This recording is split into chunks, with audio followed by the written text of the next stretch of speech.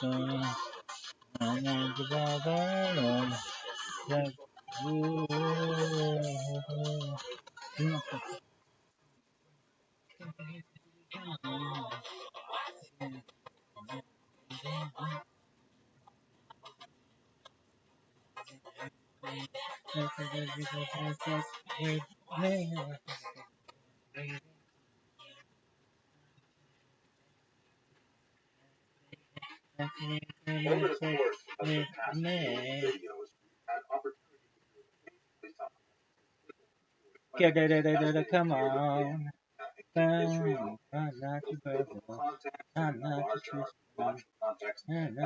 your sister. I'm not your dog. Ari, quit fucking streaming. You're gonna fuck it up, dog.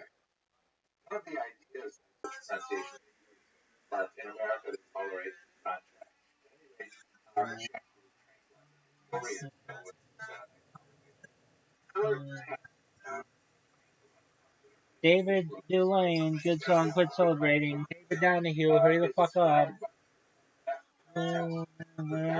Be the same. You're the blame. Hey, there,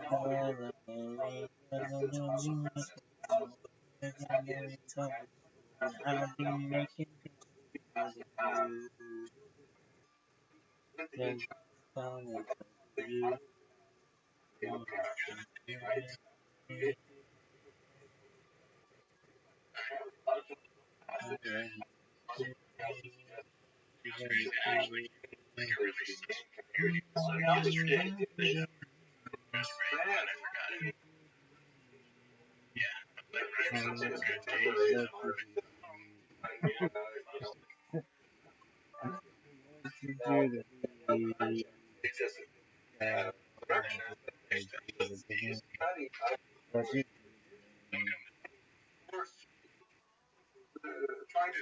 Dude, end the fucking stream. End your fucking stream, dog. Ari, end your fucking stream. Dog, you get it, man. We get it. You like to stream for a long fucking time, but we really need your video this time. So shut the fuck up and end it.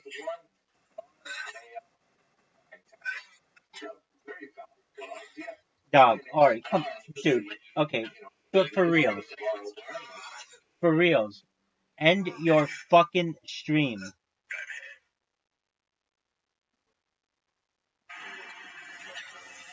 Dog, there's gotta be a reason why they stream for so long.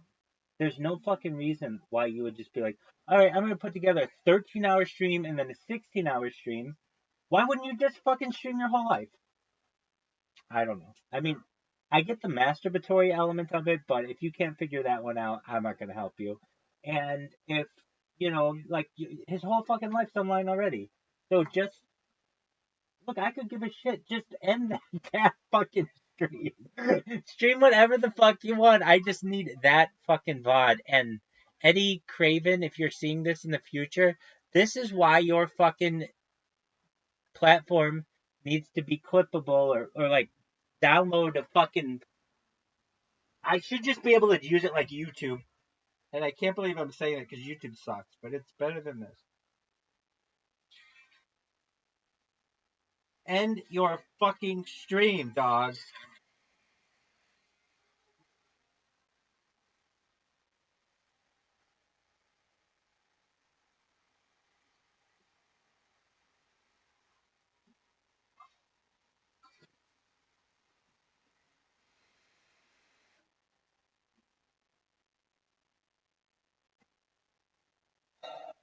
Dog, I am so close. I am.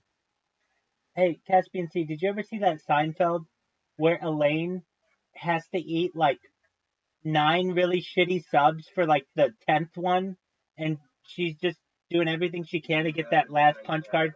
That's exactly what this fucking Discord is. It's like I just gotta get it to that fucking end, and we're almost there. Speak. Look at that. We made it. We made it. We made it. We're at level 40. I knew we were going to be close. Amazing. We're at level 40. So what does that mean? Well, I got to find a device. In fact, I've got a device right here that I'm going to make my called Mika, Mika. All right. I cannot fucking believe it took. I think they must have some kind of setting. You have to be live in a VC for one entire week because, or pretty 5 days or something. It was the longest one. It was the most difficult one to get in, except Chill Bar. Chill Bar, fuck those people. They still know that they're fucking assholes. Can't even spam a couple fucking emojis in there without getting a permanent lifetime ban. Hilarious. I didn't even know it, but I was. Oh wait, never mind. Of course I'm live in the. Yeah, exactly. No chill bar is a perfect way to say it. Exactly. All right, dog. Though this is perfect. Now that. Oh fuck. I don't get this. I don't get some shit about technology, nor will I ever. There's just some weird shit. Like I could just say this. Like you've used technology enough to know about what I'm gonna say and how it's just consistent with shit. How I'll be using like an old device and it'll say the camera is off, but it's on, and when the camera says it's on, it's off. Does that make sense? Absolutely. Yeah, it's just like why is it? I don't know. It's just how it is. And it was never troubleshooted. So I want to make the word troubleshot a word, but it was never troubleshooted well enough to work through these problems. So now I don't really, I'm not 100% sure if I'm live on this Discord or not, but I can test it now that I have this test account. Anyway, I'm literally just flapping my jaw until fucking Ari is done. And this doesn't run into being an issue, truthfully, until he starts approaching 24 hours. Once he's at 24 hours, I gotta get in there and say, stop the VOD, because it won't save like longer than 24 hours. So, we just gotta get the shit together before. But in the meantime, I do not understand why he does not just live. I just thought of something for you, and I know you don't want to do it, but just think about it. What? Just think about this. I know you don't want to do it, but just think about it. Just think about this. You might want to do it in the future. I think we'll all want to do it in the future. But basically, if you set up your computer, you know how you stream on OBS and you multi-stream? Okay. So what if you just set up JitBit Macro Recorder to do a 12-hour VOD for you and just basically hit the start button, hit the stop button, and then start button every 12 hours. Yeah, no, I think at some point I was actually just to have a lot of things. So like on Twitch, like it doesn't matter which one of your 20 accounts you log in. My channel, so Phenomenal. little things like that I was going through and I got you.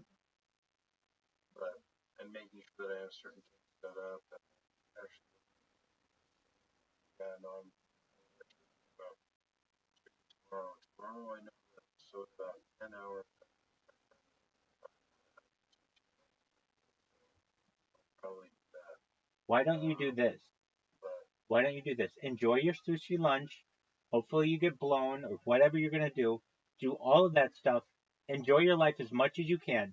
But when you have any free time, take your phone and or your old computer and just literally have that thing be following you so that you have constant yeah, followers. If you had done that, you'd be at 50, 60,000 followers by now.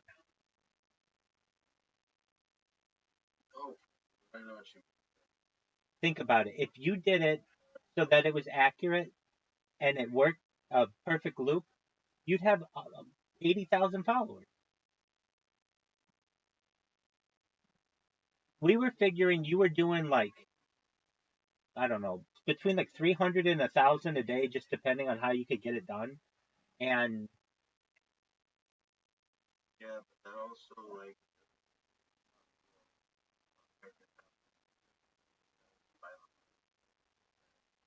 that doesn't matter. That doesn't matter.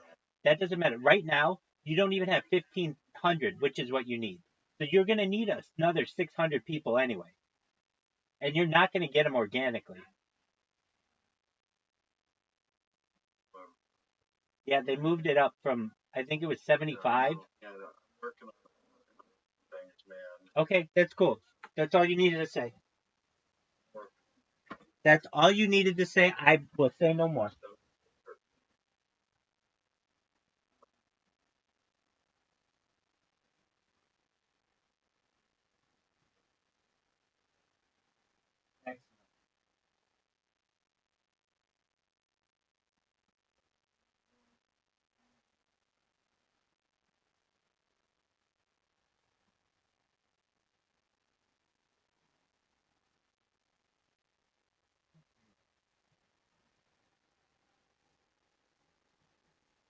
Understand.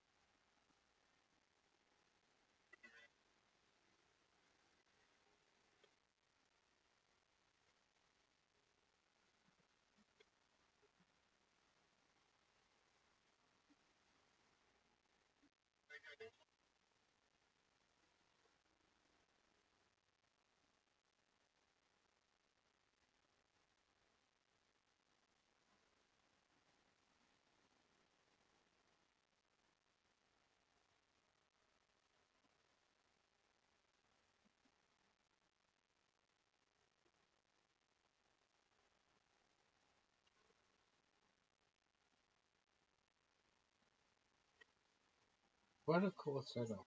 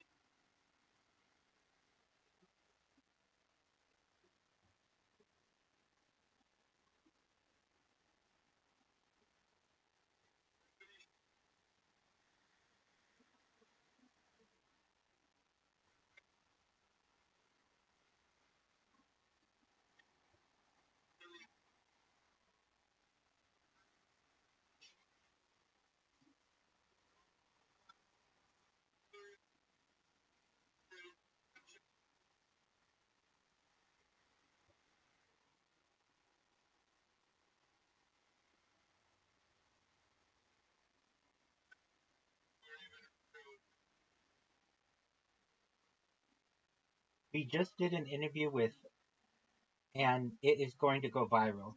And once that happens, we will be closer to making you a trillionaire.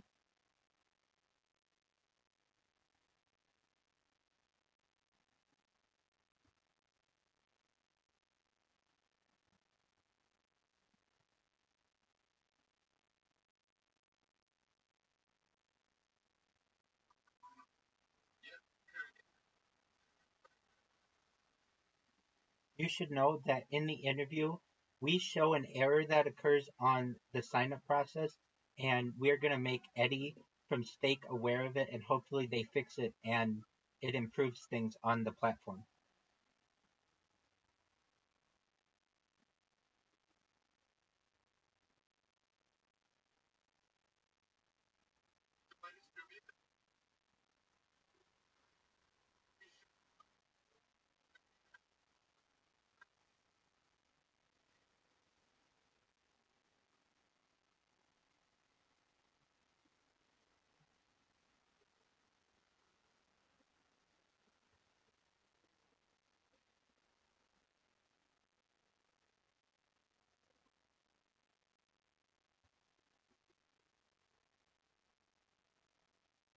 You should know there's a major error that occurs on sign up.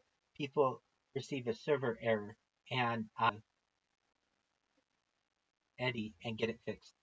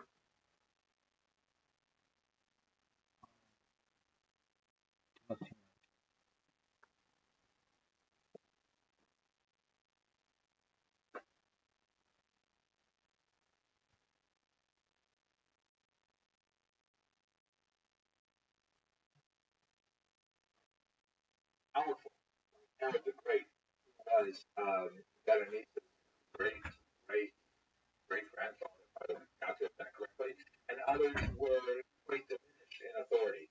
Agrippa the First was one of the latter category. He happened to be a more sympathetic figure. He's quoted several times in the Talmud, usually in a very positive light.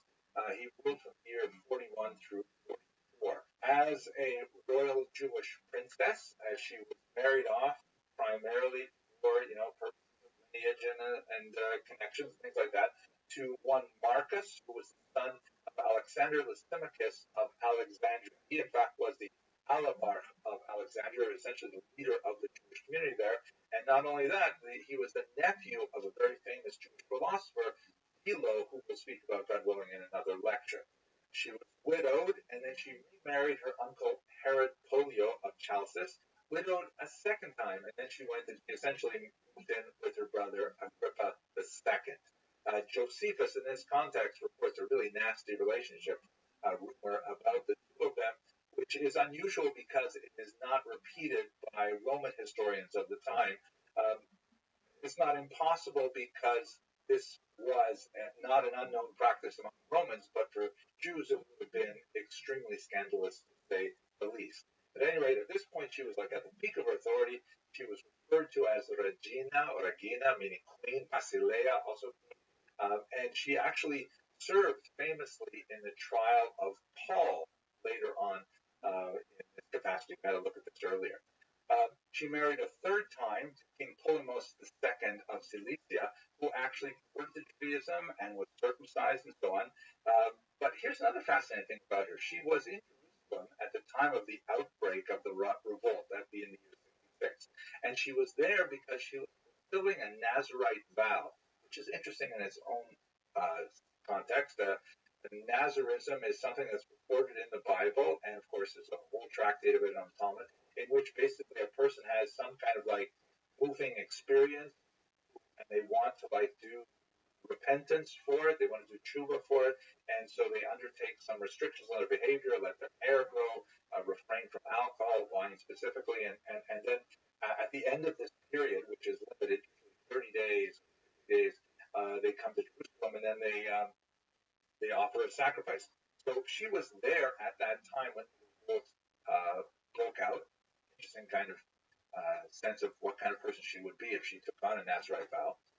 And she stood up for the rebels. She went to Gessiodorus, the procurator, who was very unsympathetic to the Jews, and she appeared before him barefoot to beg for mercy for them, but she was unable to stop either the Roman onslaught, and she was unable to control the rebel outbreak as well. She ended up fleeing Jerusalem when the palace of her brother was burned down. And somehow in this context, at this time, she is involved in a relationship with none other than Titus. That is the son of the Emperor Vespasian, later to become emperor himself, who was responsible for the armies that would destroy Jerusalem and the temple. There's some interesting thoughts about what this relationship must have been like. Many of the classical historians point to her tremendous beauty. She and her sister were regarded as the most beautiful women of the Eastern Mediterranean.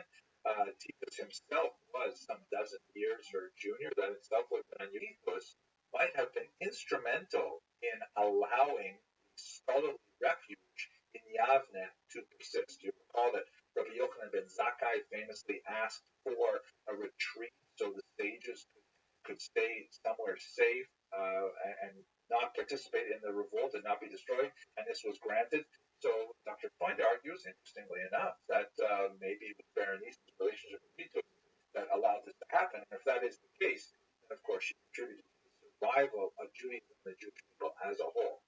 Her relationship with Titus was somewhat stormy. It was viewed by many as quite scandalous, and ultimately she was forced out of Rome, and Titus died shortly thereafter in the year 79. So she's a fascinating, exceptional individual in the sense that, she's at the very top of society. She is involved in things that royalty are involved with, marriages or setting, relationships between territories and so on. She's involved in the highest levels of government, speaking with emperors, and she deals with, huge political issues like the revolt. But this is clearly in contrast to the vast majority of women who left no trace on the political record that we have. But it is worthy to note that it's in her romantic relationship that she's left a real mark on art history as well. The relationship of Berenice and Titus has been celebrated in a number of works, literary, musical, and so on, including La Clemenza di Tito, the Mercy of Titus by Wolfgang Amadeus Mozart, a famous opera. Her role in this relationship has been celebrated in Western civilization far outside the Jewish awareness of her existence. Let us now turn to our final exceptional individual. We looked at Luria as an example of exceptionality in that she was such a renowned scholar. Berenice, because of her high-level political activity as a Jewish princess or even queen. And now we have a woman who is exceptional in that we suddenly get a huge amount of detail about her personal life, although otherwise she would be unknown to us. I'm speaking about a woman named Babata. I'm only going to speak for a few minutes right now, but I would urge you to have a look at works on her by Dr. Hannah Cotton, by Dr. Freund, and others. I also have an hour-long lecture on Babata that goes into this in much more detail. She was one of the people hiding with the Bar Kokhba rebels in the caves, the Dead Sea region that we spoke about a couple of videos ago. And she may have died there. It's impossible to tell which one of the female remains, would have been associated with her. There were many women and children in these caves. But it's likely that she did die there because she left behind this pouch, which contained a trove of nearly 20 documents that all link to her personal legal history. And by investigating these documents, which are written in a variety of languages, Hebrew, Aramaic, Greek, Nabatean, they all speak to her extensive legal battles. And in these legal battles, she saved these documents, also like marriage contracts, things like that. She saved these documents because clearly she was deeply involved in these battles that had to do with inheritance issues, some property that her parents left to her, and also some property that one of her two husbands left to her. That second husband had a co-wife, right? So they're in a polygamous relationship, not unheard of at that time. And she was disputing with her co-wife over some orchard of date palms, things like that. And also she had children who the court had appointed to the care of apatropai, or custodial officers, and she was seeking to get more control over her children and wrested from the courts. And so, this is not the place to go into the ins and outs of the specifics of her controversies, but the documents portray her as, very much a woman in charge of her own affairs. It's not clear whether or not she was literate in these languages. She may have had scribes, involved in drawing them up and so on, but she clearly knew what they meant because she kept them all together in this pouch, and she treasured them like, I have the family documents, our passports and things like that, in a special little box. And things like that. These are very valuable documents for her life and activity. And it gives us a sense of a Jewish woman in the second century who was not without means. She was probably like upper middle class, dealing with property issues and so on.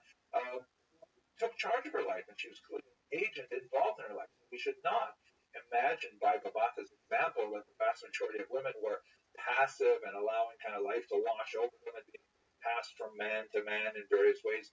This is a woman who's deeply involved in fighting for her rights and finding some success from time to time. There are some interesting questions. Why was she there with the Bar Kokhba rebels herself? It's possible that she feared the general destruction that was going on with the Romans. There's one particular figure who appears to have linked her to Bar Kokhba, as he's also mentioned in terms of the Bar Kokhba chain of command. So perhaps it was a familiar relationship. We really don't know, but we get a sense of an average woman who has a very important, detailed legal history, like many of us do even today.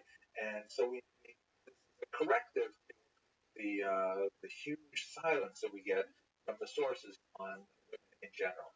So she's exceptional, not so much in what she did with her life, but the fact that we know a lot more about her life, and it reveals some startling things.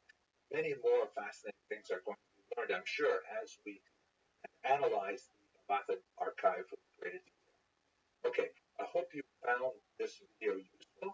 We're definitely going to be incorporating more and more discussion of Jewish women into the lectures as we move forward in time. But the next series of lectures will be Jewish diaspora. Okay, thank you very much for watching.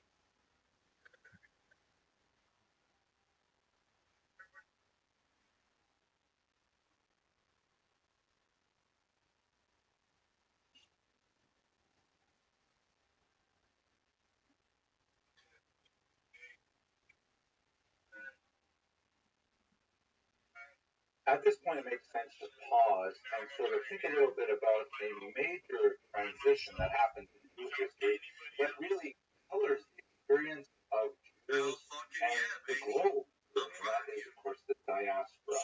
The term diaspora is Greek in origin, and it means something like scattering, and it refers to the spreading out of Jews in the Mediterranean basin and Mesopotamia, and eventually throughout the world.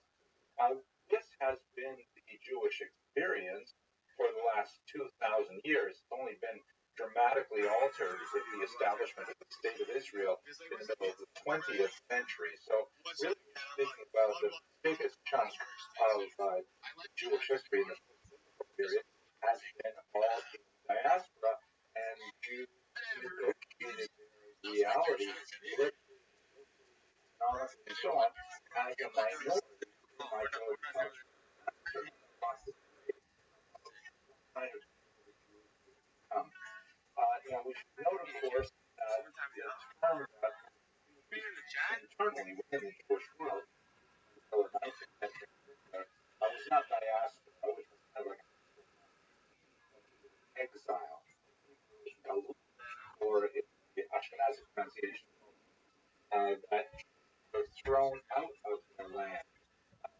And this is a little bit of a because although there was tremendous devastation and suffering in the wake of the destruction of the temple, and there was an expulsion of Jews from Jerusalem in particular, they were not actually expelled from the land in the first century like they were with the also limited population transfer that happened in Babylon. They were, let's say, finally encouraged to leave by the desperate conditions, in some cases taking off into slavery. The concept of expelling all of it from their land is something that really wasn't, considered reasonable in the ancient world at all.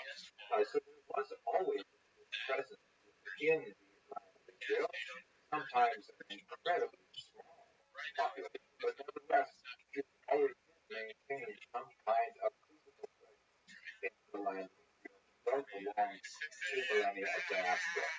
However, the majority of the Jewish population found themselves outside of the boundaries of Israel, hence the experience as a galut exile. It's worthy pointing out, not in this particular series, but just in one sentence, that the concept of exile on a theological level pertains even when the Jews have returned to their land and have a state. Theologically, Jews consider themselves still in exile, even if they're living in Jerusalem today. There is a concept that until the Messiah comes, there will be a diasporic or an exilic condition pertaining to Jewish existence. But at any rate, let us take some of our time and look at the diaspora in antiquity, both before the destruction of the temple and maybe a little bit after the destruction of the temple, before we move into the medieval period. Here's a map that gives you a sense of the diaspora. rebellion. You recall that the first Roman-Jewish war in 70 resulted in the destruction of the temple in that year, and ultimately the fall of Masada.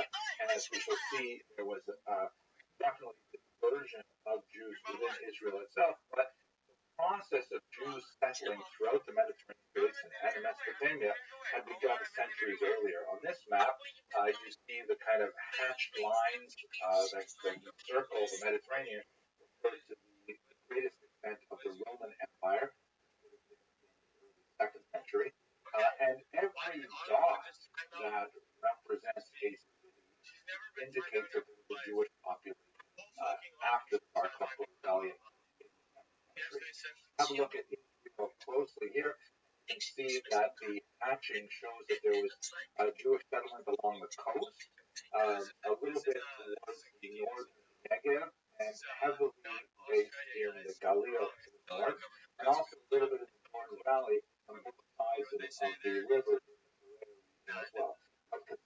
By its access, the region around Judea, which is Jews because of the Roman attacks on the Bar Kokhba rebels and the destruction of Jewish villages. A lot of Jewish population north to where the new center was existing, and Jews were in fact banned from Jerusalem at this time as well. The Romans also changed the name of the land. This is when it received the Latin term Palestina, intended to refer to the biblical enemies of the Jews in the land of Israel, the Philistines, Philistine in Hebrew. And so renaming the region Palestina was meant to try and, in terms of cartography, wipe Israel off the map, so to speak. It is ironic, of course, that the term has been revived as a political term. It has always been a geographic Roman Empire. Jews were also living in Mesopotamia, that is this region here, framed by the flow of the Tigris River to the Persian Gulf. We'll look at that in the next lecture. And there's a certain amount of Jews living in the Italian and in the Greek peninsulas and in Asia Minor as well. We also have coast of North Africa. Look at those communities in the context of the Titos rebellion a little while ago, and there are even Jews as far west as Iberia and the south of France as well. So we're going to look at all of these briefly in a couple of lectures. But the main center of the Jewish diaspora at this period of time is Egypt, a very, very important place where Jews had been living literally for centuries. There's a long connection between Israel and Egypt after the Exodus. The Bible describes many relations between Egypt and Israel, quite often hostile and quite often not hostile. For example, King Solomon marries an Egyptian princess, and Isaiah refers to communities in Lower Egypt. Jeremiah spends some time there, unwillingly, as it happens, after the assassination of Gedaliah, for whom there's a fast day after Rosh Hashanah every year. The Jews were primarily concentrated in the southern region early period. That is down at the bottom. You see the town Elephantine. I always pronounce that, by the way, Elephantine. So carefully. I think it's Elephantine. Maybe someone in the comments will correct me if I get that wrong. This is known as the Upper Nile, even though it is on the bottom of the map, as I think I mentioned to you earlier. The Nile, of course, flows north. It empties into the Mediterranean Sea. Therefore, upriver, south, or the Upper Nile, and downriver is the Lower Nile, where you have, the cities of Cairo and Alexandria and so on. So there is a very important Jewish military colony in Elephantine, and we're going to look at that in just a second. And it may go back, the roots of that military, somewhat understood, but it may go back as century before the Common Era, when the nation of Judah had relations with Egypt and spent the colony. So let's look a little more carefully at that particular settlement. Here's a satellite view of the Nile River. You can see the green represents obviously the tremendous irrigation power of the Nile. And down in the very southward, you see a little red part, there are some cataracts. So the river constricts and it loses its depth, and ships moving towards the north have to find a way to unload their cargo or negotiate the rapids or put it on the land, kind of portage situation.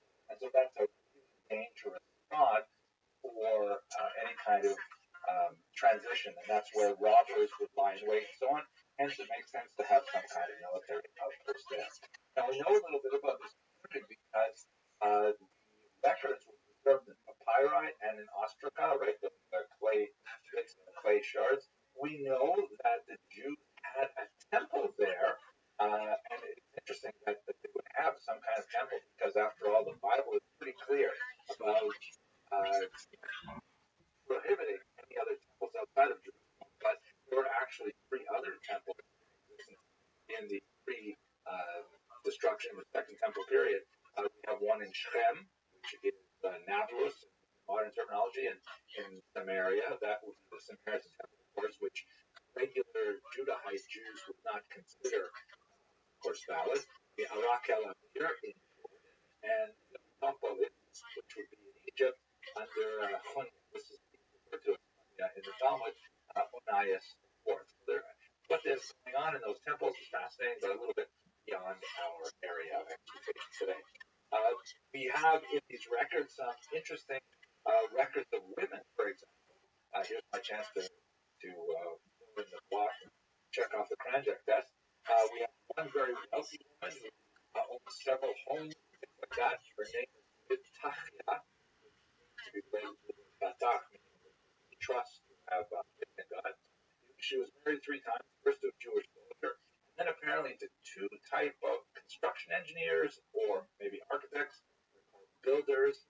Maybe there were local quarries or something in the region, not clear. Another fascinating archive refers to a man named Anania, who was a temple official, Jewish, who married an Egyptian slave named Tammuz.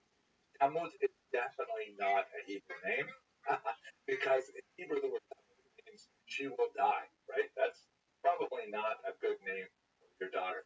So the fact that he's marrying an Egyptian slave is itself bizarre, but you also see from the documents that, in fact, he wasn't even completely married to her in a Jewish sense, that it was certainly does not follow any of the laws as described in the Talmud, because she was simultaneously owned by a different man, her master, someone named Meshulam, which is also a Jewish name. And he, in fact, owned their son, whose name was Pilti. If Anania were to be involved in a relationship and ask for a divorce, then Meshulam, owner of the slave woman, get the child.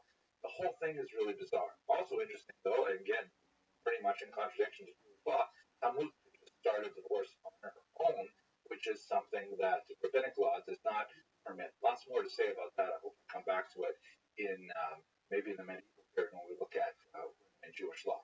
At any rate, fascinating details about families and existence in Elephantine, and there's even some fascinating archaeological discoveries of the actual site of the temple itself. Another major center of Jewish settlement in Egypt and the early diaspora is Alexandria, which of course is a big city today. In the western part of the Nile Delta, you can see where it is here, right on the coast. The Jews of Alexandria go back centuries and centuries. In the 3rd century before the Common Era, the Jews were involved in translating the Bible into Greek, making it available to the broader Mediterranean society. It had an incredibly influential role in promulgating the ideas of Judaism, and was especially influential in the early church. And there's a funny story about how the Septuagint was written. According to the legend, 70 rabbis were brought in, and they were all put in 70 different rooms and given the Bible and told to translate it, and they all came out and compared what they had done, and they had all written the exact same translation. They all essentially agreed with each other.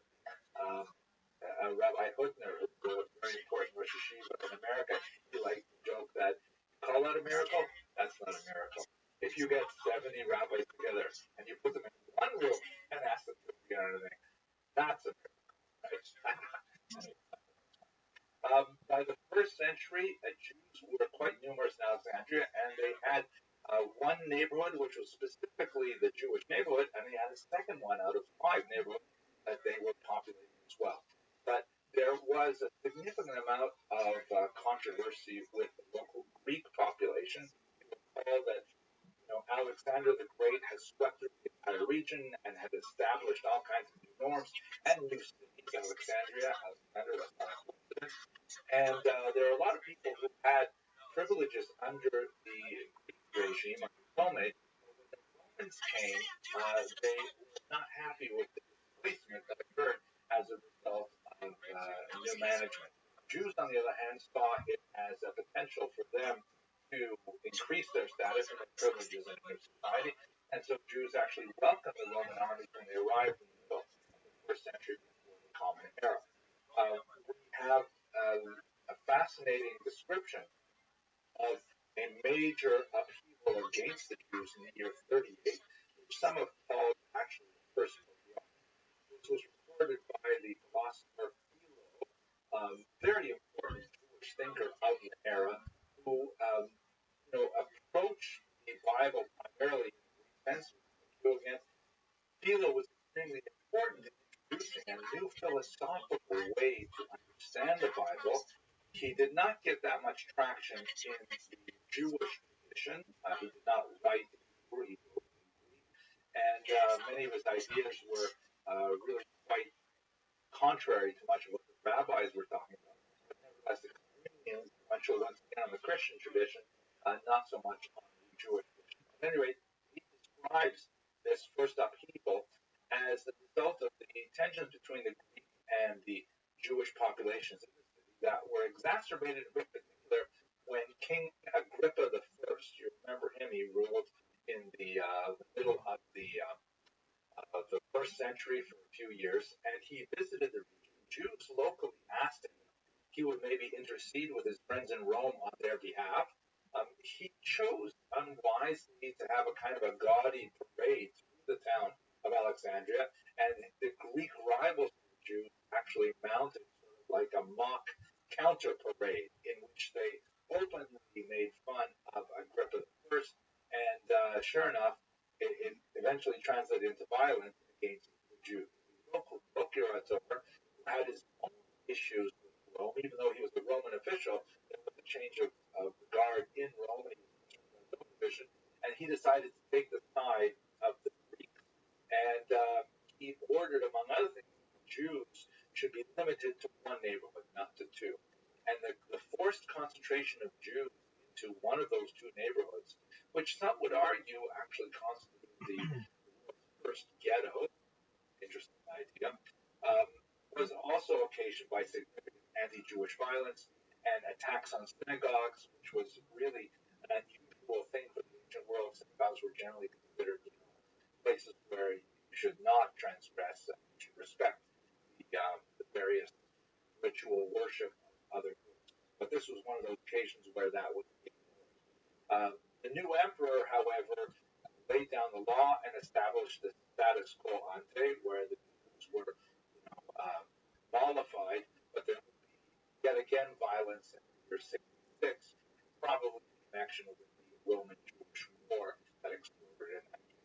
That's just a look very quickly at Alexandria, and as a whole, Egypt played a very important role in the early diaspora. Thank you very much for watching.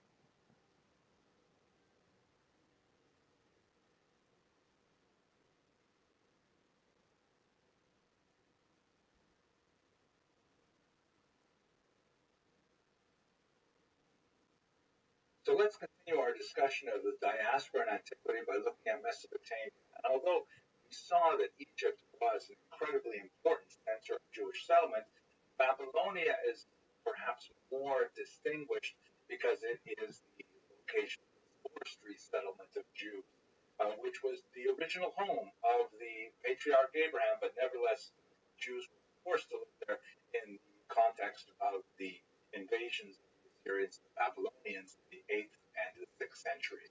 those 2 centuries were periods in which there were forced removals of Jews from Israel to the region of Babylonia, and it's more appropriate to use the term exile or galut in that context, but even those exiles were partial. They represented a small portion of the overall population. The majority of the population remained behind in Israel, impoverished, probably gender imbalanced, because men may have been taken in greater numbers than women, but otherwise many Jews, majorities, remain behind in Israel. Now, here's a look at a map, and you can see where the arrow is pointing to the region of Mesopotamia. That term, as I've said before, represents the area between the rivers. That's what Mesopotamia means, between the rivers. And it's sometimes called Babylonia, although that's a term that obviously changes over time. Let's zoom in here to a passage from Jeremiah, in which he famously says, on the occasion of the 6th century exile to Babylonia, he says, thus saith the Lord of hosts, this is Jeremiah 29, verse 4, the God of Israel, unto all the captivity whom I have caused to be carried away captive from Jerusalem unto Babylon, build ye houses and dwell in them, and plant gardens and eat the fruit of them. Take ye wives and beget sons and daughters, and take wives for your sons, and give your daughters to husbands, that they may bear sons and daughters, and multiply ye there, and be not diminished. And seek the peace of the city, whither I have caused you to be carried away captive. Pray for the Lord for it, for in the peace thereof shall ye. This is kind of like the mission statement of the concept of exile in the Jewish tradition. The notion that this exile is diaspora, to use the term, is something that is God ordained, and that Jews are to commit themselves to the lands in which they now live, to work to build it up with houses and vineyards and so on, to raise families there, and to pray for the welfare of the government, which of course is part of the standard ritual of to this very day. But at the same time, we should understand that this represented a huge theological, spiritual challenge for Babylonian Jewry, because up until now, although the Jews worshiped an invisible God, their only conception of God was one in which God was associated with a particular place. Now they were in a foreign place. Were they somehow abandoned by their God? I know that much more modern thinking understands the concept of a God as universal and as not being connected to a specific place. But in the ancient period, there's lots of indications that suggest that Jews would be worried that now perhaps their God was not interested in taking care of them in exile. And that's why Jeremiah's prophecy rang so famously throughout the generations as a measure of consolation for their newfound exilic condition. Now, what's going on in Babylonia in the period of antiquity that we're looking at? One of the most fascinating collections that we have from the period is the so-called Murashu archive. Now, this represents 730 clay tablets from the 5th century from the Bnei Murashu, which is a banking family. It's not impossible that they are Jewish, but there's no real data to prove it one or the other. However, archaeologists go through the cuneiform tablets. There are lots and lots of names, right? It's a business archive with receipts, agreements, and contracts and stuff like that. About 8% of the names mentioned in this massive archive are Jewish. And the way they tell is because they are so-called theophoric, meaning they invoke the name of the Jewish God right built into their own ways of referring to each other. My own children have a important name. It's very common. A name like, let's say, I don't know, Jonathan, right, means God-given. Right? They all invoke the name of God in some kind of active way. And so it's relatively easy. It's not foolproof. It's a pretty good sense that these are Jews. So there are 8% of the names in this archive are Jewish, and they're located in 28 out of the 200 place names mentioned there. There's another collection, by the way, that refers to a place that seems to be like a concentration of Jews called Al Yahud. Yahud, of course, would mean Jewish, and there's lots and lots of port names in this separate collection as well, which was discovered quite some time after the Marashu archive was unearthed. One of the things I find really amazing about the Marashu archive is not only are the names theophoric, but Jews always use a patronymic, meaning one is normally named with a given name, son or daughter of one's parent. In most circumstances, Jewish practice, one is named after one's father, not after one's father, but one is named by one's father. So, for example, my Hebrew name is Hillel, my father's name is Yaakov, so I would be Hillel ben Yaakov, right? Hillel, the son of Yaakov. In almost all usages, you would rely on your father, and that Jews are to commit themselves to the lands in which they now live, to work to build it up with houses, vineyards, and so on, to raise families there, and to pray for the welfare of the government, which of course is part of the standard ritual of the synagogue to this very day. But at the same time, we should understand that this represented a huge theological, spiritual challenge for Babylonian Jewry, because up until now, although the Jews worshipped an invisible God, their only conception of God was one in which God was associated with a particular place. Now they were in a foreign place. Were they somehow abandoned by their God? I know that much more modern thinking understands the concept of God as universal and as not being connected to a specific place. But in the ancient period, there's lots of indications to suggest that Jews would be worried that now perhaps their God, was not interested in taking care of them in an exiled land. That's why Jeremiah's prophecy rang so famously throughout the generations as a measure of consolation for their newfound excellent condition. Now, what's going on in Babylonia in the period of antiquity? So, one of the most fascinating collections that we have from the period is the so-called Rashu archive. Now, this represents 730 clay tablets from the 5th century from the Bnei Murashu, which is a banking family.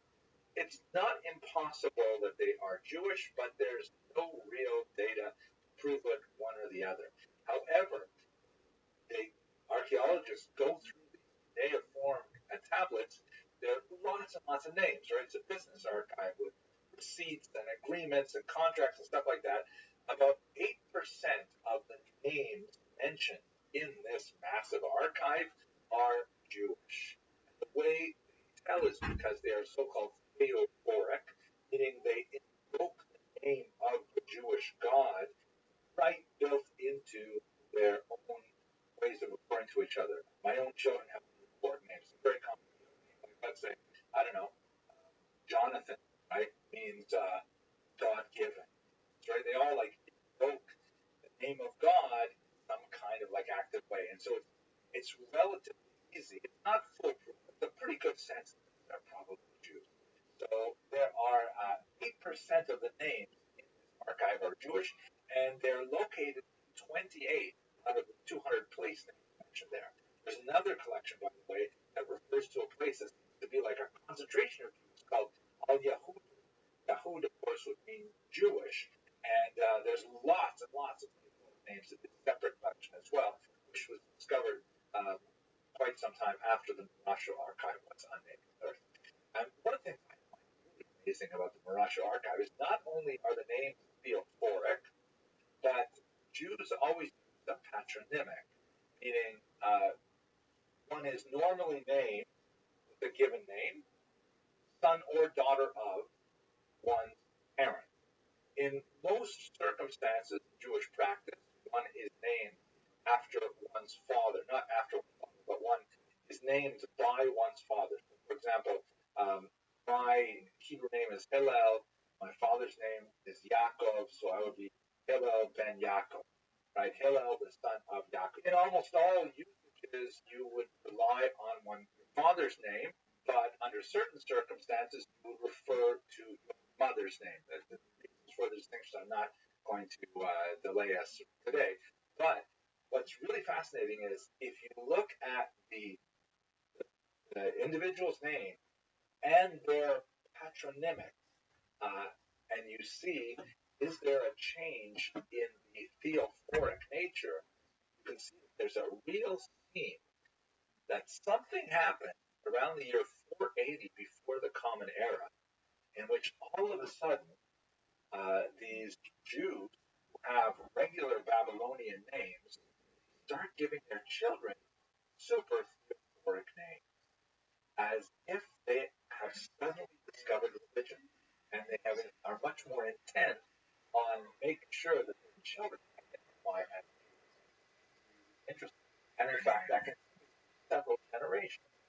But what would happen if all of a sudden you had all these Jews that had like really secular names, let's say, I don't know, Chad or Thomas or something, really not Christopher, right? Really not especially Jewish names. And all of a sudden their kids get names like, Eliezer and Chana Rivka and Starla. What happened? It seems that around the year 480, we don't know, you know, a movement and start giving their children much more Jewish names and Jewish names and so on for quite some time. Let's go. What did the Jews do? The Rothschild archives, because it's primarily doesn't give a lot of detail about the nature of their lives, but it does say a lot about the kind of occupation they were involved in. It appears that there's a strong contingent of Jews who were active in the military. Fascinating that in diaspora you wouldn't necessarily think of that first, but that in Egypt, which is also in Babylonia, Jews, of course, involved in animal husbandry, shepherdry. Well, that sounds like a traditional pursuit, right? David and so on. Jews are involved in buying and selling real estate. They're involved in government service, like they're operating businesses on behalf of the government or so on. And you even have a significant population actually enslaved Jewish poor. Not, one can't imagine that the vast majority of Jews are sort of like upper middle class. No, rather they are more middle class and lower in this archive. So much stuff to talk about. So let us just conclude a little bit by thinking about the political organization of the Jews in Babylonia, because this would, unlike Egypt, ultimately become the next great center of Jewish culture. That's what we're going to be exploring in just a few minutes. There's a slow and steady growth of communities after Bar Kokhba. They move from Israel and they make their way to Mesopotamia, and this increases the population. There will be a significant amount of travel going back and forth between the major centers of Jews in Israel and in the Babylonian region. There are the so-called Nechute, which refer to rabbis who leave Jerusalem to go to Babylonia and teach the rabbis of Babylonia what they're saying in Jerusalem, and sometimes they go back and forth many times. So there is an increasingly large population. There's a significant cultural impact as well, because the process started hundreds of years earlier, but Aramaic, as the language of the region, becomes the literary lingua franca for much of the Eastern Mediterranean, and of course, the language of the Talmud as well. Aramaic is, by the way, Jews write it with letters, other peoples write it with different letters, and it's a Semitic language. It's not too far away from Hebrew in its grammar and structure, and even most of its vocabulary. It's probably sort of like French and Italian, or French and Spanish are close to each other, and Hebrew is Aramaic. Come back to that when we talk more about Babylonia. The organization of the Jews in Babylonia was quite sophisticated. It has something called the Nation of or in English, exile, the head of the exile. I want to go on a major discussion of this a little later on in the semester, but this is basically a figure recognized by the Empire as the head of all Jews, and respected by the Jews, although sometimes conflict with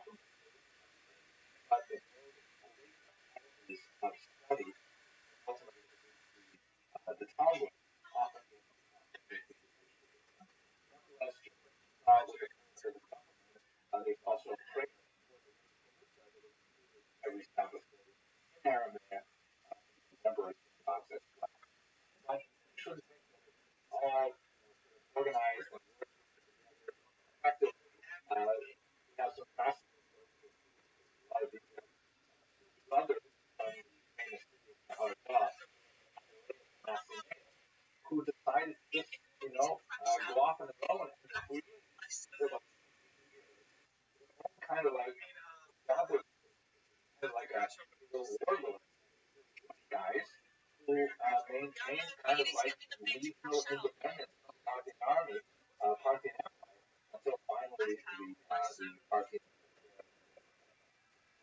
other fascinating kind of stuff. But guys, that's Mesopotamia. One more short lecture about that.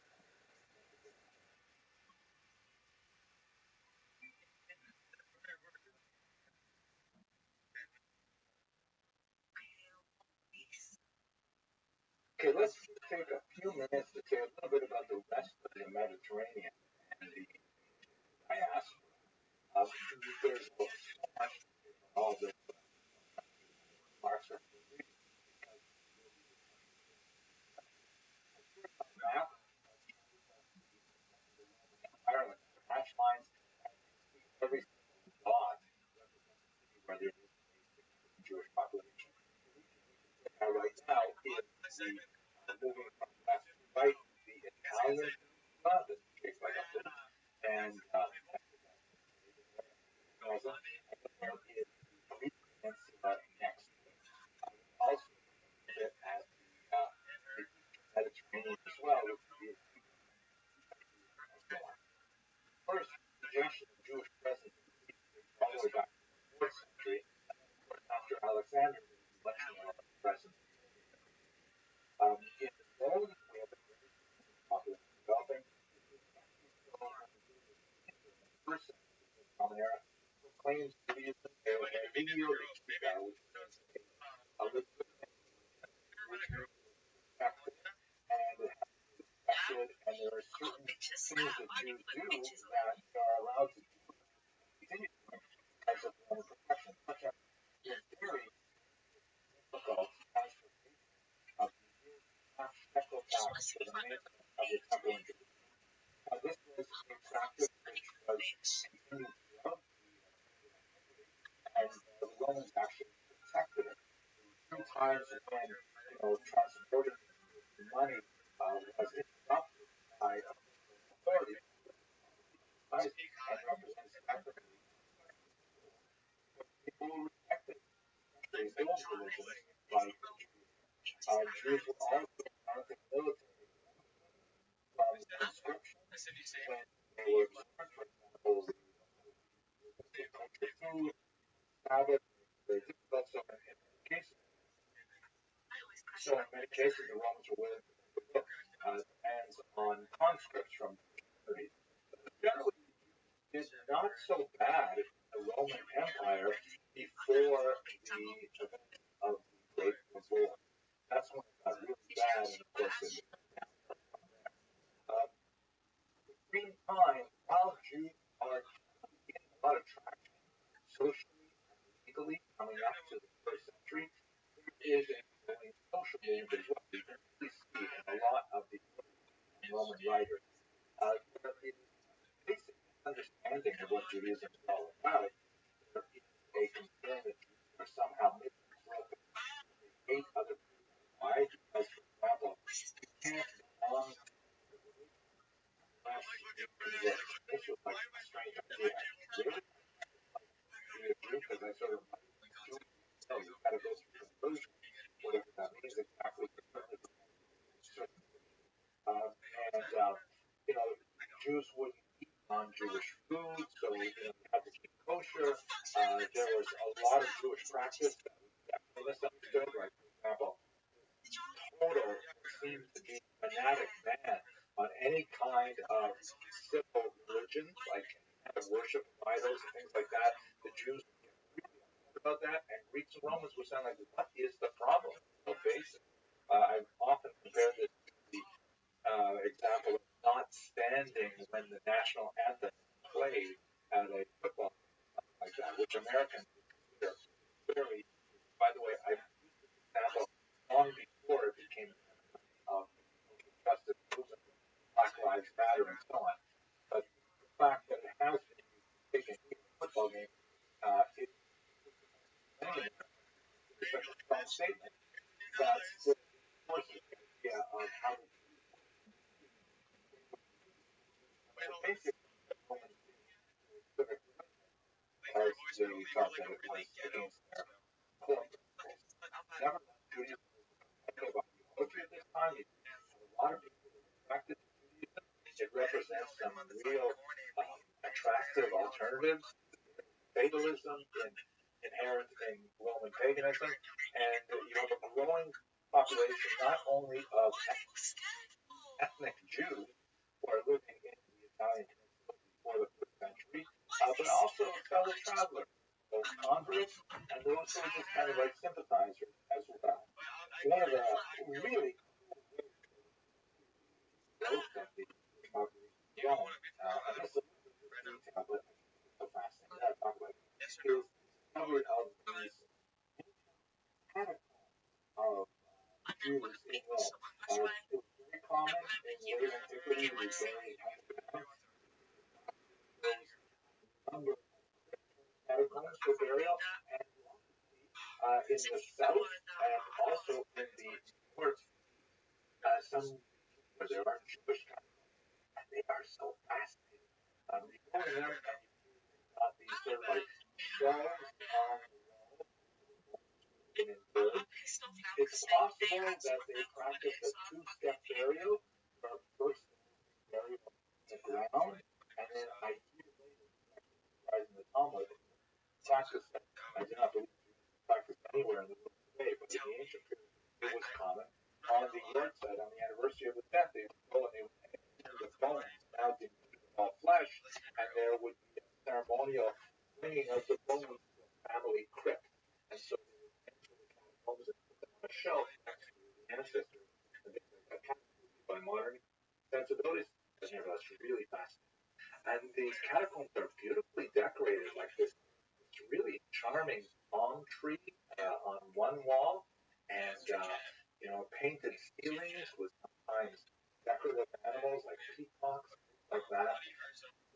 Examples of parental love, like this highly unusual statue of a dead child having a puppy. It's a great work of art, I think, but very tragic at the same time.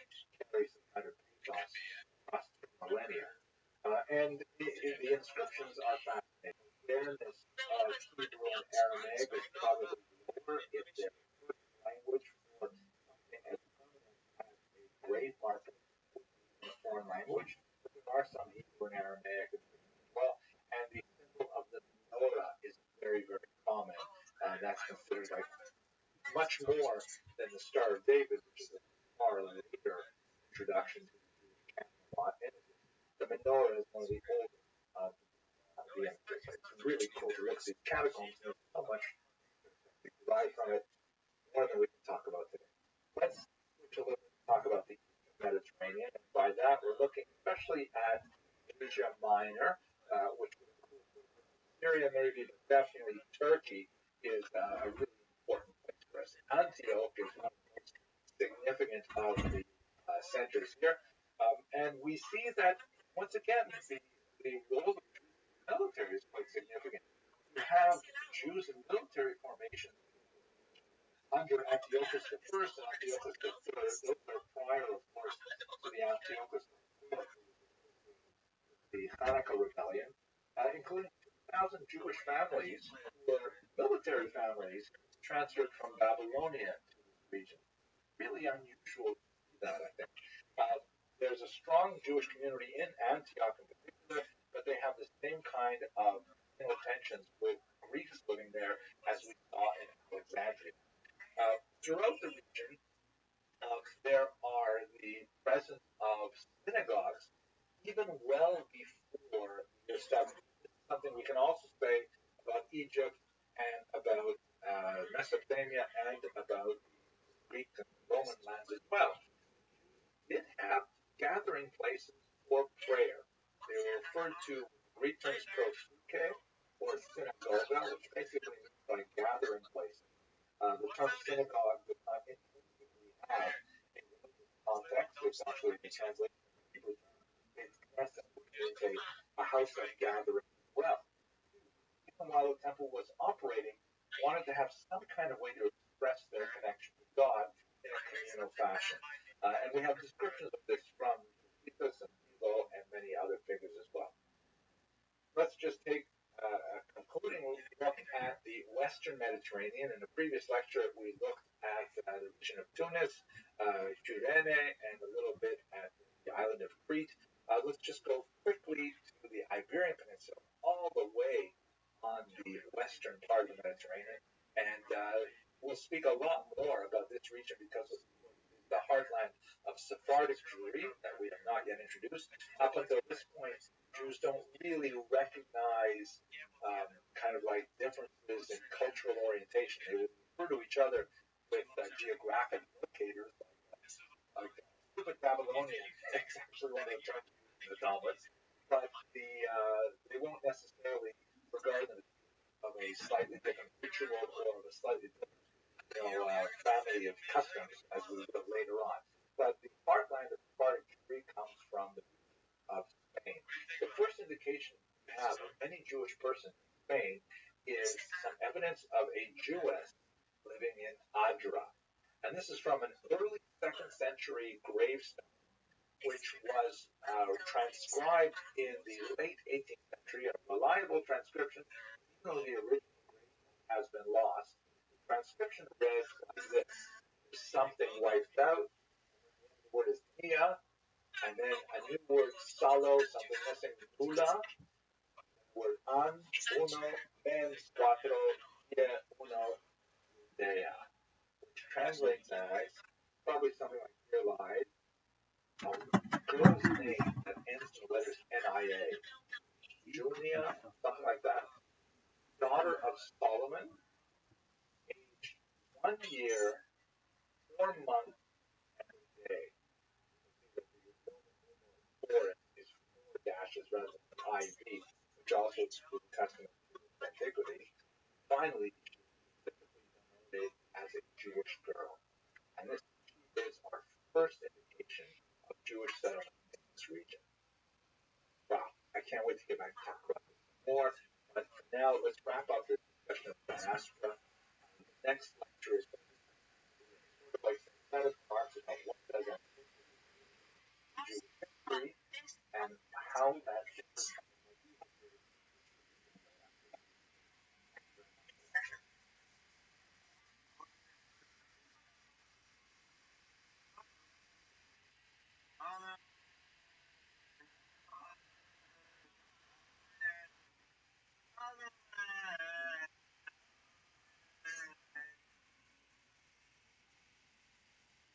At this point, we should have a brief look at the very consequential reign of Herod.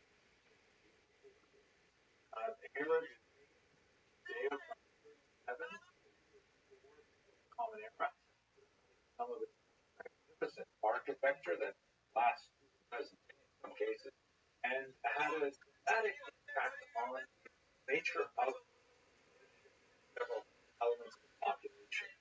He was a tyrant, and effectively time, and although he made tremendous efforts to try to win over the local population,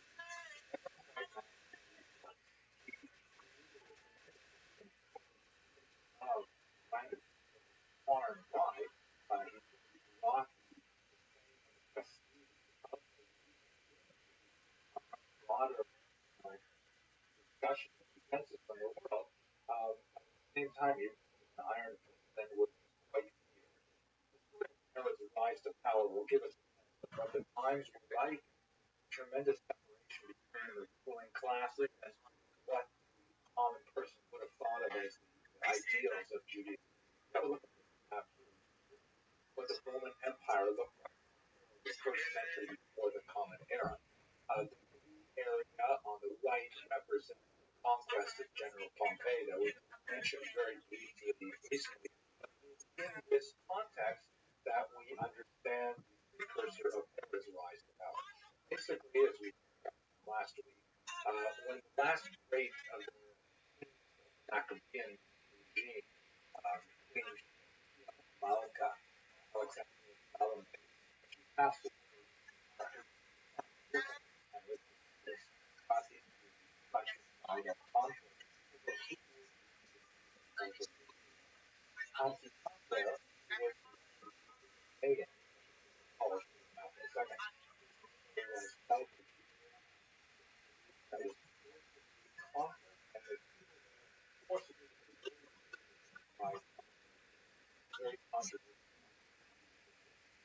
Antipater he was kind of like a nefarious figure in the last waning years of Ashkenaz. Advised Aristobulus, one of the brothers, to go out to Nabatean, that was himself, but also and seek Nabatean to buy his brother. His brother,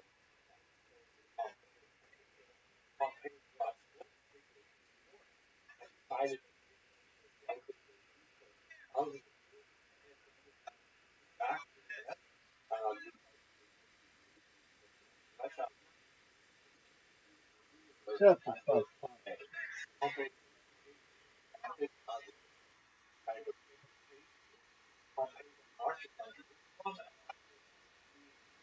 gained access to massive inhabitants. He also, because he was temple,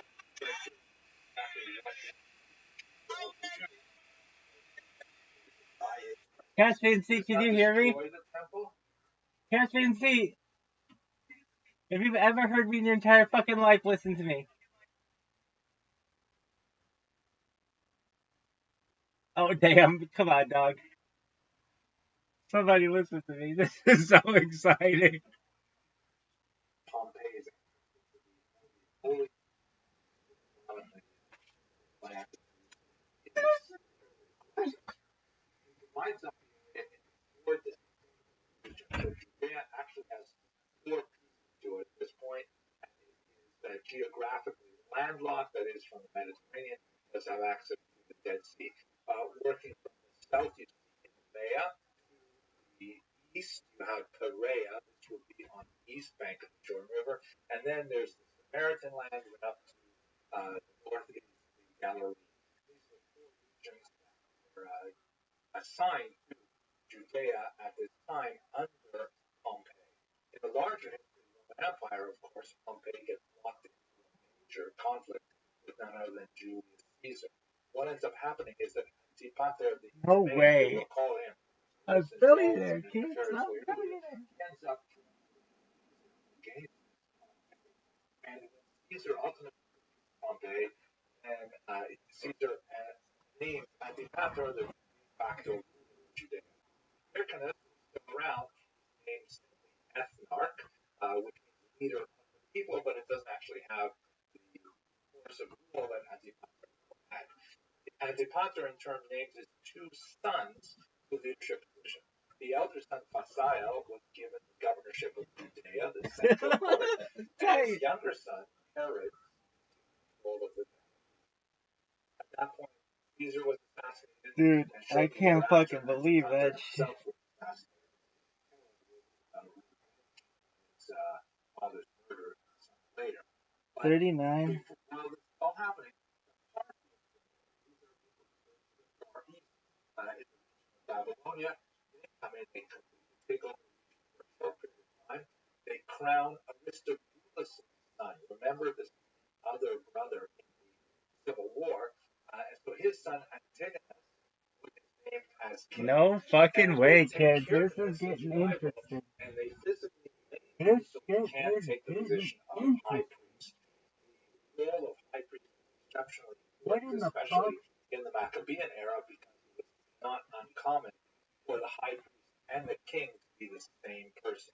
Phasael, Herod's brother, is captured and commits suicide. Herod flees by way of Alexandria to Rome. In Rome, he's a big hit, and he ends up being named the King of the Jews. So he returns back to Judea in the year 39. The Parthians are driven out, and after an extensive struggle, tremendous bloody conflict, he ultimately approaches and conquers Jerusalem in 37. And of course, No the messages. massacre of the population. And so from that year, he's just gonna know about me, baby. Eddie, bye, Harry Potter, Mama started saying, yeah. A Stalin-like time, and in many ways, like most of Stalin Soviet as well. We will have plenty of occasion to speak about Herod's madness and his cruelty, but we should also remember at the same time that he was not a typical despot. He apparently had very strong feelings about how the country should be run, and he was willing to meet the local population halfway as long as he could maintain the control in the manner that he decided. He attempted from time to time to have councils with the local people. He attempted to intercede for them on behalf of Rome. He also forgave taxes during years of drought. There were a few things that we can point to which were exceptional in his reign, but the main positive element of his long rule over Israel was his role as a builder. Let's look at three specific areas where he was extremely significant. The first is, of course, a major renovation of the temple grounds. This is a modern reconstruction, of course, but Herod expanded the footprint of the temple grounds. He lavishly decorated the entire facility. He built brand new walls. In fact, most of the stones, the Kotel, the remaining western wall, most of the ones that are visible are in fact stones from the Herodian era. Much lower down, you'll find the stones of the Hashmonaim and so on, but you have to go into archaeological sites to see the lower levels. Um, this was a calculated ploy which was designed to win over unsuccessfully the affections of the people. He knew that Herod knew that the temple was definitely the spiritual center of the Jewish people, and he thought by magnifying it, he would develop greater connections with larger population, and also, this did work, develop the fame of Jerusalem as a major capital of the ancient world. And in fact, the fame of the eternal city did spread far and wide, and many people were very curious to see what is this great temple that the Jews worship at. He also, at the same time, maintained very strong connections with Rome. Although he himself was of somewhat dubious Jewish origin, he, of course, was Judean, and there was always questions about how Jewish were the Judeans to begin with, given their more offended Jewish sensibilities so terribly that once it was taken down, he said he would not try it again. But in the port city that he built, Caesarea, Caesarea, Mediterranean, he created essentially a Roman-style polis for a kind of self-governing city, which had all of the trappings of the greatest Roman cities around the world, including the beautiful amphitheater and many other facilities that were much more Roman in style. And in fact, for the next couple of hundred years, the Romans would prefer Caesarea as their capital, as their main base, even though Jerusalem had far greater status. It was much too Jewish, it was much too religious. Caesarea, not only did it have better access to the sea and so on, but it had a culture that was far more welcoming of Roman mores. There was a very large population in Caesarea, but essentially a Roman city on Jewish soil. One of my favorite constructions is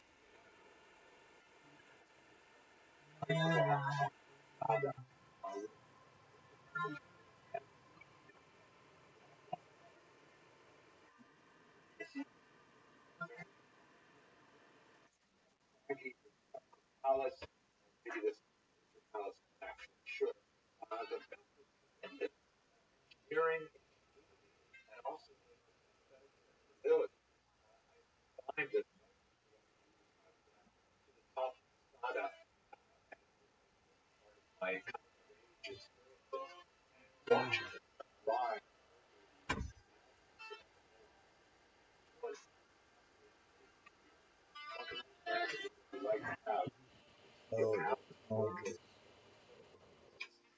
that gives you a sense of Hesitate your hand, leave the connection dance, there. And music dies, something in your eyes, calls to mind the silver street and all its sad goodbyes. I'm never gonna dance again, guilty feet I cut and no rhythm, feel it's easy to pretend, I know you're not a fool.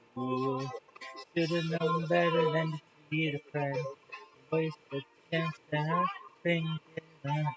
So I'm never gonna dance again the way I dance with you. Oh.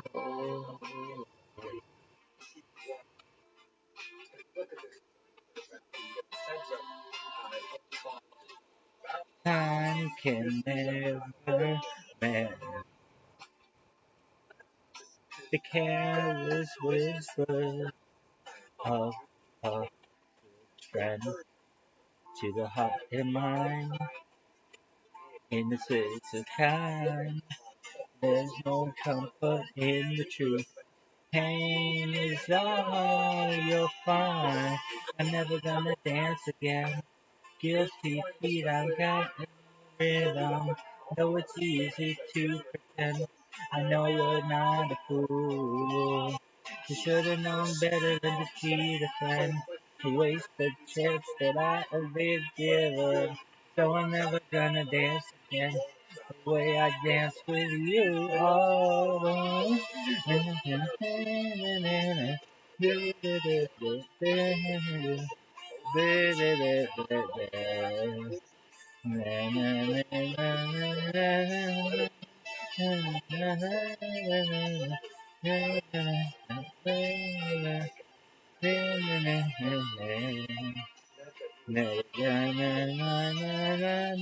Tonight the music seems so loud. I wish that we could lose this crowd. Maybe it's better this way. We heard each other with the words we wanted to say. We could have lived so good together. We could have lived this dance forever.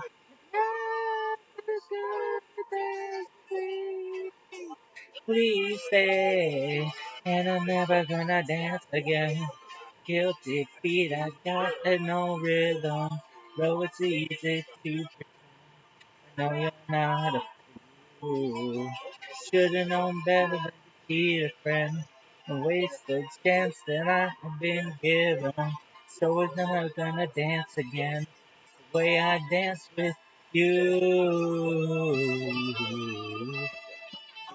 Oh.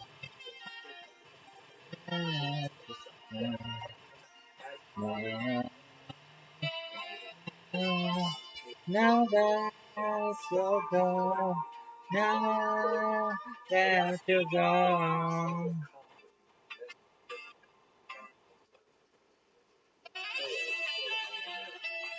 We got him, kids. We got him. What do you want to say to the world? We fucking got him. Remember when Obama was like, we got him? Well, guess what, motherfuckers? We got him. Oh. Remember when he's like, whoosh, kicking ass, taking names, baby. I feel so unsure. As I take your hand and lead you to the dance floor, till the music dies. Something in your eyes calls to mind the silver screen and all its sad goodbyes. I'm never gonna dance again. A guilty feet, I got no rhythm. Though it's easy to pretend, I know you're not a fool. Should've known better than to cheat a friend and waste the chance that I have been given.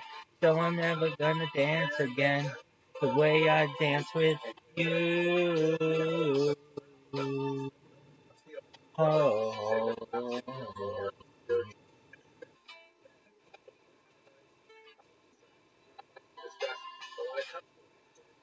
time can never mend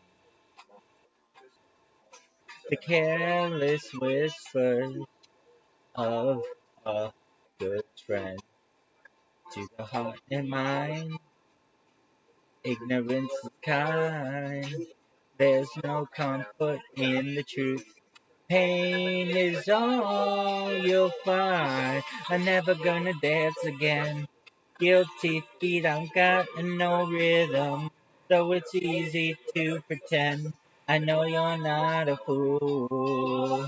You should've known better than to cheat a friend, waste the chance I have been given.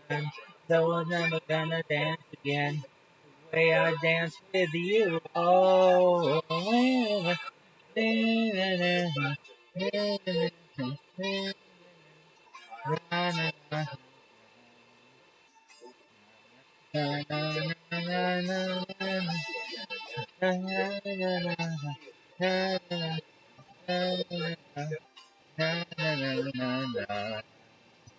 na na na na. Tonight the music seems so loud. I wish that we could lose this crowd. Maybe it's better this way. We heard each other with the words we wanted to say. We could have been so good together. We could have let this dance forever.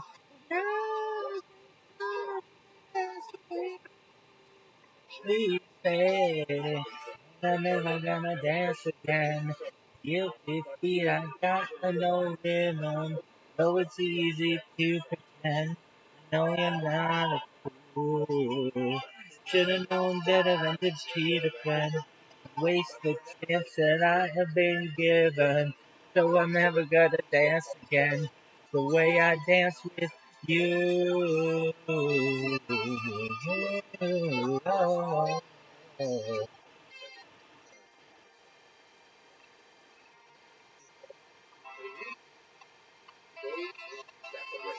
Now that you're gone, now that you're gone.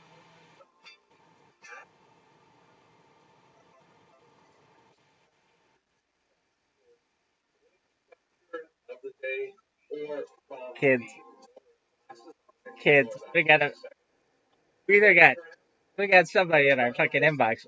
This is incredible. I wish somebody could hear me. I knew it was gonna happen, kids. It's one of these days. Motherfucker, one of these days I'm gonna be watching this. I'm like, dude, I didn't even know it, but it fucking happened. No way. There's no way. I'm still like, no.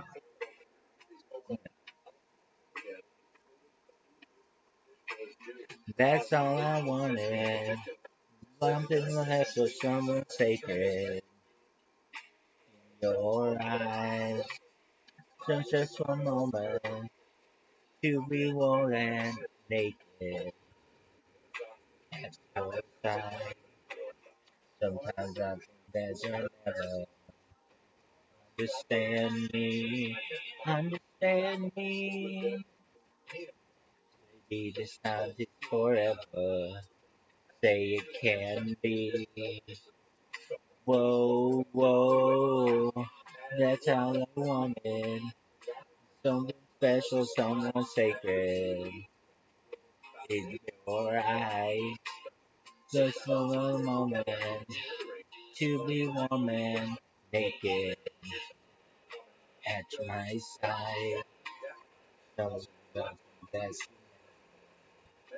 understand me, understand me, and some tales together we be happy. Oh, oh, babe, I will be your father figure. Put your tiny hand in mine. I will be your preacher.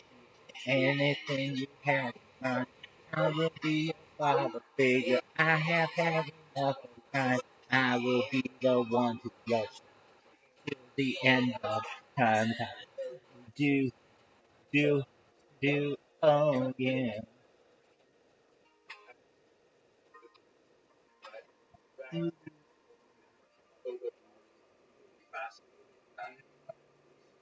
us because he has that mental back of mind. Sort of that's all I satisfies wanted. other Sometimes I feel taken primarily for a crime.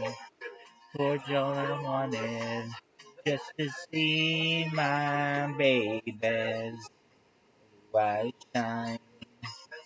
Which I don't think that my love understands me, understands me. That we have faith in each other. say it can't be. Oh, oh, babe, I will be your father figure. Put your tiny hand in mine. I will be your anything you had in mind. I will be your father figure. I have had enough of crying. I will be the one who loves you till the end of time. If you are the desert, I'll be the sea. If you ever hunger for me. Whatever you ask for, that's what I believe. When you remember the one who had life, that they can't but realize as you cry. Beautiful darling, don't think of me because all I ever wanted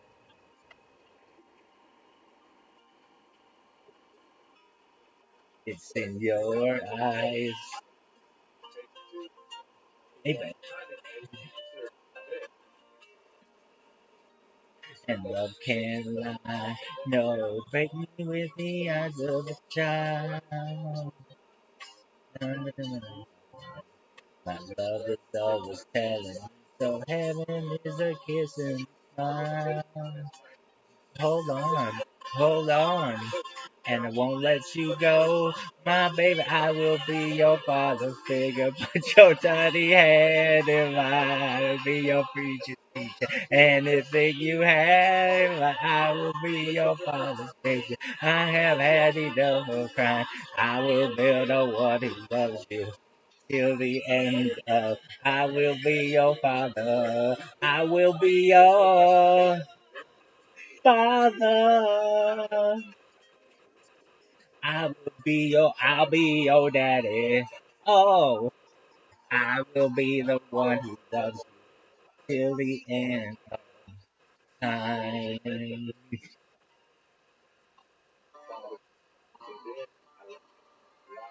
Hell yeah, that bitch is so fucking hot. She was hot in 1989 and she's hot today, kids.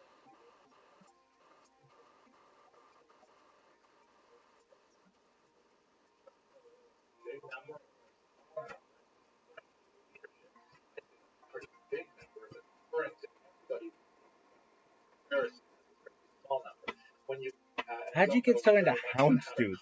No one knows.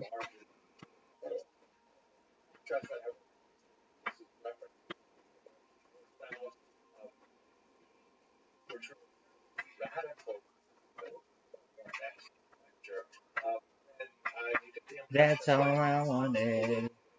Something special, something sacred in your mind. For just one moment to be warm and naked at your side. Sometimes I think that you never understand me. Understand in your head at my side. Sometimes I think that you never understand me. Understand me. Let them come together. Be happy. Whoa, whoa, babe, I will be your father figure. Put your tiny hand in mine. I will be your preacher, teacher. Anything you have in mind. I will be your father figure. I have had enough of crime. I will be the one who loves you till the end of time. It's do, oh yeah.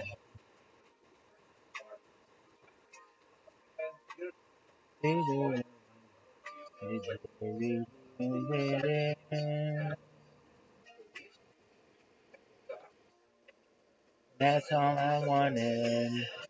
Sometimes I can be mistaken for a crime.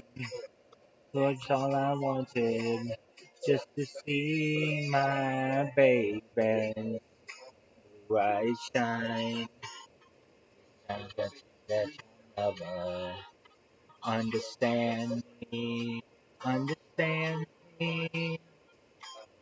If we have faith in each other, then we can be.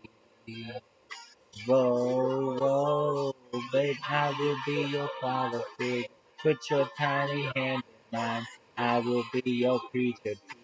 Anything you had in mind, I will be your father figure. I have had enough of crying. I will be the one who loves you till the end of time. If you are the desert, I'll be the sea. If you ever hunger for me, whatever you ask for, that's what I'll be. When you remember the ones who have lied, the bed they came, but their lives as you cry. Beautiful darling, don't think of me, because all I ever wanted,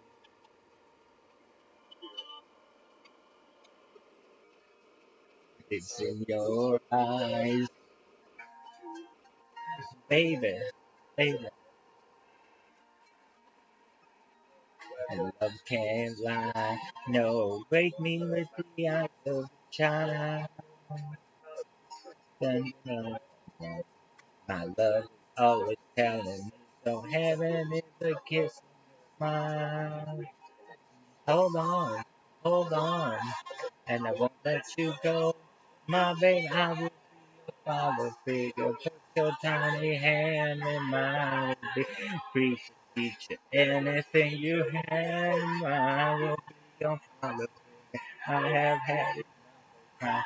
I will know who loves you till the end of. I will be your father.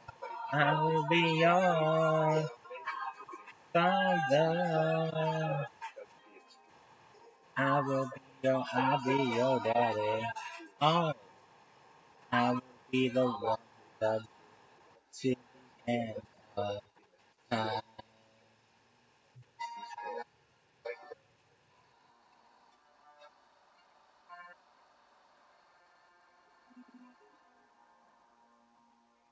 What do you think, kids? Are you happy? Ari, fucking stream, dog. Ari, please.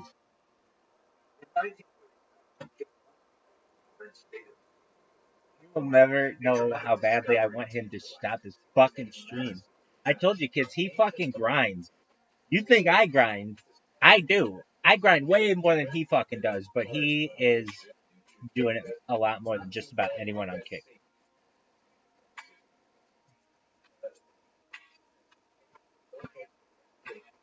That's all I wanted. Something special, someone sacred in your eyes. Just one moment to be bold and make it your side. Never understand me, understand me. Maybe time is forever. Say you can. Whoa, whoa. That's all I wanted. Is something special, someone sacred in your eyes. Just for one moment, to be warm and naked at my side. Something nothing else will never understand. Understand me. Something that keeps together. We cannot be. Whoa, whoa, babe, I will be your father. Put your tiny hand in mine. I will be anything you have. I will be your figure. I have had enough of time. I will be the one who loves you till the end of time. You, oh, yeah.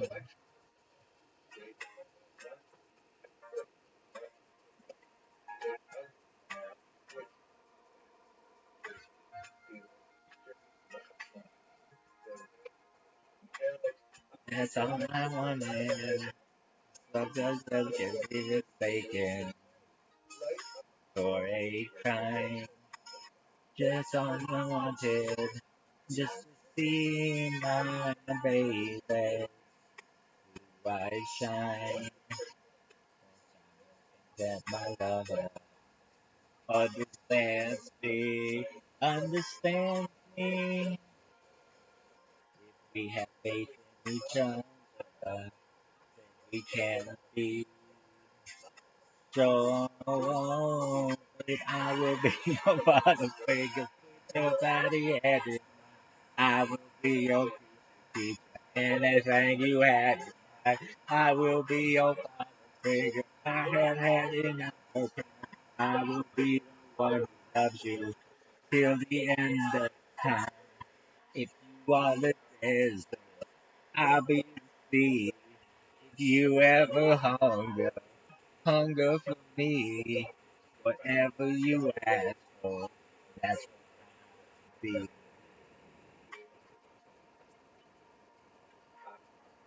So when you remember the ones who have lied, who said that they can, but they laugh as you cry. Beautiful dollar, don't think of me because all I ever wanted.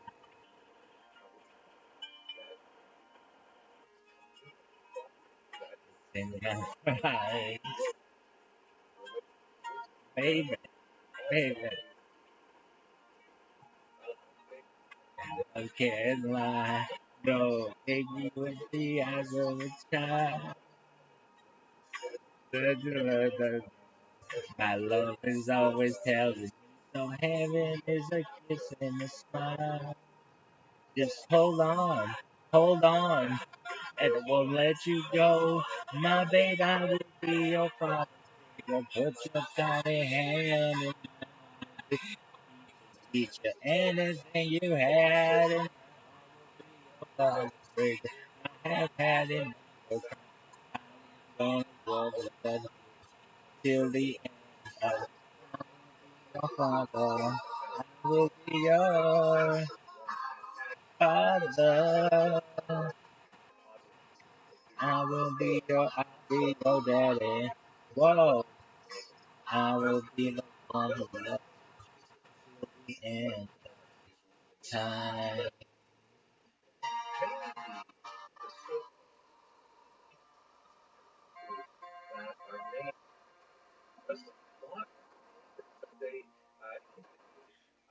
Damn, this bitch is so hot. I bet she's still is. She's so hot. She's one of those bitches. She's so hot she doesn't even have Wikipedia. Bitch is so hot. Bitch is so hot. Stupid hot. Shout out to stupid hot. Ariana Rockefeller, stupid hot. Shout out to your bitch ass. I can't wait to be driving in a car with you, looking out the window. Look at the deer. Look at the cow skits. Look at the deer skits. Look at the deer kids. Really? Yeah, stupid bitch. Stupid hot. You guys don't even know about stupid hot. You don't even know about fucking Forever in Blue Jeans? Fuck no. Girl, you'll be a woman soon. That's all I wanted. Something special, something sacred in your eyes. Just for a moment to be woman, naked at your side. Sometimes I think I'll never understand me. Understand me. Be time forever. Say I can. Whoa, whoa. That's all I wanted. Something special, someone sacred in your night. Just for one moment to be woman naked at your side. Sometimes I think that you never understand me. Understand me. Sometimes together.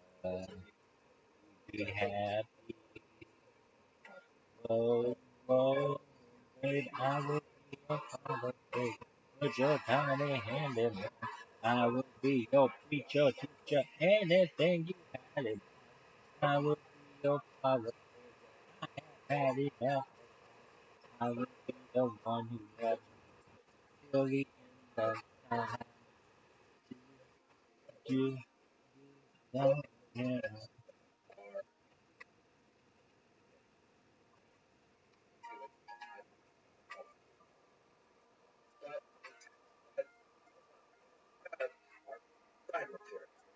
Partial text. That's all I wanted.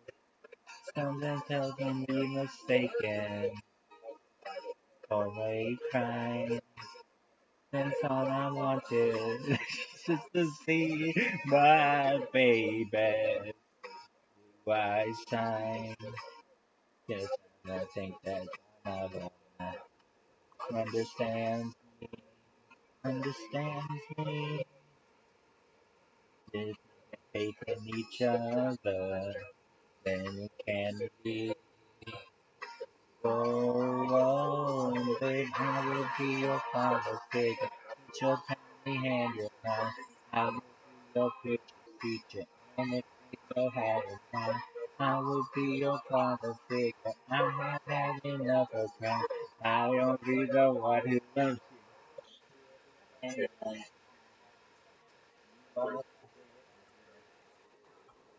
And never hunger for me. Whatever you ask, that's what I'll do.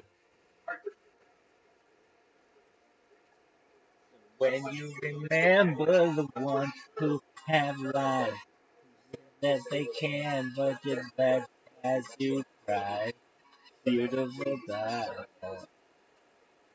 Don't think of me because all I ever wanted.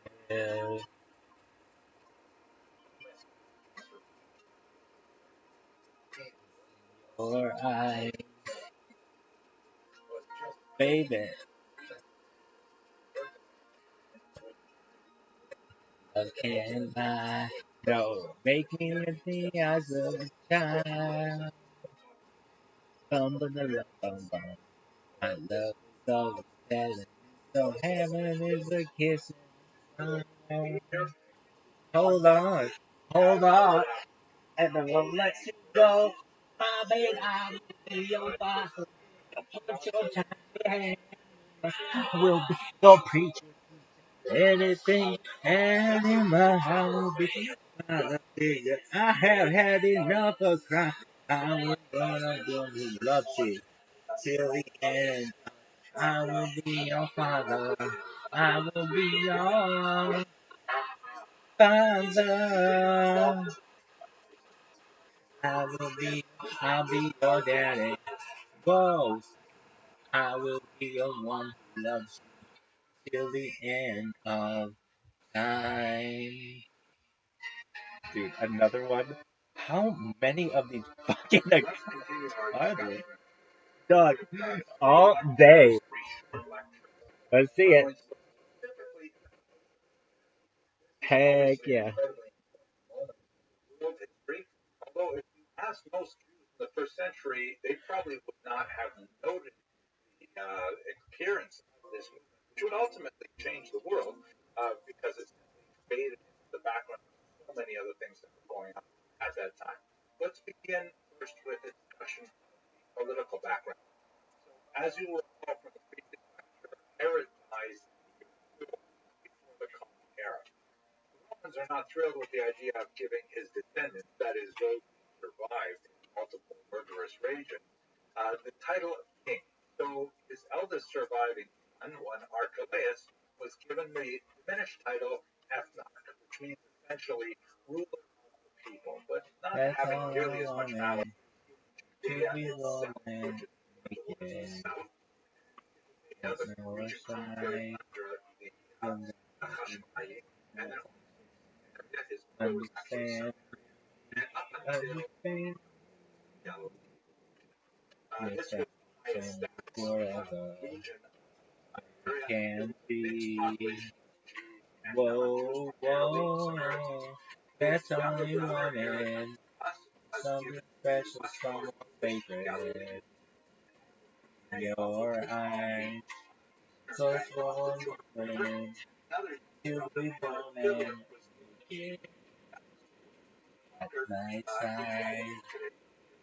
Sometimes I think that's understand me, understand me. Something tells me together we'd be happy.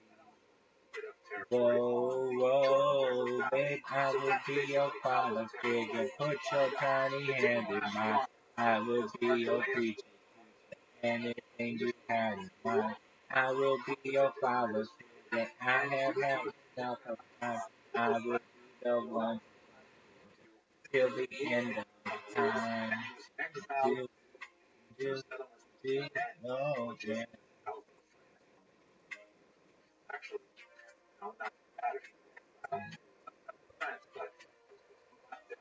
He is the first named Jew Don't get totally mistaken for a time. That's not favorite. Charles two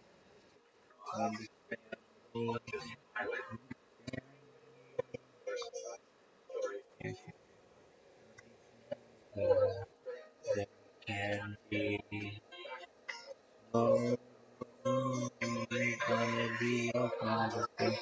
So tiny hand, I will be your picture. made before. And the reason why his kingship was reinstated had less to do with politics in Judea, but more to do with politics in Rome. He was favored by incoming emperors, and as a result, he was given some territory back. A lot of interesting things to say about him as an individual, but I'd just like to focus on two things for our purpose today. First of all, he appears negatively in the Christian scriptures, which we're going to talk about more in the next lecture. In the book of Acts, chapter 12 in particular, this is the Agrippa that actually does very badly between James and also Peter. However, in the Talmudic tradition, he appears with some frequency as a sadly heroic figure, and this seems to have a significant amount of historical support. He seems to have been sort of a divided character. He was raised as a Roman and with Roman sensibilities that is not so much in tune with the much more religious sensibilities of the population in Jerusalem, especially not the rural countryside. He would have been much more comfortable in the Roman enclaves of Caesarea, for example. However, he did establish significant connections with the Pharisaic community and in many ways attempted to at least gain some kind of support for Jewish ideas. The Talmud describes an unusual passage in which he is invited to eat from the Torah, and he comes upon a passage that essentially describes how he as little baby dogs Scare the baby dog. He just followed Rabbi. Really, he would scare the fuck out of the pit. Please end your vote before 24 hours so Rabbi can re-upload it. The baby would turn vicious. Sounds good. It would sell him. They get vicious. He's just all vicious stuff. He's a bad guy. He's not a good guy. Never seen him at all. What a big news that he just followed Rabbi on the floor. Please end your vote before 24 hours so Rabbi can re-upload it. We all go viral. Sounds good. We all go viral. Rabbi, Sounds good. Wait, what do you need my VOD? Oh, Rabbi needs my VOD for a YouTube video. But you can't, Rabbi, you can't do it while I'm live. There's no way around it. You can't manipulate it and do tactics.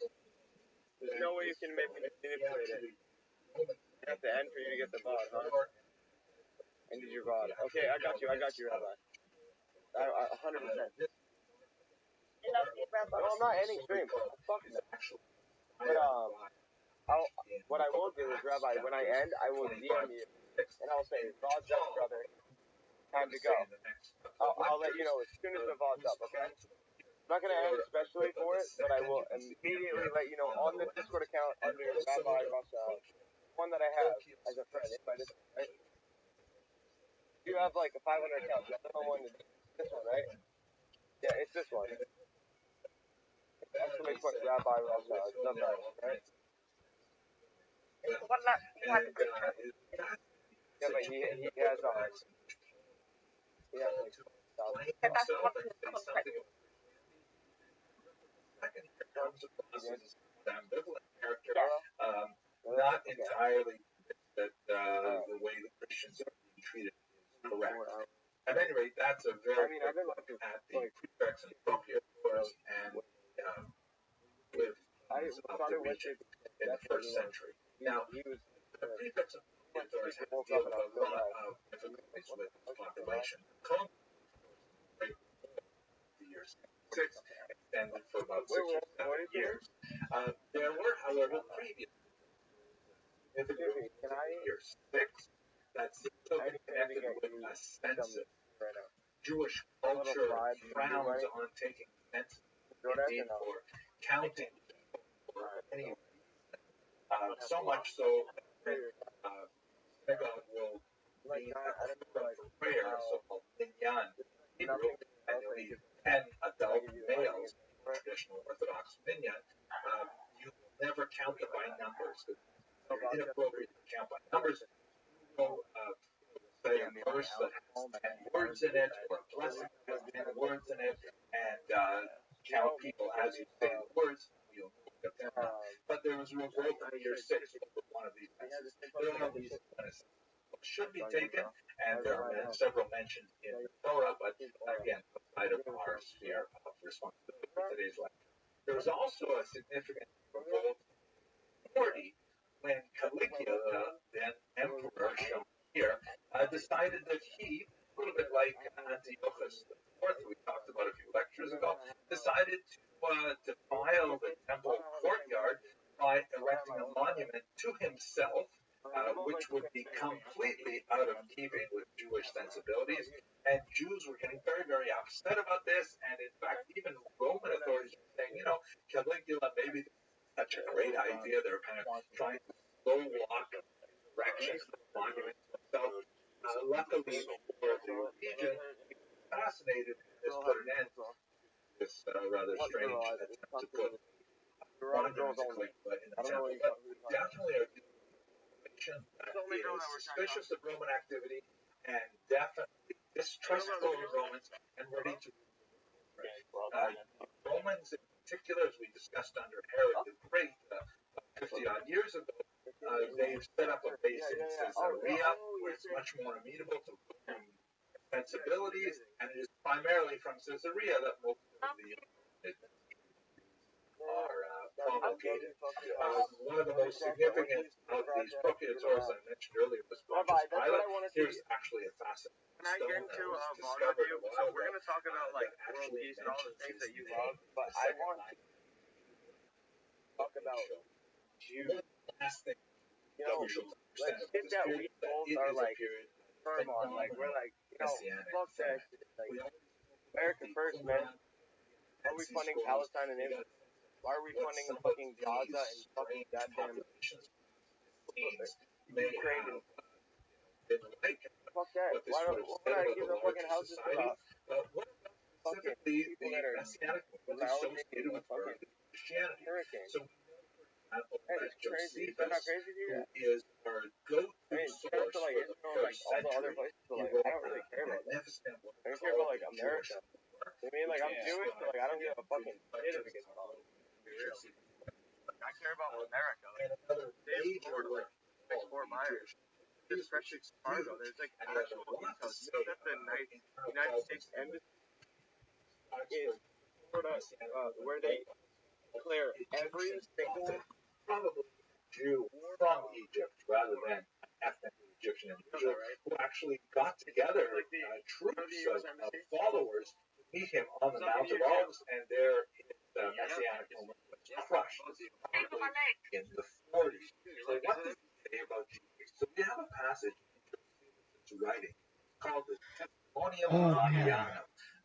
Already end this fucking stream, dog. Flavian dynasty. Dog, I hit this one out of the park. End the fucking stream. I came out like a fucking. I'm like a fucking. Somebody. Some reppers be like, what?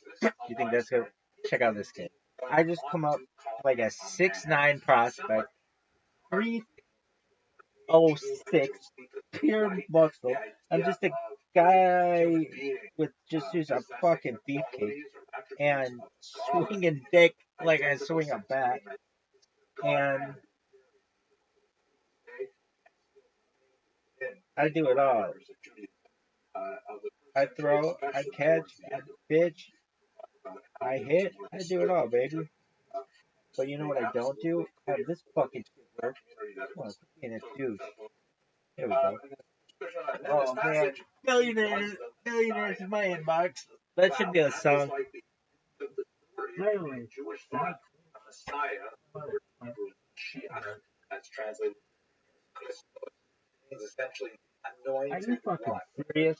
Pouring oil on the Hey, head of this one chosen. Orion meteor shower. Do you know what's going on? Where, You know what's going on, kid? Prophet Alright, dude. Samuel anoints.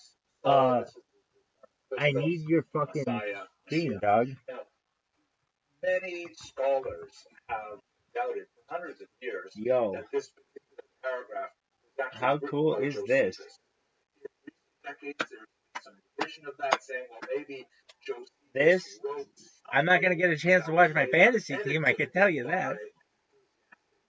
This fantasy team is fucked. Why? They can't even get it right on the computers. How the fuck am I supposed to win? Sending positive thoughts, positive vibes. Everybody's like, fuck you. Okay. Sending positive vibes.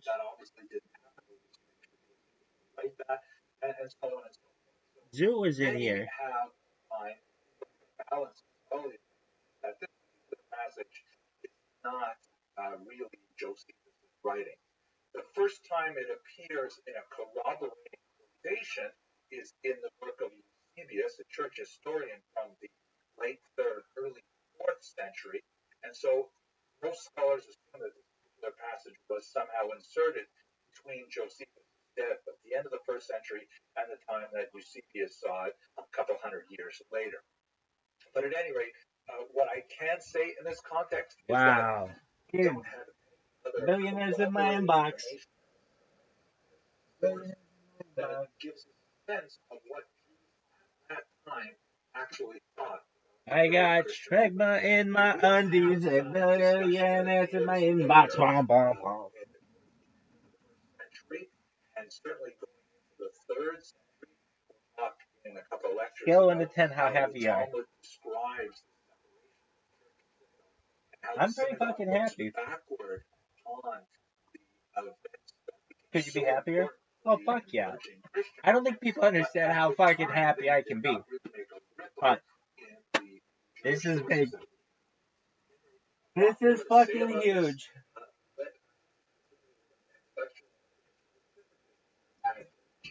This is fucking huge. Biggest thing in the history of the stream? I think so. What is the other biggest thing in the history of this? What's the biggest fucking highlight, stream-wise, that we've ever had? What, the internet didn't go down? Is that the biggest fucking highlight? It certainly hasn't been like 4 people talk to us at once. No. Maybe once, ever. 4? 2. Definitely 2. That was big. That lasted a little while. 2 for more than a week. How about 1 for more than a week? Okay. For 2 weeks. You've never had 1 consistent chatter for 2 weeks? Really? Not on the same platform. Maybe I know there's 1 person. But All right. So are you going viral? Yeah, dog. Or he just needs to fucking end that fucking bot, dude. If once he ends that fucking bot, I'll be able to cut it up, upload it,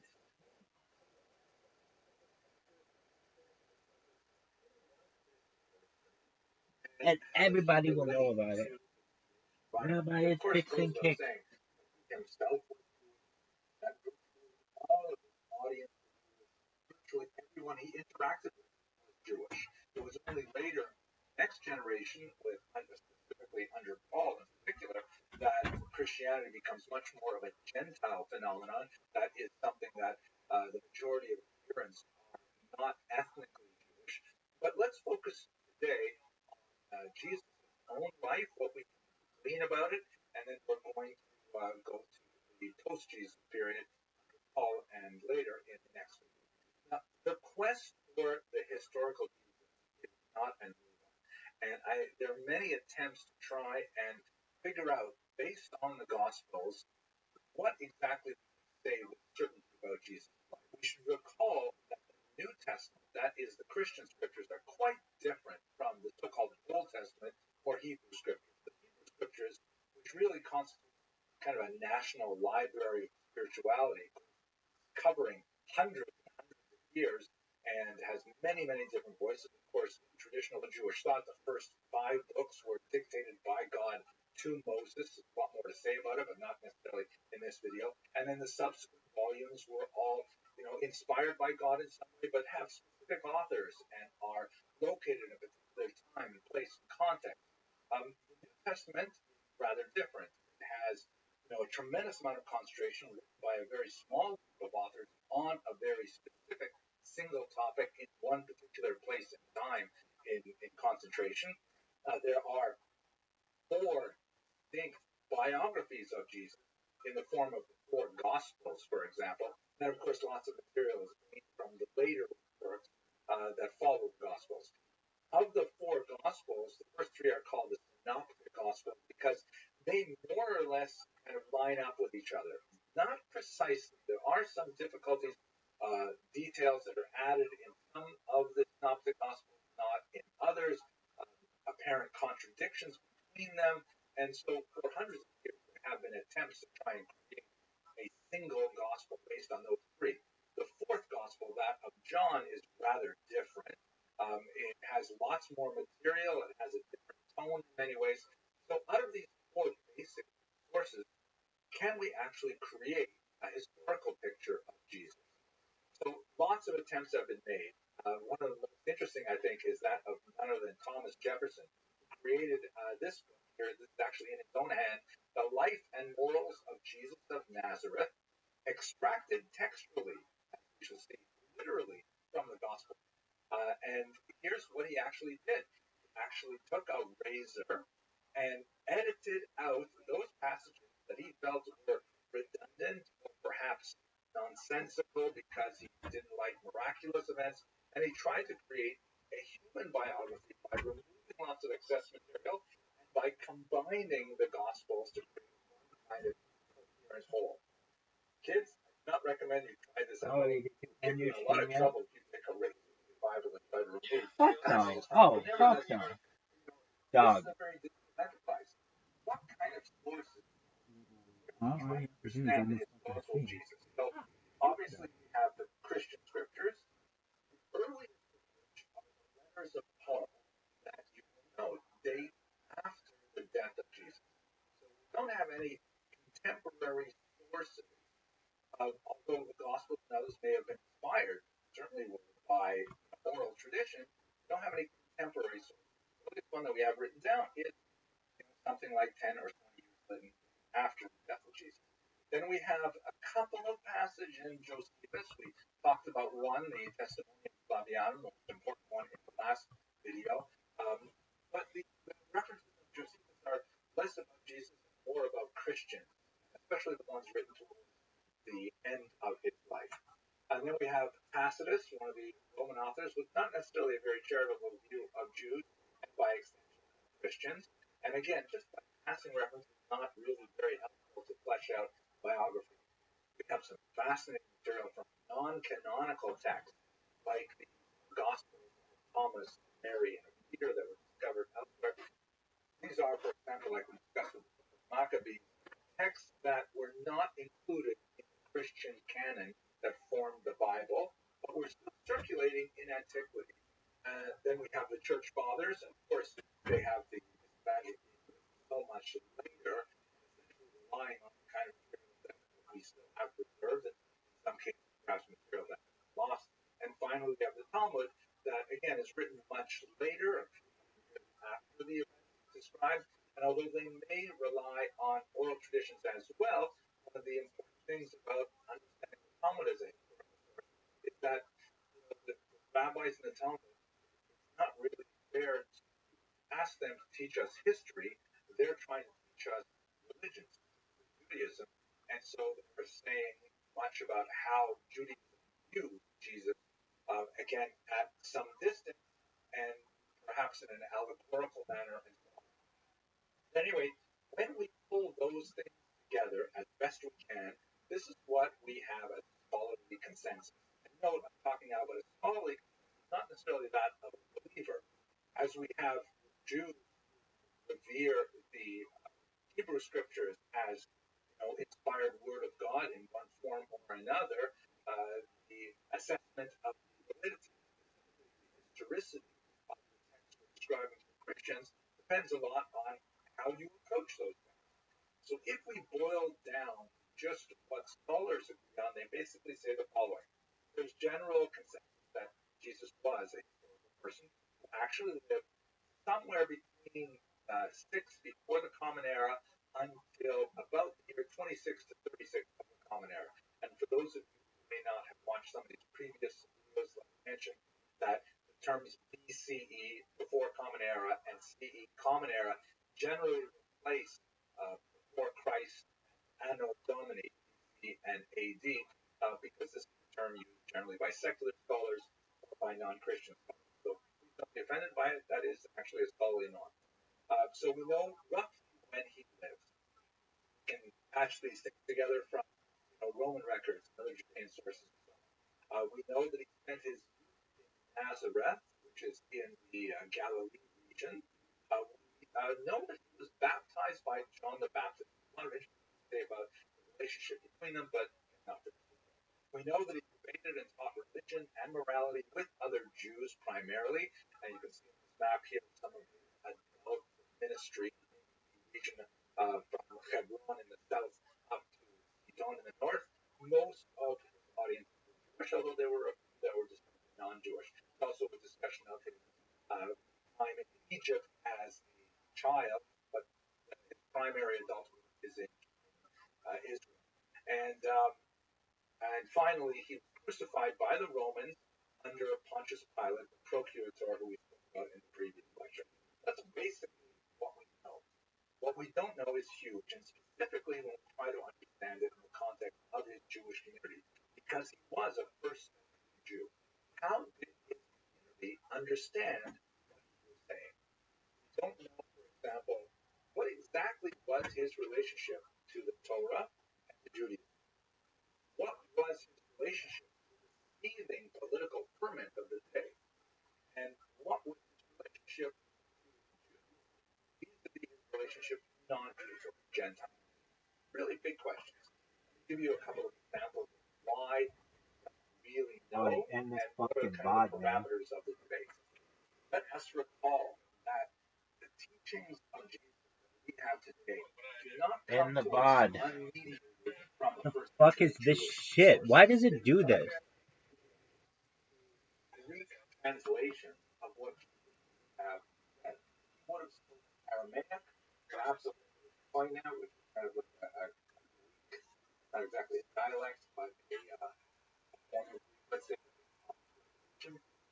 but the texts that we have are all in Greek. And when he translated the text, he did so faster than us historians. And especially culture is so radically different as the culture of Athens and the culture of Jerusalem. He spoke about this a little bit when he talks about the Maccabees and Dog, just fucking. What is this so just shit? one example, like in Jerusalem, Jews understood the model of a prophet, a Dog, came with a rebuke from baby girl, God and was sending him have him in this fucking thing. that's Jonah has This shit is redone. Just absolutely positive fucking done. is a philosopher like Socrates, Aristotle, that is think from the that contemplates the forms and the ideals and does not necessarily engage in the does not come with a burning message that God wants people to behave. There's a lot of things that change as the authors of the text in the New Testament convey these ideas to the audience. Furthermore, who exactly is writing these down? And you may have an agenda that is tied to Paul, and this is especially important depending on folks. I will look at a couple of examples. Trying to understand Jesus' teachings in Jewish context, let's look at those three areas that we identified a minute ago. Well, on Torah and in some passages Gospels in particular, you have debates between sometimes rabbis and Jesus about specific practices, such as, for example, hand washing. Now, if you are not familiar with Jewish practice and you're reading this, why are they telling Jesus and his followers wash their hands? Does everybody wash their hands? Are they insinuating not clean something? Something about hygiene? Of course, you understand that within the Jewish context, you know right away that they're not talking just about washing one's hands free of dirt.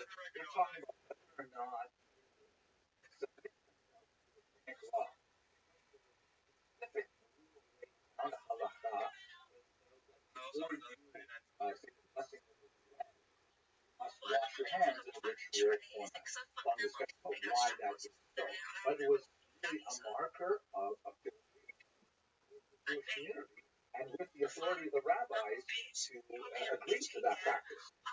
There's a famous passage in the Talmud in which Rabbi Akiva is imprisoned by the Roman governor, a very small measure of water, and he insists on keeping some of that water aside in order to fulfill this particular commandment of the rabbis because he respects them so much. So they're not asking him about hand washing, about other things like healing and Shabbat.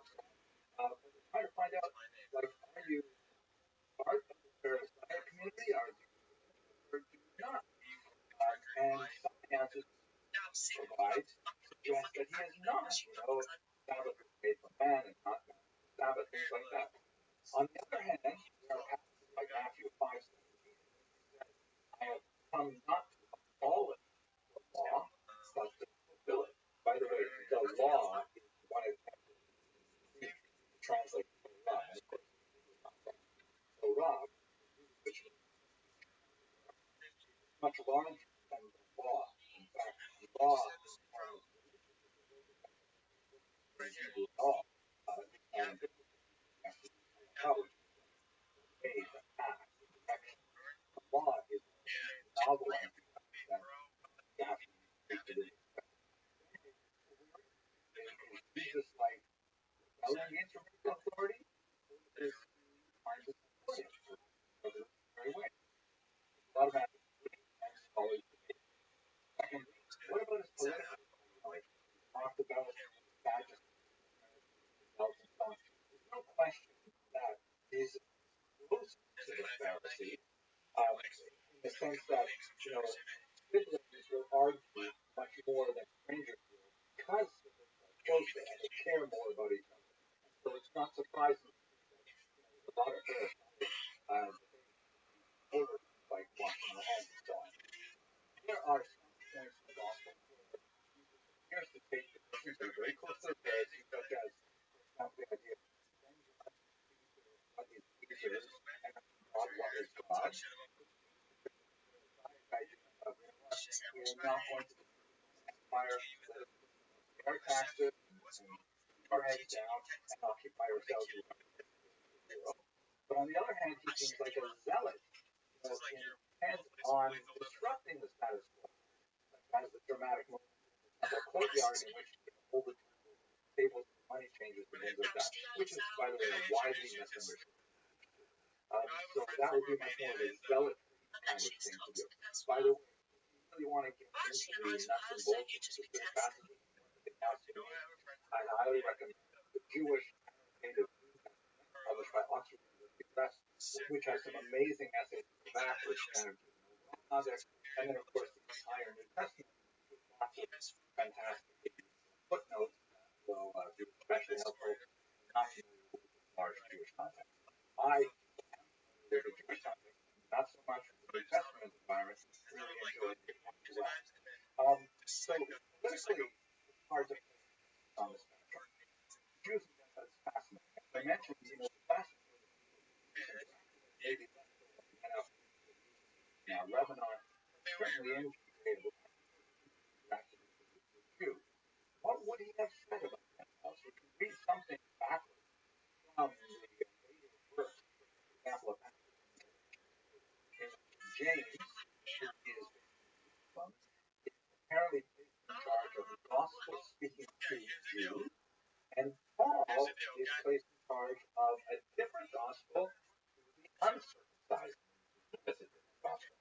And we see that there's conflict occasionally about, well, like, how are these populations supposed to interact? If you have Jewish Christians, for example, down at a bill with Gentile Christians, meaning Christian believers who are of non-Jewish ethnic origin. And what does that mean in terms of the larger question of observance of law? Is Jesus talking about Christianity being Judaism plus, meaning that Jews should continue to observe the Sabbath, the dietary laws, and so on, and this new teaching? Or is this something completely new that wipes out all of those requirements, especially for Gentiles, only for Gentiles, for everybody? These are really large, enduring questions that are difficult to answer. The expansive nature of the text in the New Testament. Let us now discuss the ending, which of course is extremely important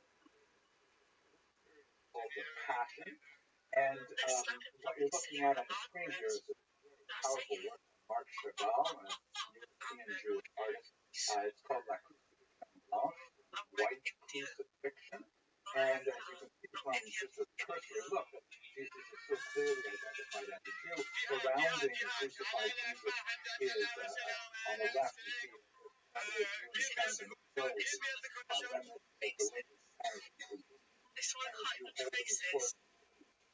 For his life, with a look of fear in his face. You see the examples of torch swords being freely set to the flames, and flying. Very momentous time. The refugees, clearly desperate. After the block comes in 1919, the Red Army there with the red flag. Here with the Synagogue on fire. Someone apparently reaching into the Torah. Looks like I'm not exactly sure. It's provocative and not perhaps destroy the Torah. I don't know. But above Jesus, meanwhile, fly these angelic beings, really distressed. Represent, Jesus' ancestors, perhaps, his descendants, but disturbed by the way in which not only Jesus is crucified, but all the suffering that has followed in his way. My teacher in this period, a fellow named Alan Davies at the University of Toronto, and he would speak about the Passion. He would emphasize how in theology, ground zero level, that not killed by the Jews. We're not blamed for the death of Jesus. That goes exactly the opposite direction of how the theology should evolve. The point is that Christ died for our Corinthians and many other places. That Jesus died for the entire world, right? The suffering servant, and also the world. This is the message. To place the blame for the death onto another people is exactly the opposite of what passage means. Now, I'm hardly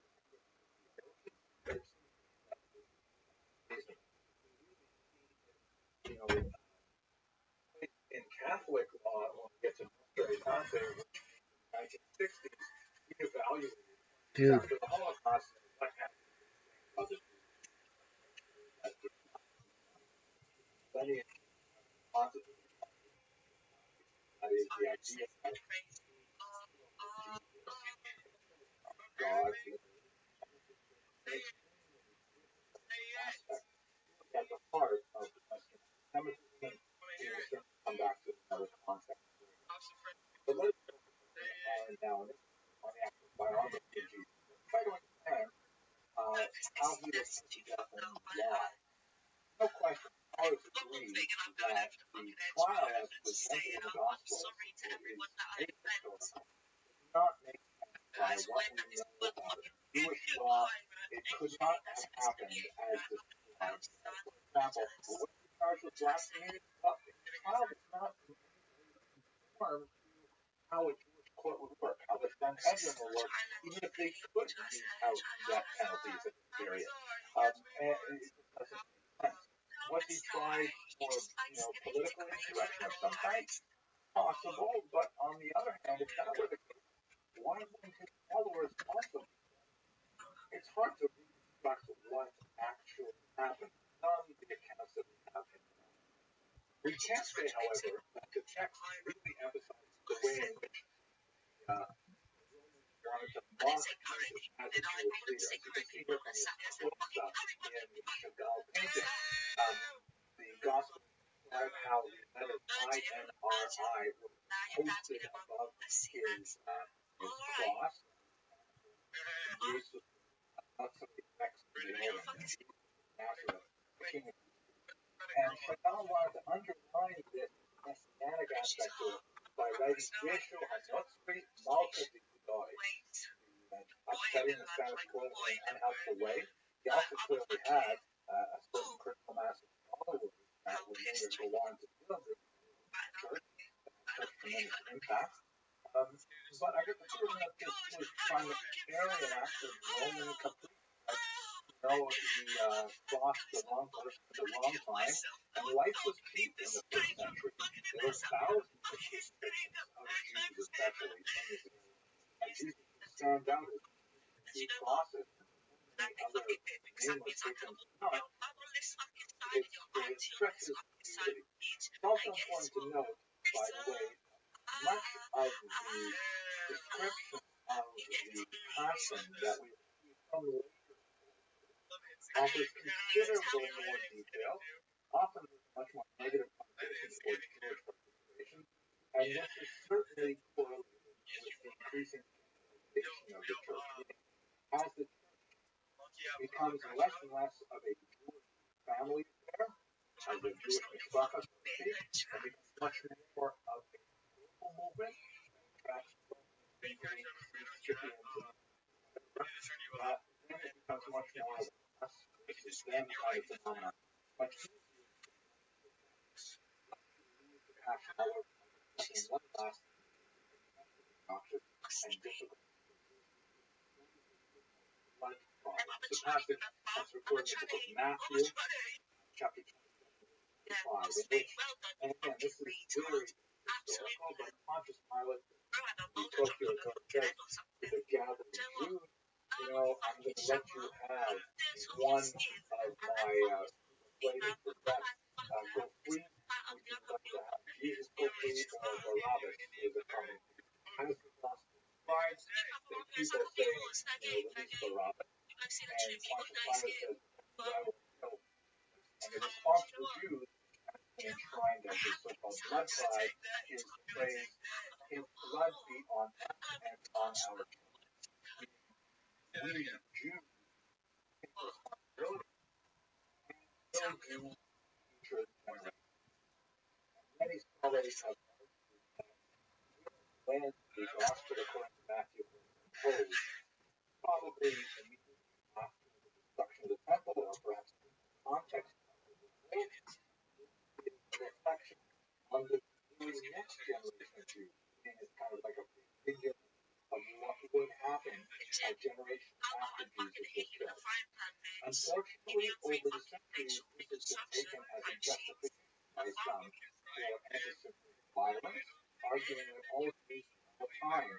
That's not happening. big responsibility, which is, as I mentioned at the beginning of this discussion, exactly opposite 180 degrees to basically physiology as you described with all our sense being included, not restricted.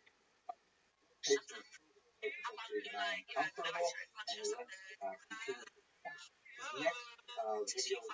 relationship that I am comfortable, and let's continue. The next video is going to look at all the new evolving Christian from an eternal phenomenon to a much larger phenomenon.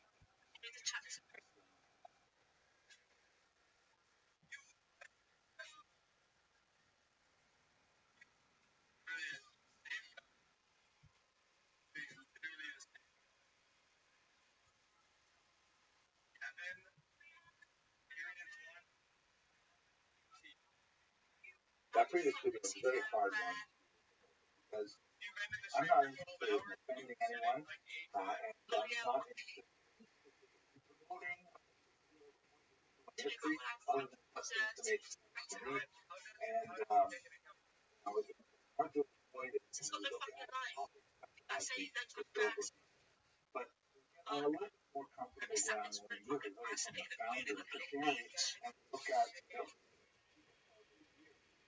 by Christian world around, understand how the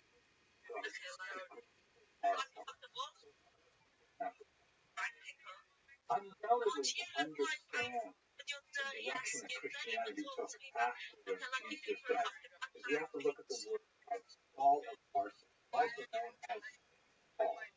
Now, Paul never actually met Jesus in conventional real life. He encountered the risen Jesus lives on the way to Damascus. Amazing depiction of this from the Jesus here, dramatic kind of posture with the angelic and so on. And in the story that Paul describes, once he sees the he's struck blind for several days and like incapacitated, and it's an overwhelming experience. He eventually comes to and realizes talk about Jesus and the teachings, and he is wildly successful. Before we do this, thank you. How the horse, how on the face, I'm not an art historian, but I love these things. At any rate, back to Paul. He goes on this massive living his life to touring the Eastern Mediterranean. He goes to East Mine and the Italian Peninsula, and his work extensions even to the Iberian Peninsula. Everywhere he goes, he's speaking primarily to Jewish audiences in the diaspora and to fellow travelers with those small diaspora communities wherever possible, and reaching out beyond the community to talk about what Jesus said and what it means for society. Now, it is at this point that we understand that Christianity has a tremendous amount to offer. It took some of the ideas of Judaism, such as life after death, a big plus, a personal deity that actually listens to prayer, that is full of mercy, that has requirements of humanity, that holds humanity to task. There is a mission to humanity, all kinds of really amazing things, of course, attaching it to a religion of great antiquity. And at the same time, Christianity omitted a lot of high barriers to admission to Judaism. At this point is still very much listening to people. Bible, for example, there is still primarily an ethnic, and one gets by the from. So, in order to make that leap into the community, one would have to get it, one would fail to all the ritual commandments like the dietary laws, Sabbath, and so on. It's only especially if you don't appreciate how amazingly beneficial they are. So there are a lot of Gentiles Give me the fucking board, dog. these ideas. Maybe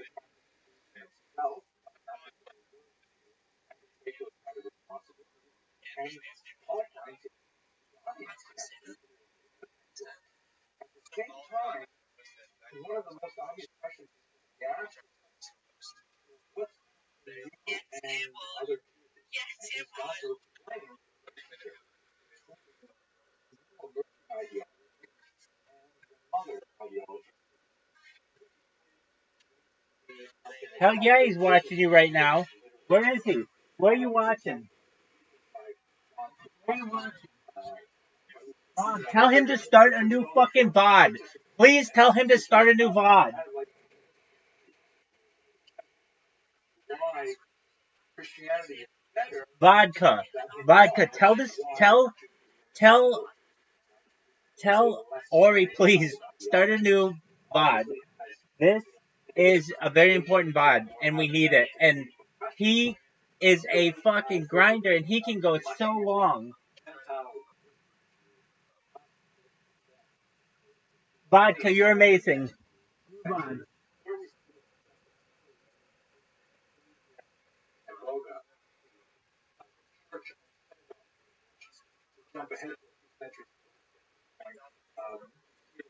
Vodka, you're amazing. Vodka is amazing.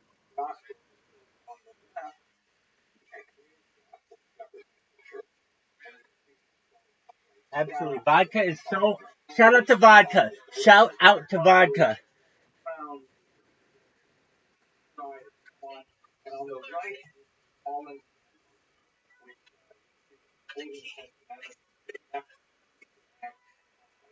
falling out of her hands, she's not even actually walk properly. There's a staff that represents authority. She's blindfolded after falling. All this kind of contrast to the which is the lesser partner is something that we see over and over again developed versus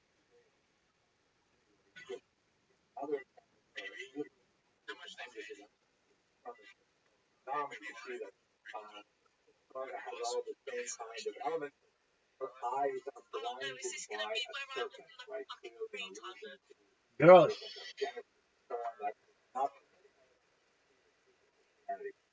Vodka. Vodka. If you're listening to me, we gotta put pressure on him.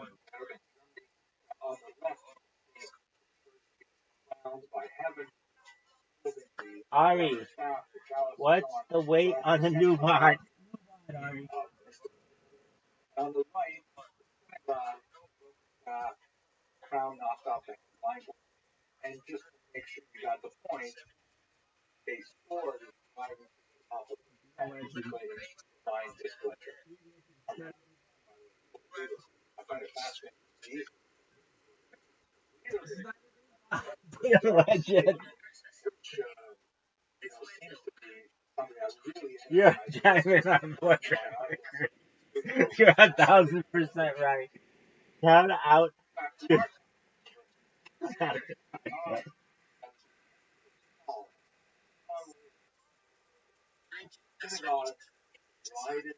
Dog, we can talk about the pills we've taken in the past on a new VOD.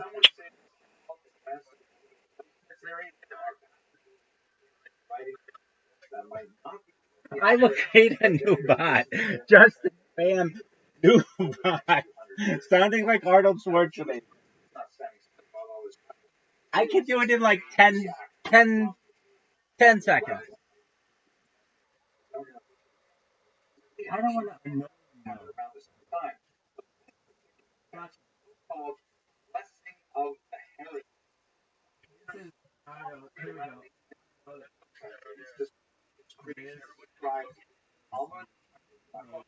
Page 28.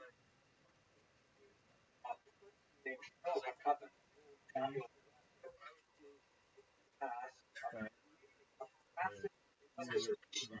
Mandatory essential part of the called the Amidah that is designed how to make a fix Jewish Jews and Jewish Christians. In other words, you have this kind of amorphous period of time in decades following Jesus' death.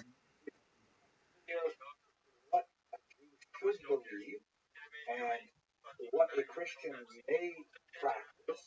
And so they asked Samuel to create this blessing, which is instructed to the mandatory prayers, and it's not actually a blessing. Now, there's a certain amount of debate about exactly how this was created, how it was placed in liturgy, how it was enforced. But we look at itself.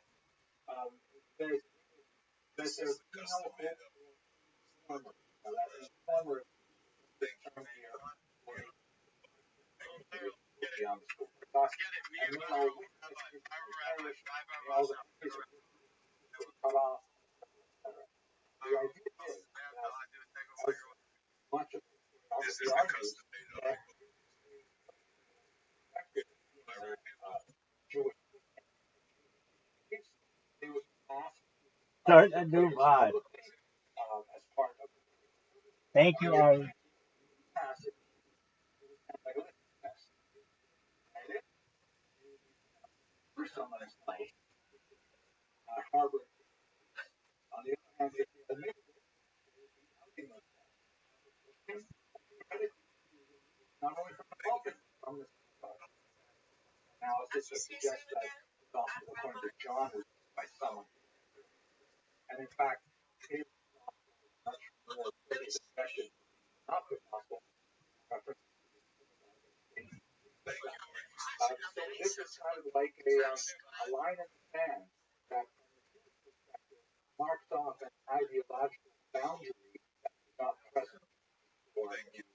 Let us not forget that by the time we get to the very important Christianity becomes so large, so popular, ultimately becomes a state religion, and this function is shown here. The famous story behind it is about his family that were attracted to Christianity as well, but he would have this dream, he visionary, he lost, and it was being kept under conquer, and then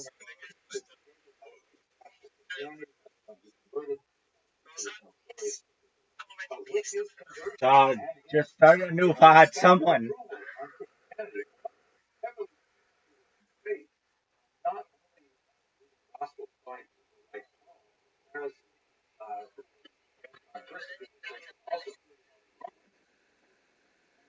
Christian like that. This represents a dramatic turning point where once the Christ religion is now state religion. Dog, come on.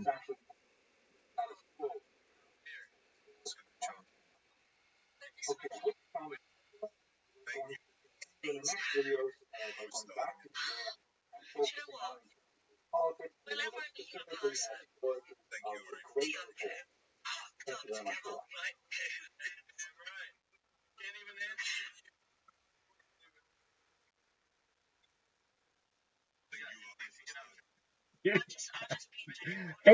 Hate me. I need this fucking clip.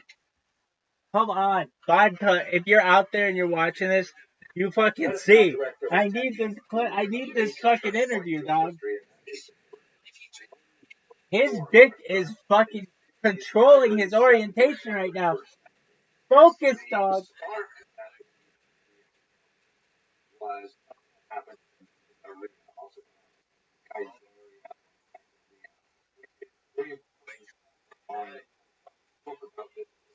in the context of Herod the Great, it was a major Roman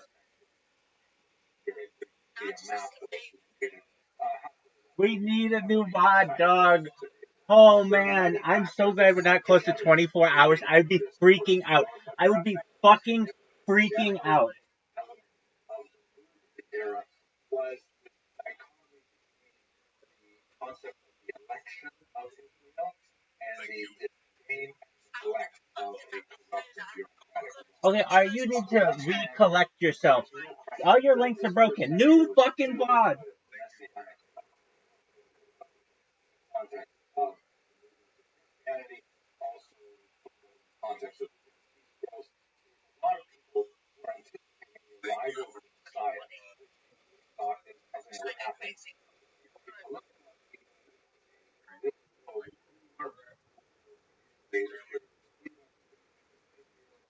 All kinds of amazing things happen. This happened happening at the same time that Rome has let go of the reins of what's going on in Israel. There's a lot of anarchy and banditry. There's a lot of lawlessness in the streets. They're not patrolling properly. They're not really caring what's going on because the Romans are engaged heavily in their own self-serving tribes and all kinds of things like that. There's also, as we will recall, Israel is never an area that's completely free of non-Jews. There are mixed populations in Israel, and not everyone there feels comfortable with the Jewish vision of what that land should be. It sounds familiar, right? This is basically the story of that part of the world. And there are provocations that primarily come from the non-Jewish minorities in Yamnia and also later in Caesarea, which is Yamnia, also known as Yamnia. The local population specifically agitated to provoke Amsterdam into his disastrous decision to set up an idol to himself, a temple, as we discussed earlier, that was fascinating. But nevertheless, there was a lot of friction between non-Jewish and Jewish populations in Israel. During this time, the combination of those two rude factors tended to push the Pharisees more in the direction of their zealous and qualified for their desire to throw off the yoke of Rome. It was not a full Rhodean movement, but it was nevertheless more of a sense that the zealots were towards the right side of history, and that was the best we could tell of the style of the movement of the Pharisees and the people followed the Pharisees by and large. Start End it, dog. mundane as a property. It means that Jews renting from a non-Jew synagogue, and they wanted to actually buy this space. The non-Jew did not want to sell to them. In fact, they thought it was too big for them. The Jews must have had some kind of lease arrangement because they went Oh, he's into the cutting him off. Cautious, who took their money with an agreement to clear their case and then promptly ignored it. So what ended up happening is on one particular Shabbat, it is not whether the person as the owner of the building or whether someone and ritual idolatry sacrifice of birds right at the entrance to the synagogue over and over the container in such a way that apparently he was aware of some of the laws of defilement, some of the complicated laws involving defilement, much complex to deal with here. At any rate, really encouraged the local Jewish population in Syria. Some of the more hot elements of the rose up and began to riot, but they rapidly found that the which again, recall, primarily a Roman audience, not Jewish citizens. But the tide of the rioting turned against them. What ended up happening was just before the blind eyes of he arrested the Jewish petitioners who had asked to buy the synagogue in the first place, and the rest of the Jewish actually fled with their tourist boat to nearby Narvata. The news of the events in Caesarea soon reached Jerusalem with a much larger Jewish population, religiously inclined population, and there was an uproar, as you can imagine. Cassius Florus and Procurators sent troops to Jerusalem in order to try and quell the unrest, and while he was there, he actually seized a relatively small amount of money from the temple treasury, which certainly was a more incendiary action and was not going to calm down the population. In fact, the local population even publicly walked around holding their hats out, begging for money on behalf of Cassius to mock him. That's certainly good popular population. The violence got actually quite up and moving, and some people were killed. There was Antonia Fortress, which was a little bit to the Temple Mount, was actually isolated with the Roman prison within.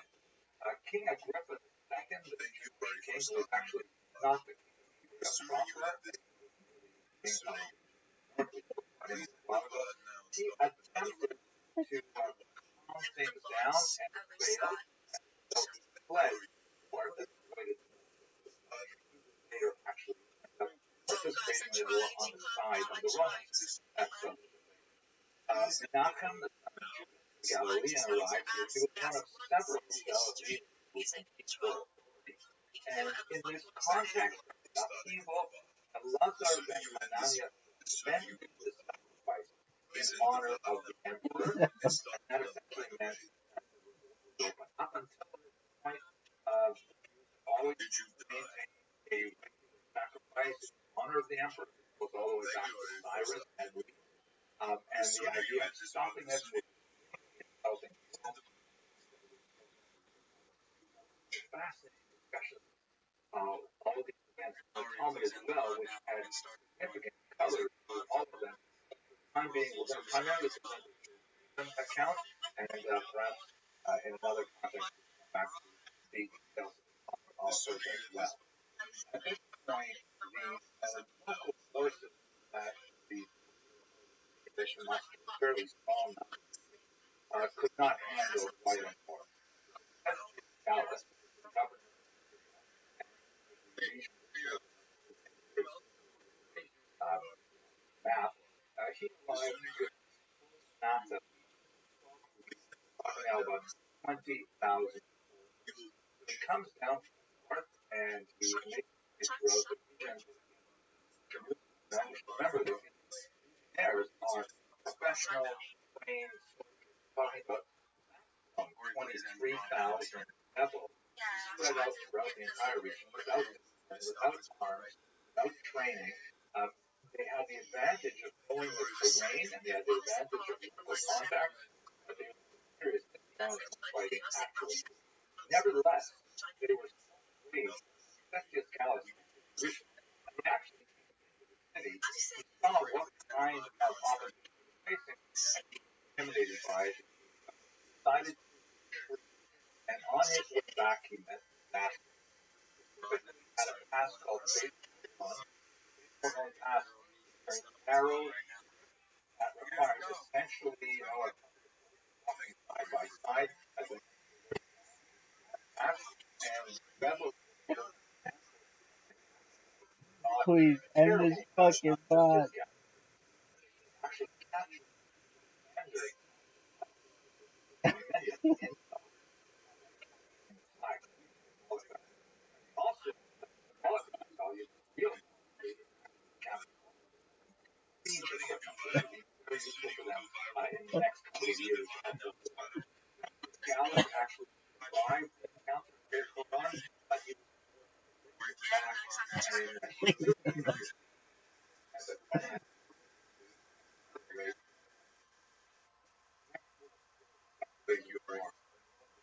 and battle party general invasion with thank you very much for watching.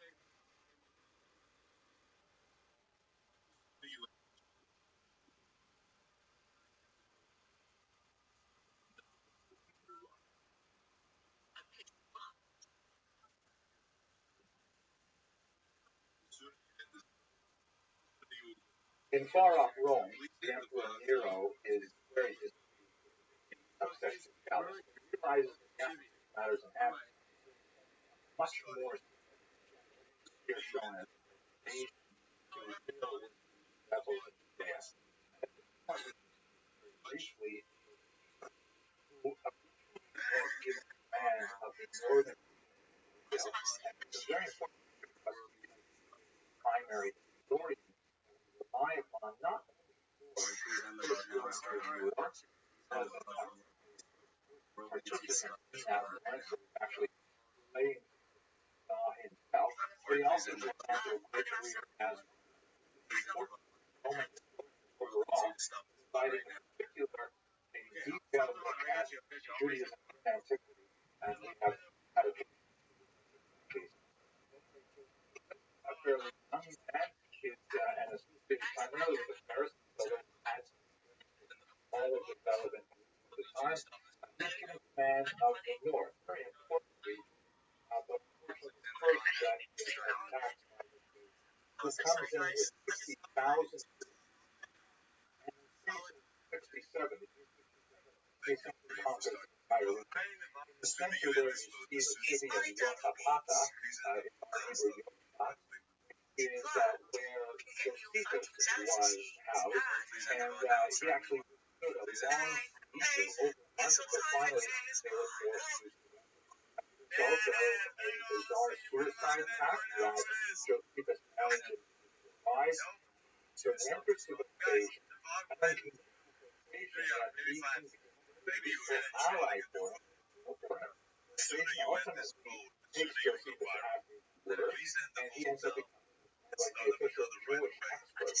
In other words, he turns to an ally of the Romans, betraying a difficult source to rely on in many ways. Nevertheless, are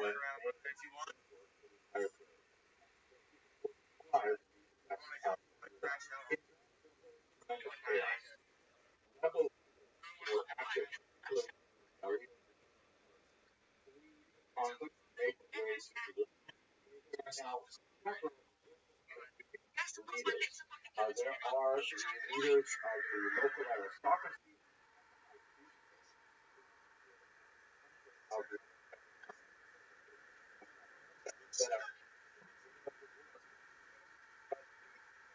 point that they not only fight each other, they even burn each other's trees alive. Dog, are you stupid?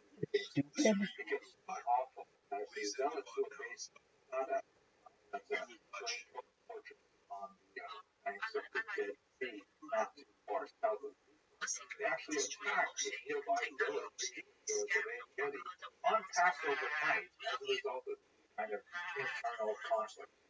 Meanwhile, the Jews are fighting with each other early in Jerusalem and in the region. Vespasian takes his time and he locks up the naval resistance at Yaffo. There were several sea battles there. All are around Jerusalem. Welcome. He leaves Jerusalem alone. Well, At that point, there is competition. This is an excellent word. Ultimately, Vespasian decided to take down Rome, and he returns to Rome in 70. He hands and over to his son Caesar, also ultimately about conclusion by attacking Jerusalem. By the time Caesar approaches Jerusalem, there are two main leaders left in Shimon ben Gloria and the son of Gala.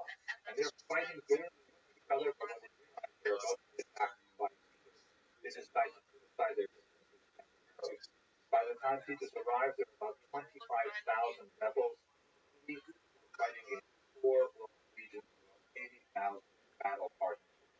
On the map, how the battle first invasion and its forces reached the outer wall in summer of 70. They enter the northern part of the city, and after a week, they're able to the second wall that lets them into the old city towards the Temple Mount, which is the primary goal of the attack.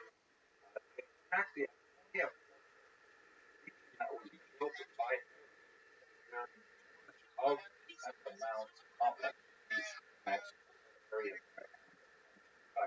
But the rebels actually managed to push away Vespasian's attack of that year. Vespasian then turns his attention to building a siege wall all the way around the city in order to choke off any supplies that come in. He lets the Jews essentially starve for they're softened up by hunger.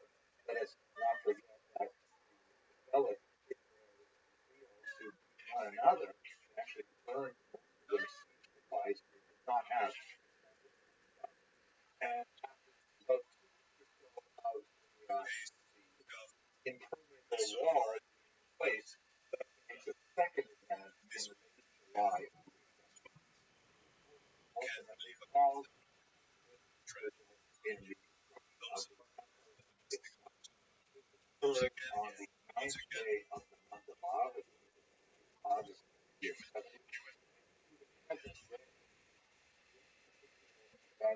marked by fasting, by all around the world, for and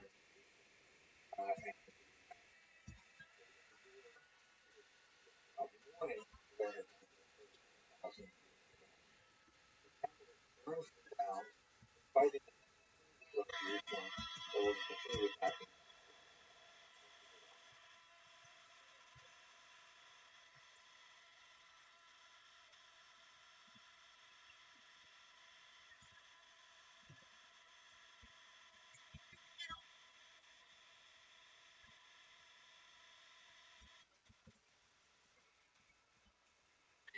The Roman Jewish war of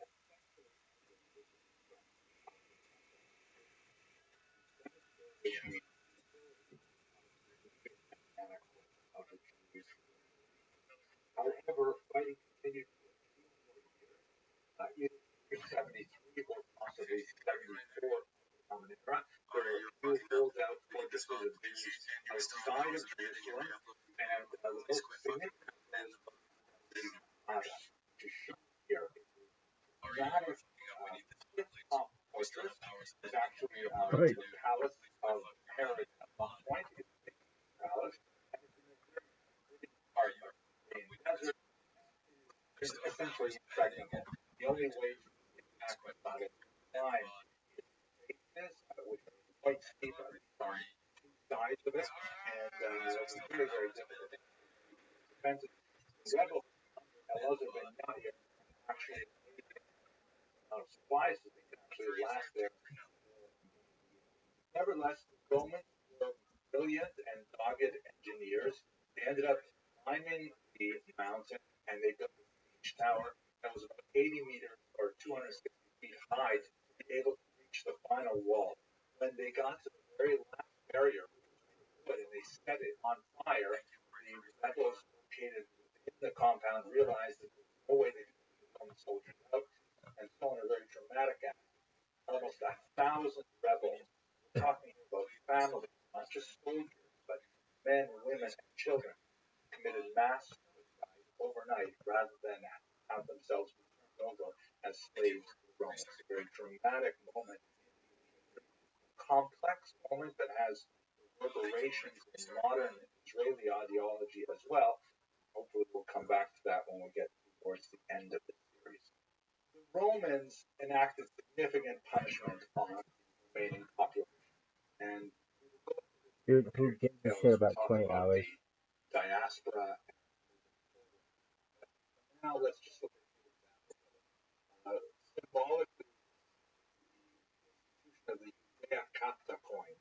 Romans actually printed quite a few examples of this coin. On the left, they usually have a portrait of a him wearing the laurel wreath of victory around his head. And on the right, there's a Roman soldier standing by a balsam pine, which is one of the most important exports of the time. And there's a forlorn woman with her hand, and she's representing the so this was a propaganda. Like messages that circulate everywhere and people see them and it means something. It was a very important way of advertising state power. Just to show you a couple of examples of this, sometimes the Roman soldier is portrayed as being, way out of proportion, large compared to the dominant film, and some, especially killing, she's actually shown with her hands bound behind her back as slaves taken against captivity. The Romans also celebrated in Rome proper the erection of the Arch of inside the arch, when you zoom in a little bit, there is a depiction of the Romans taking away spoils from the temple. Here's another resolution look at it. You can see there's holding the candelabra called the menorah, which stood in the Temple Mount area. A scholar at Yeshiva University did some chemical analysis of the sculpture and actually was able to reconstruct how it would have looked to the Romans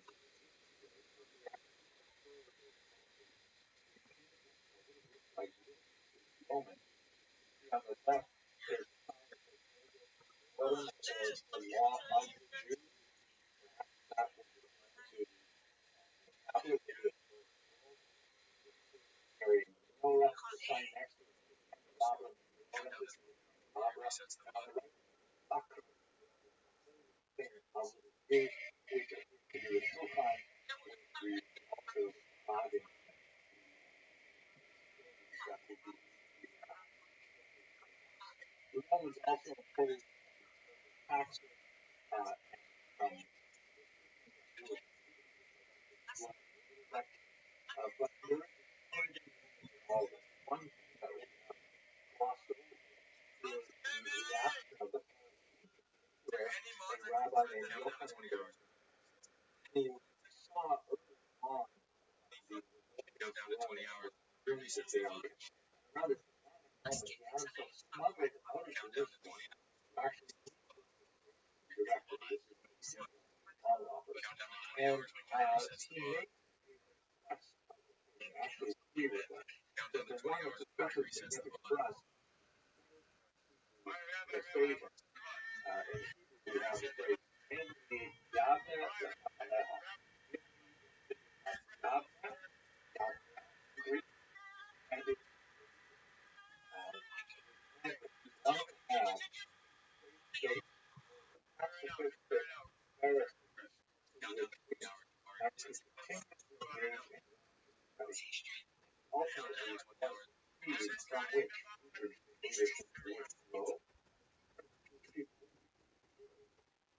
these scholars study additional value. Thank you very much for watching.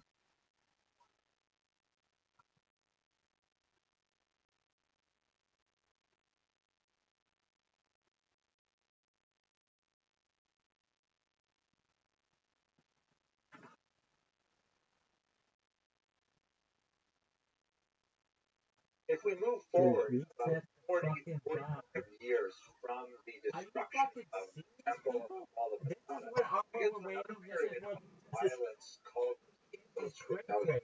Now, this is a very serious kind of rebellion. We have scattered data points from different sources that all reveal something about Thank you so much. rebellion. We're not really What? It didn't happen? Are you fucking serious? Many scholars argue whether or not this is Roman-Jewish war or something different. It's basically This isn't live. diaspora phenomenon. It's something that primarily decided let's try and understand at least some about No way. The People's Rebellion occurs at the very end of the Emperor Trajan. Thank you. Destruction of the temple have been absolutely. Why would you allow this? Why would you allow this? Why? Restart the fucking pod, dog. Dog. Reset the fucking pod. Are you seeing this? This is such absolute horseshit. This is bullshit, dog. Just reset the fucking pod, man. And now with that, what exactly is to do? It would look like it was a period of phenomenal demographic upheaval. There were tens of thousands of Jews taken off in slavery to Rome. You have refugees scattered. Dog, reset the fucking pod, man. Around the Black Sea, and if you don't have the same kind of survive trauma. They certainly want to stamp out any possibility of future results, and so there are all kinds of measures put in place to try and reduce both spiritually, psychologically, demographically, and financially. This Judaic was a replacement of the half shekel tax that Jews had from biblical times paid all over the world for the upkeep of the temple of Jerusalem. This Judaic tax took that money and made it mandatory, but instead of devoting it to the upkeep of the temple of Jerusalem, it was directed to Rome and to the upkeep of the temple of Jerusalem. Really offensive kind of and at the same time, the messianic ferment that we saw with Christianity was still continuing. In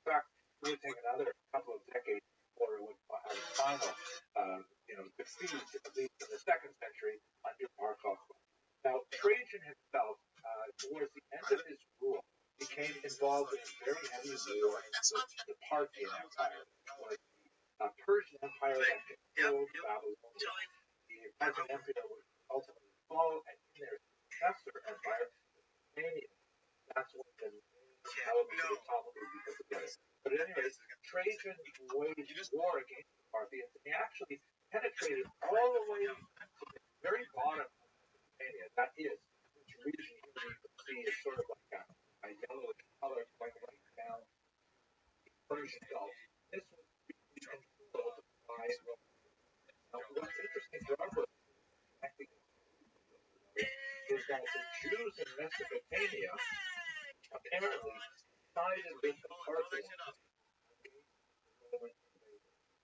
which is perhaps not surprising. Jews had been living in Babylonia since the Common Era. They've been there for 100 years. They certainly have roots. And when the Romans came in invading, they took up arms to defend their homeland alongside the Parthians. This obviously we did it. We got it. Oh, cool. Fucking finally.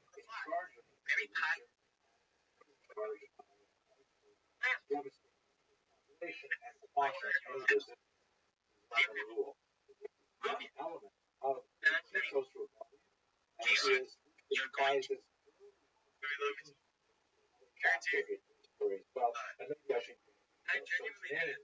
actually after him. Perhaps because of his glorious activity putting down the Jewish rebels in Mesopotamia, rebels, Jewish defenders of Mesopotamia, but it could also have to do with his later activity in Syria. But as I mentioned earlier, this is a diaspora affair, was certainly not limited to Mesopotamia with the advance into Parthian Empire's territory in the year 114. It also developed on the coast of North Africa in particular. Have a look at this map here where you can see the extent of the Roman Empire at the time of Trajan's death in 117. First of all, we have the activity in Mesopotamia, which is related to the invasion of the Parthian Empire. But then we have some interesting things happening. Including Arab messages.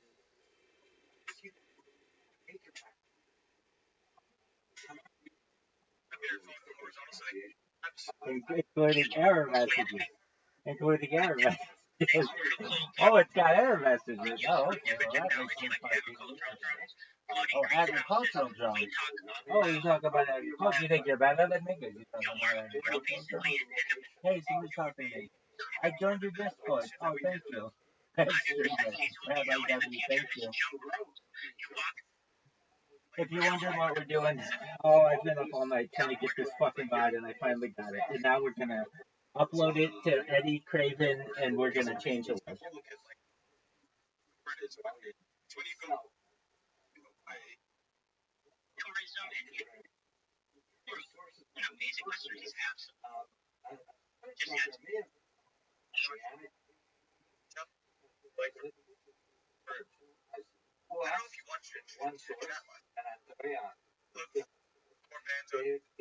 I can't believe it. He ended the fucking bot. This is fucking amazing. This is absolutely game changing shit. So that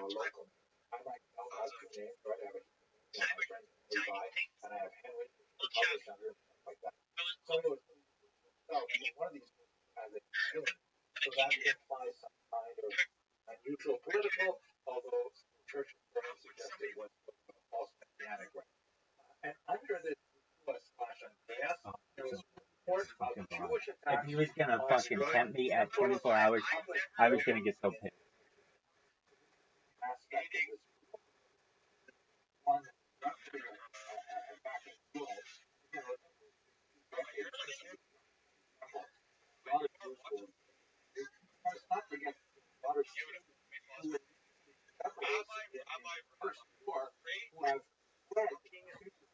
Okay, we got it. Here we go. Let's go, baby. Let's do this thing.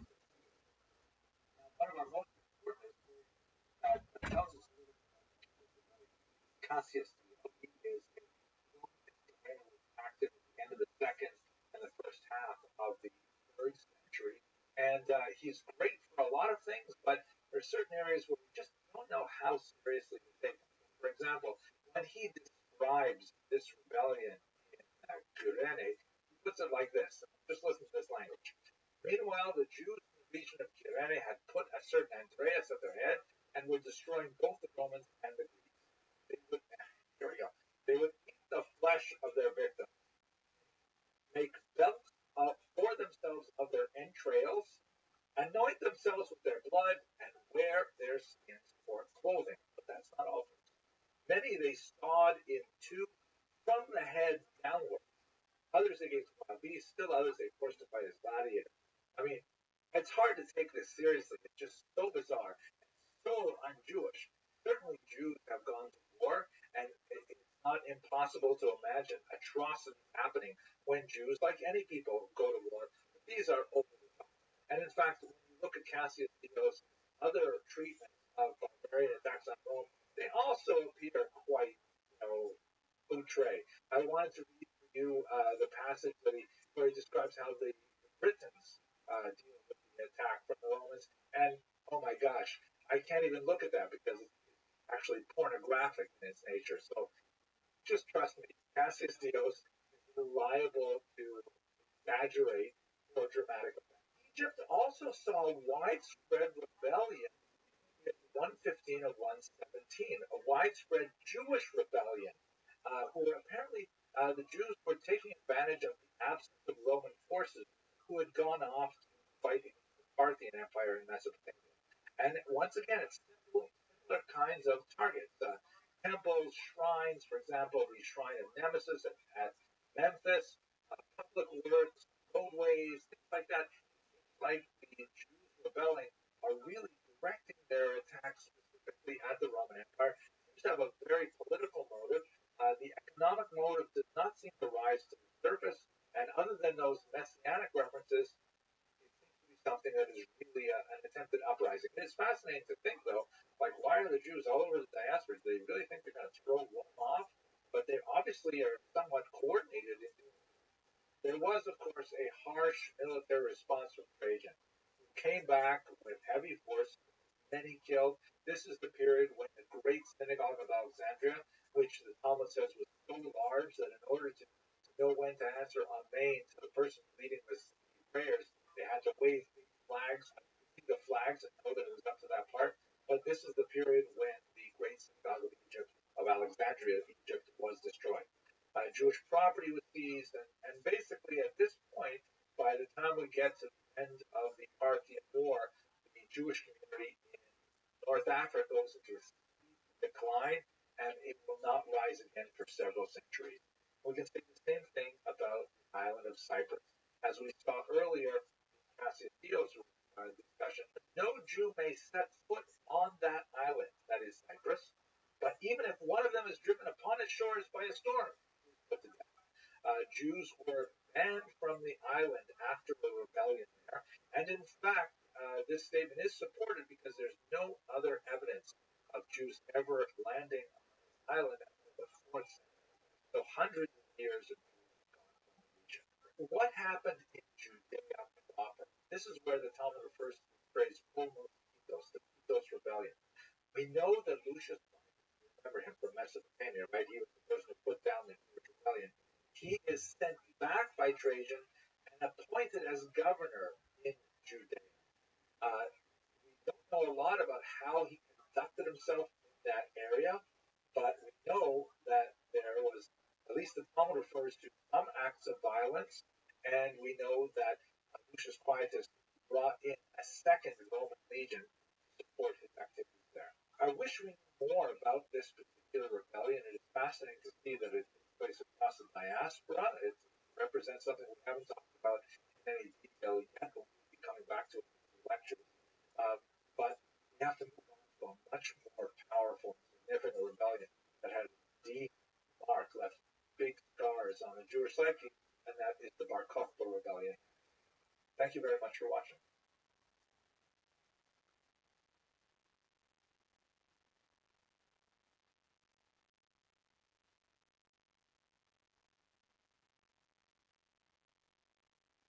The Bar Kokhba revolt, so named after its leader, Shimon Bar Kokhba, is often referred to as the Second Roman Jewish War, the first being the Great Revolt of 66 through 73 or 74 that resulted in the destruction of the Temple in Jerusalem. And then there's possibly another conflict, the so-called Post Rebellion that we discussed in the last video. Some people consider that the Second Roman Jewish War, and this will make Bar Kokhba the Third Roman Jewish War. But unlike the Post Rebellion, this is something that happened entirely within the boundaries of Judea, and certainly constitutes a full-fledged revolt against Rome that required tremendous energy for the Romans to quell. So much is unknown about the Bar Kokhba revolt. We do not have really extensive sources describing it. I'll go into a little more detail.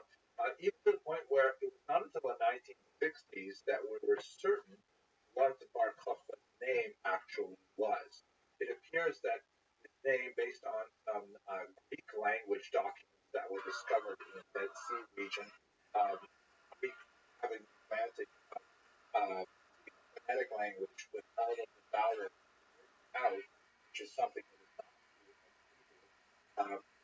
As the Bar Kokhba, Ben Kokhba, that was his proper name. The army son of he was known as Bar Kokhba follower, a slight pun on the name.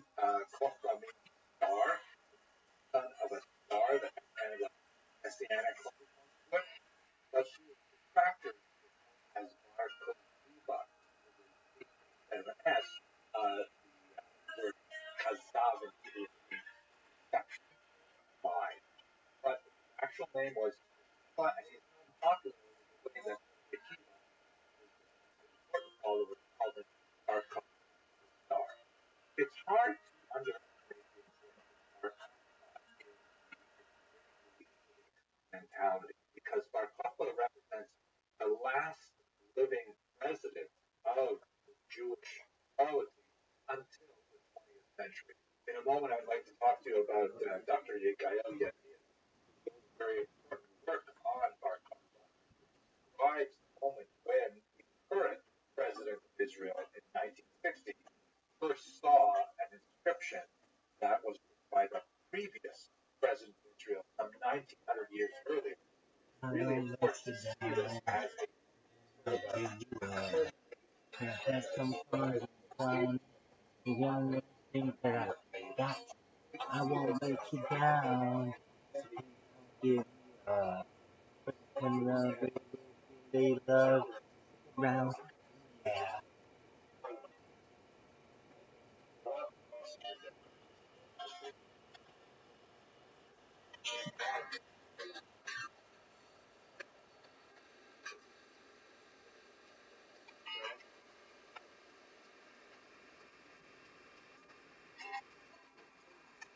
Heaven knows I was such a young boy. Didn't know what I wanted to be. Didn't know what I wanted to be. I was every little younger schoolgirl's pride and joy. And it was a fan of me. And I guess it was a man from you. And a big brand new face. A brand new pose and a big red face. And a rock and roll TV. Wave around and dance the same old way. We were so happy. Think just something you should know. Think just time I told you so. Something deep inside of me. Something else I'd like to be. Got your pictures in the frame. You got your fingers in the rain. Something understand. Sometimes the clothes do not make a man. All we have to do now is break these lies and make them true somehow. All we have to see that I don't belong to you and you don't belong to me. Yeah, yeah, freedom. Let's have freedom. Please don't give me your freedom. You don't think you tell you what to take. freedom, I won't let you down. So please don't give me up. Don't give what to take. Those are run, boy. When it came with the body of me, when it came with the body of me. Dancing with the hands of and then in a fantasy, in a fantasy. When we make a man of a place, when back home in the Midwest states, boys at MTV.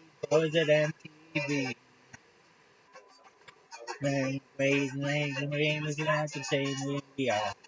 And I'm so happy. I think you're something you should know. I think it's time I told you so. There's something deep inside of me. There's something I would not to be. They check your pictures from because then I'll be back again. Something is on this thing. Sometimes clothes do not make a man. All we have to do now is take these lives and make them true. All we have to see that I don't belong to you, and you don't belong to me. Yeah, yeah.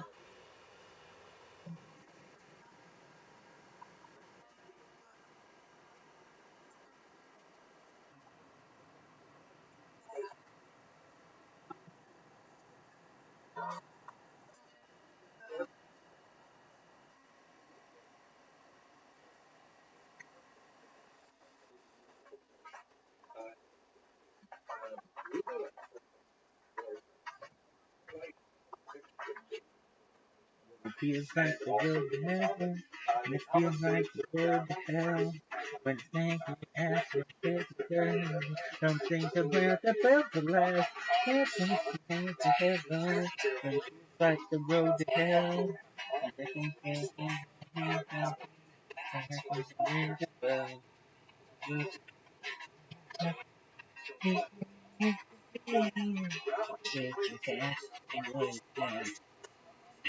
good to last. That's what you get. That's what you get. That's what you get. That's what you get. That's what you get. Changing your mind. Changing your mind. That's what you get. That's what you get. You understand. Sometimes clothes do not make the man.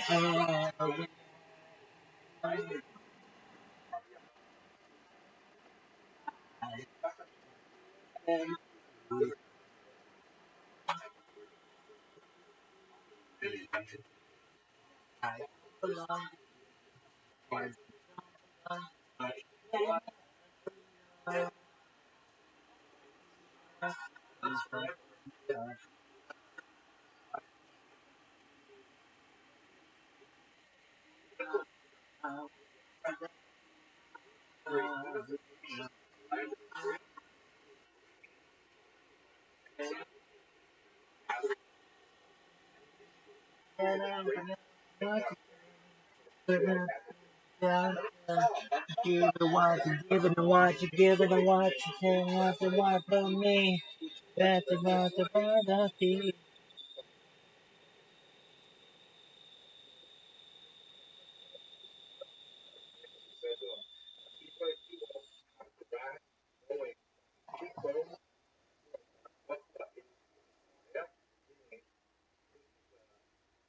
Possible, and had never been quiet.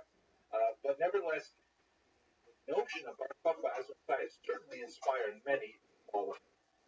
Here is, by the way, one of the amazing finds that was covered by I Dr. won't let you Not, down. Not, but now, yeah, that's I won't let you down.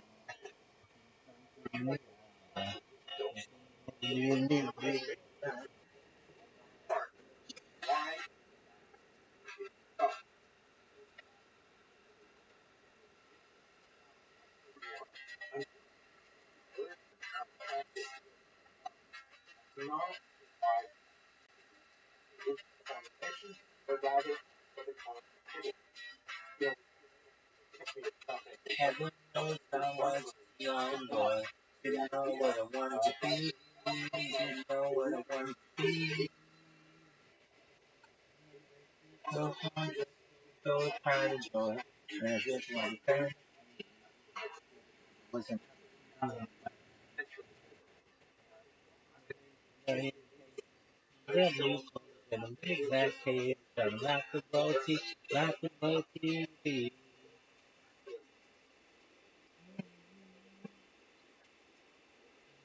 And I was so happy.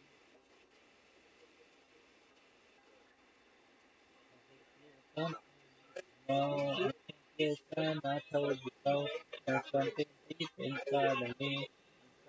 Something else I'd like to be. Look at your picture in the frame. Look at your in the frame. So I understand. Sometimes the clothes you do make the man. Oh, I break these lies. Break them. Don't,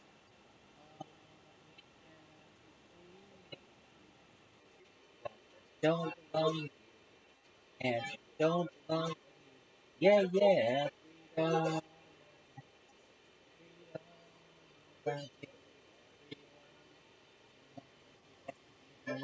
Hey, freedom. Let you down. Don't come down.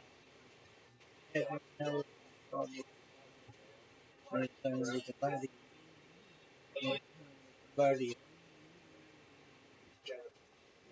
Let's see. Every fancy pain racing around my face. Today, racking with a brand new face. Boys and MTV, boys and MTV. Everything we are. And we are so happy. I think there's something you should know. I think it's time I told you so. Something deep inside of me. Something else I've got to be. Is that your picture in the rain? That I'll be back again. They hope you understand. Sometimes the clothes do make the man. All we have to do now. Take these flies and make them true. So we have that I don't belong to you and you don't belong to me. Yeah, yeah, freedom. I'm gonna let you down. Freedom, freedom, freedom. Fun. Give what you say. Freedom. I won't let you down. Don't give me up.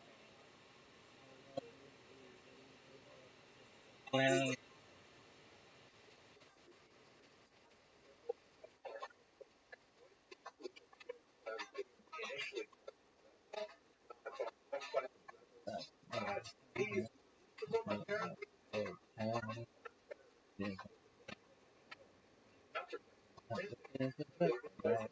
that's what that's what they can say.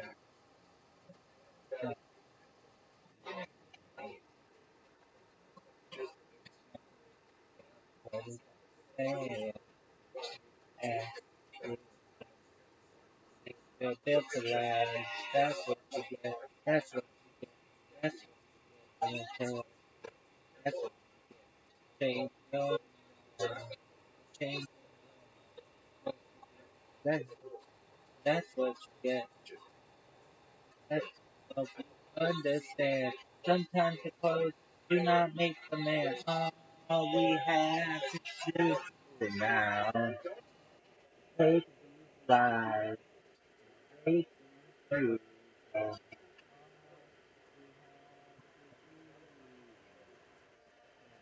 Don't belong to you.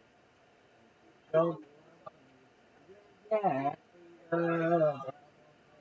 Freedom. Freedom. What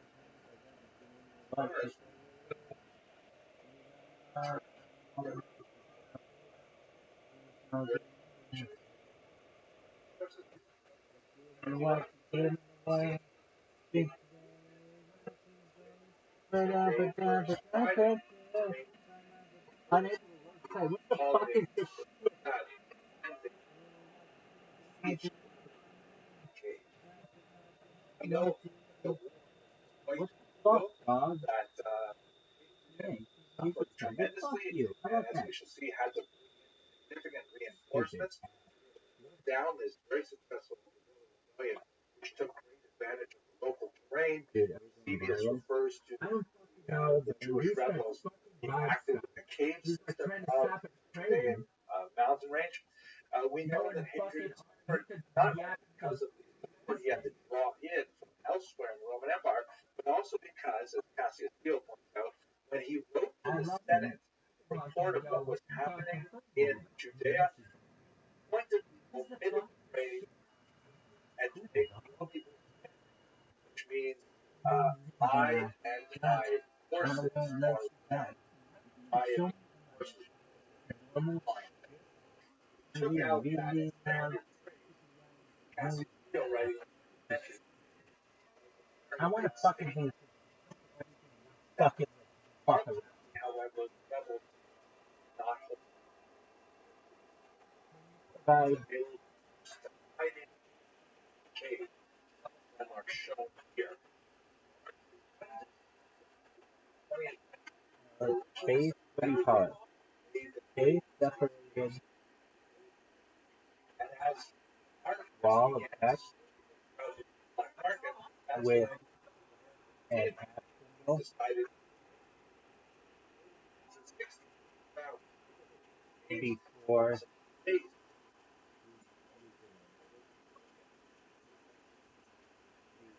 username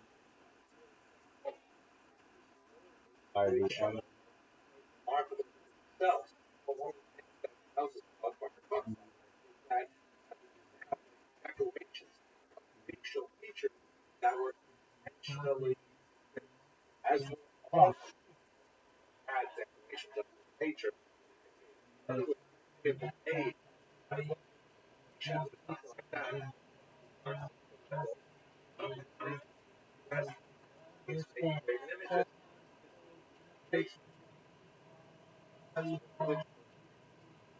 Other yeah. So,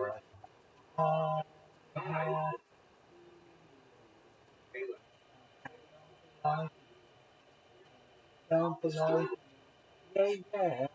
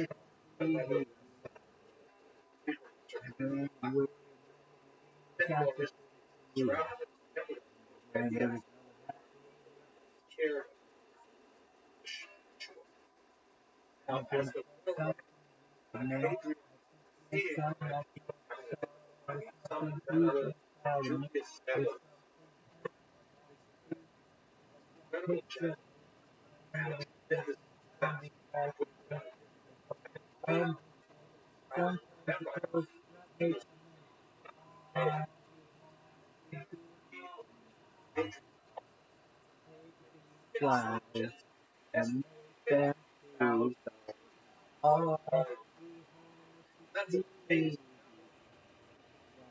don't belong, don't belong. Yeah, yeah.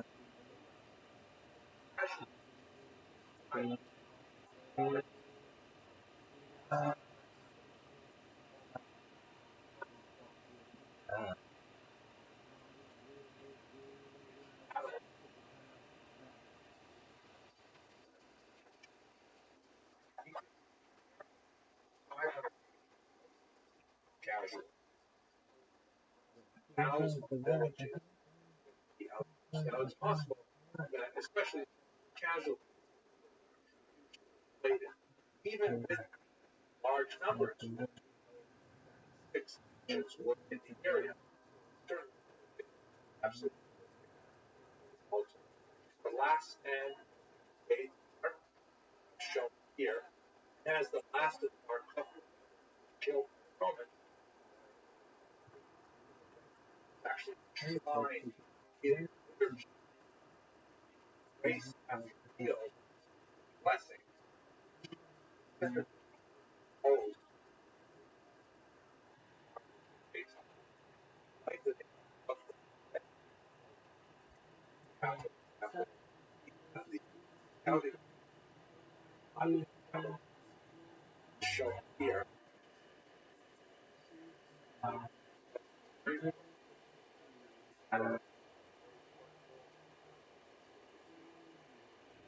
Mentions are the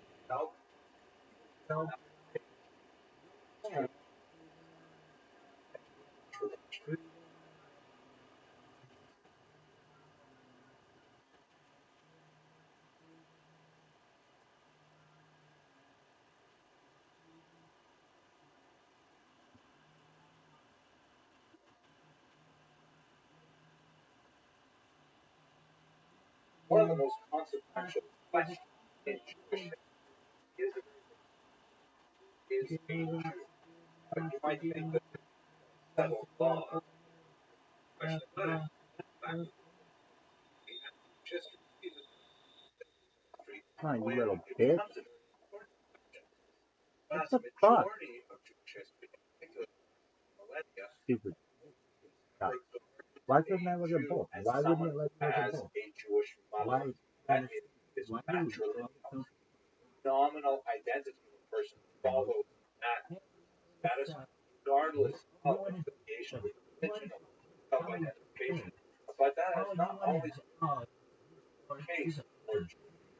What I'd like to do today is focus on this question as we question of Israel. Now, let us recall that this is certainly a controversial question as of the late 20th century. And this is primarily because the decision that was made by the 1983 that recognized actually more precisely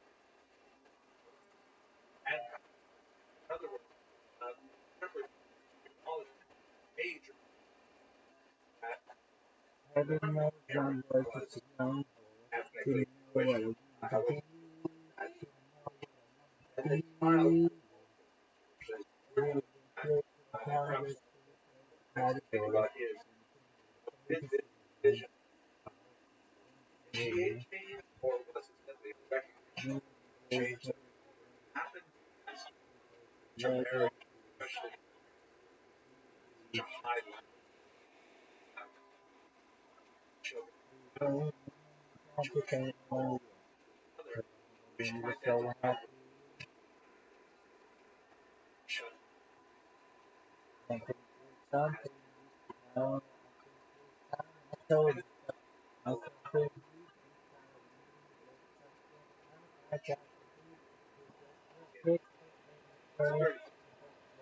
No way, fucking works. No.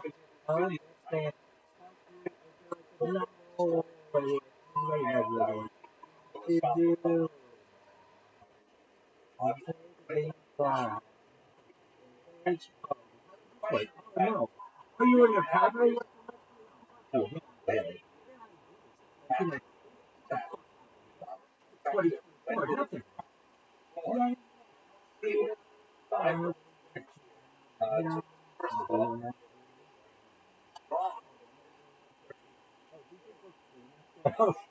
Oh shit! I thought they were generalized no wonder. I'm like, damn, these are the top.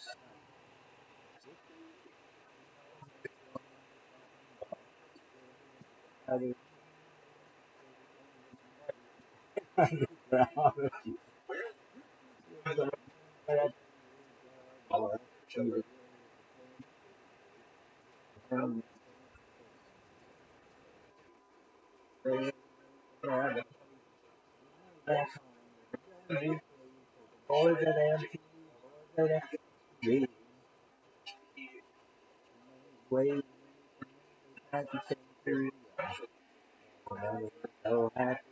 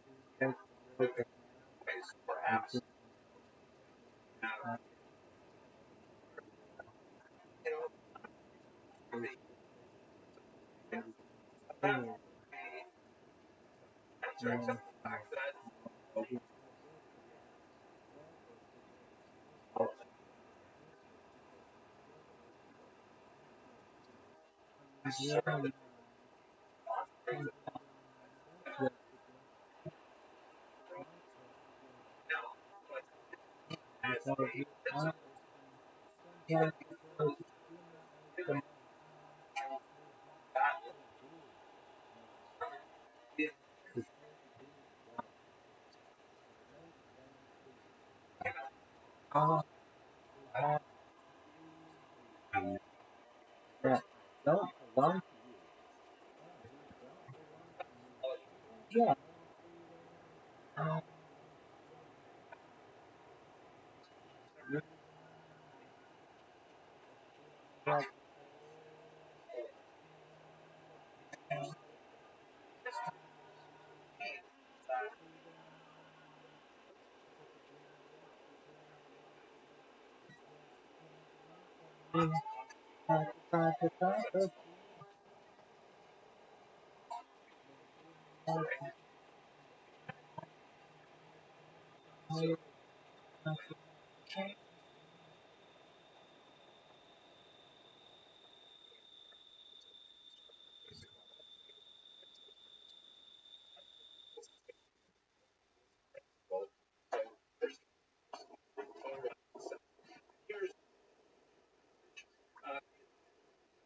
Devarim, chapter 7, verse 3 says, intermarry with them, meaning with surrounding Jewish nations, not give your daughters to the sons, or take their daughters for yours.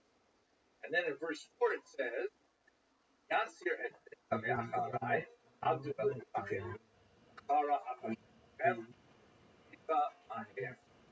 That's what the translation they worship other gods. And the probably quite strong passage, not only so far yet, but you know, the line next translation. Look carefully. It's not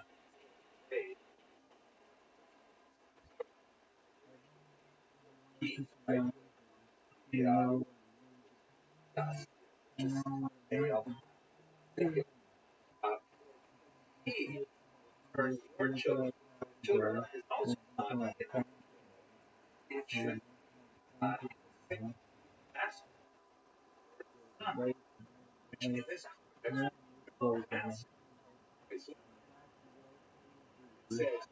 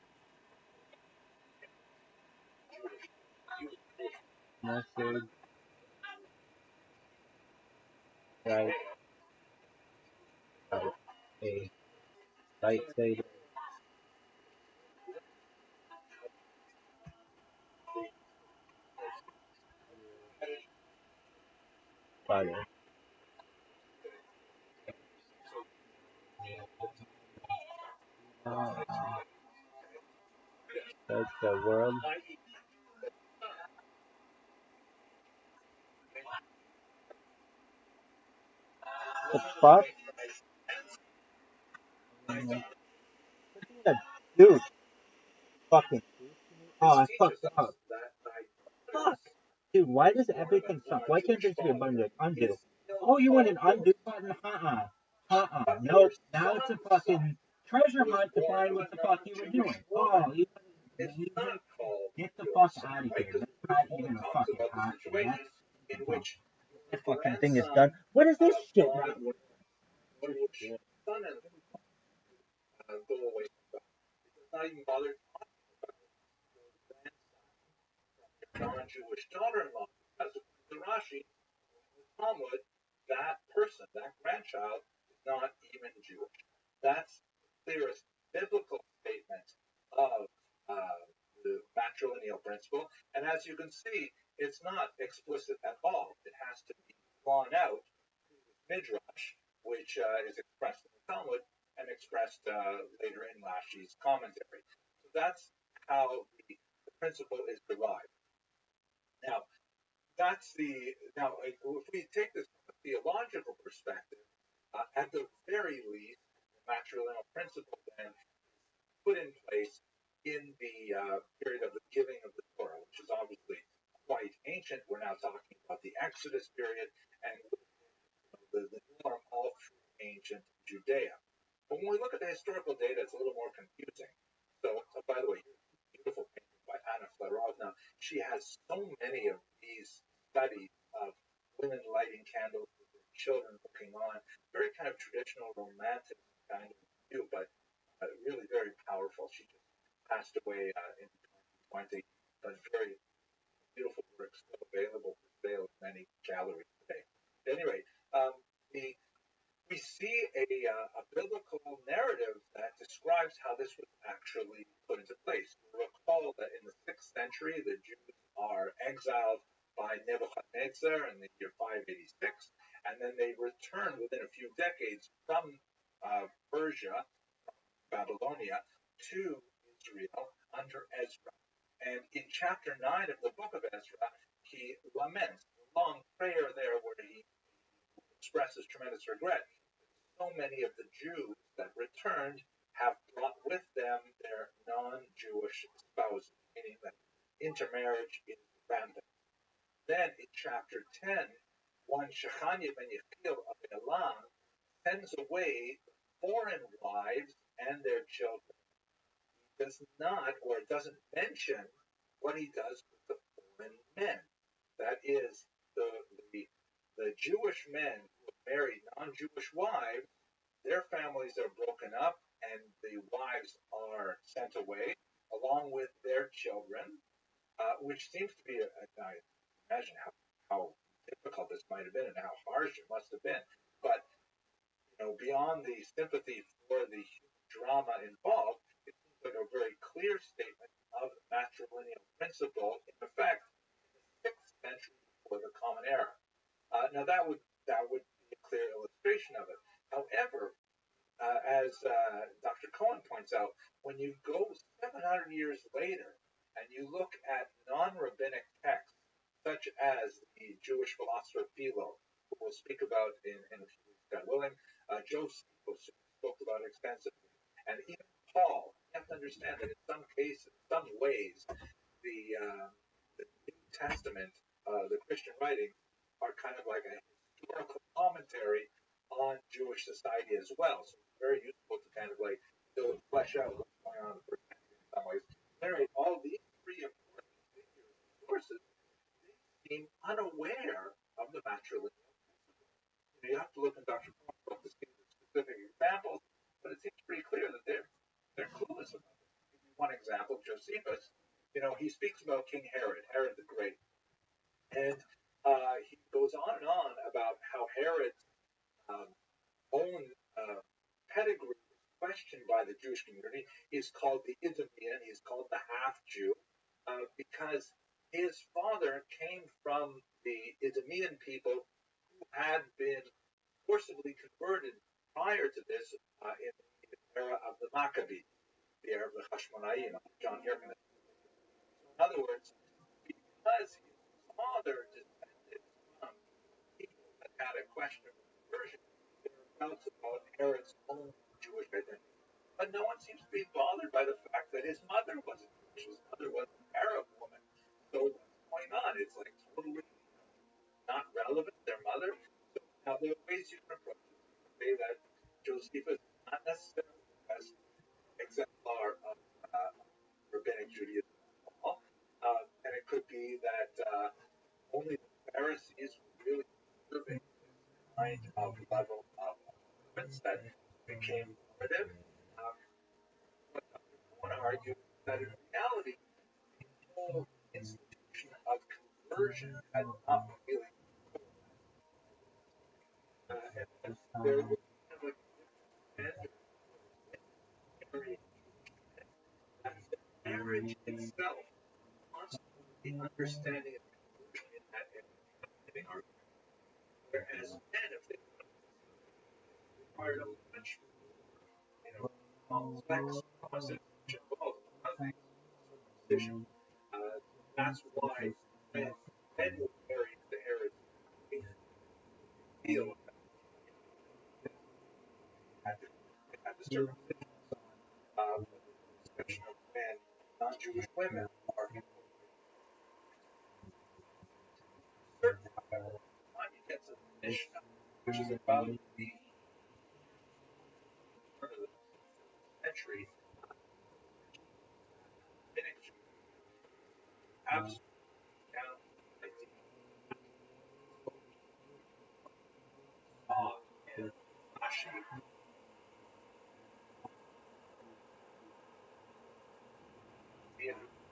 naturally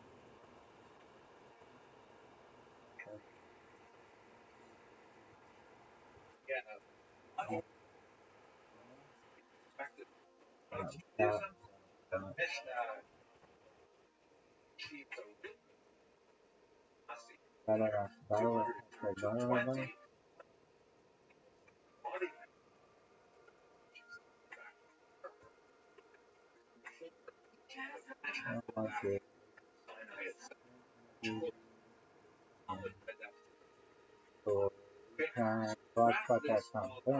Sinai itself.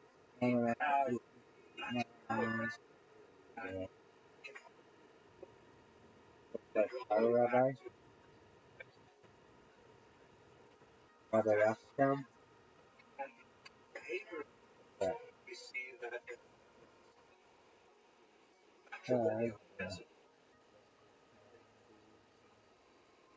Whoa, whoa, put your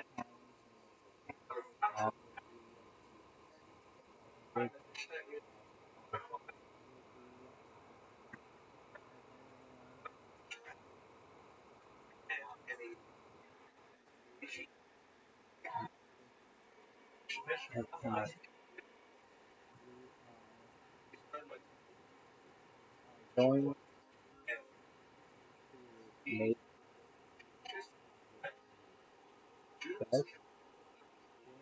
The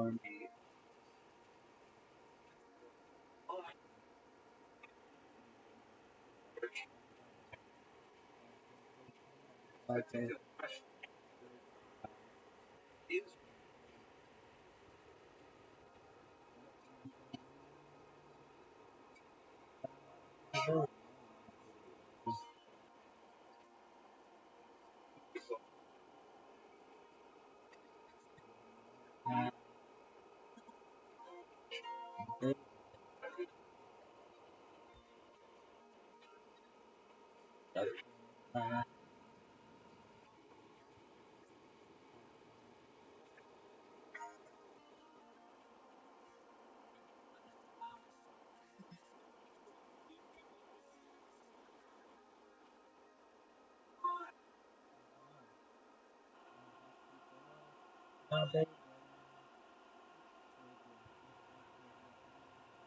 over the course of the past occasion,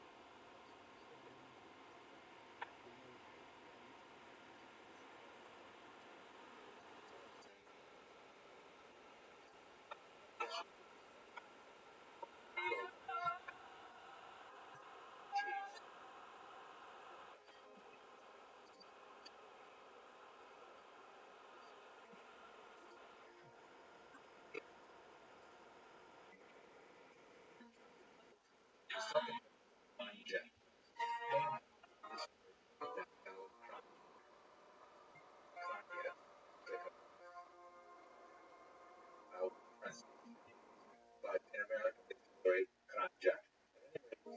She actually trained as a historian, so it's been a nice conversation.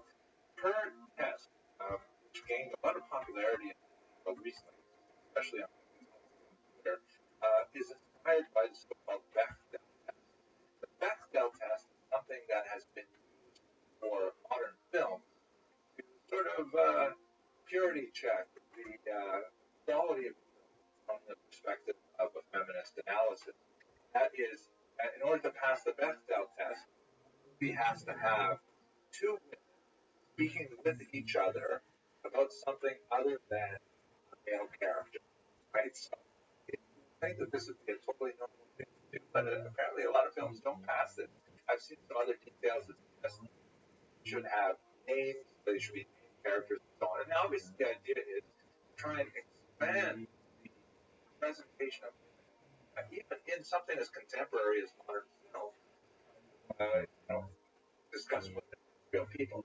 Now Kranjak takes it in a direction and says that in terms of study of the Jewish tradition, any source sheet, which is a tried and true pedagogic model where you choose quotes from Nicholas or Bible, they mimeographed or sheet these sources, she any source sheet that includes at least two texts must also include at least one non-male identifying text.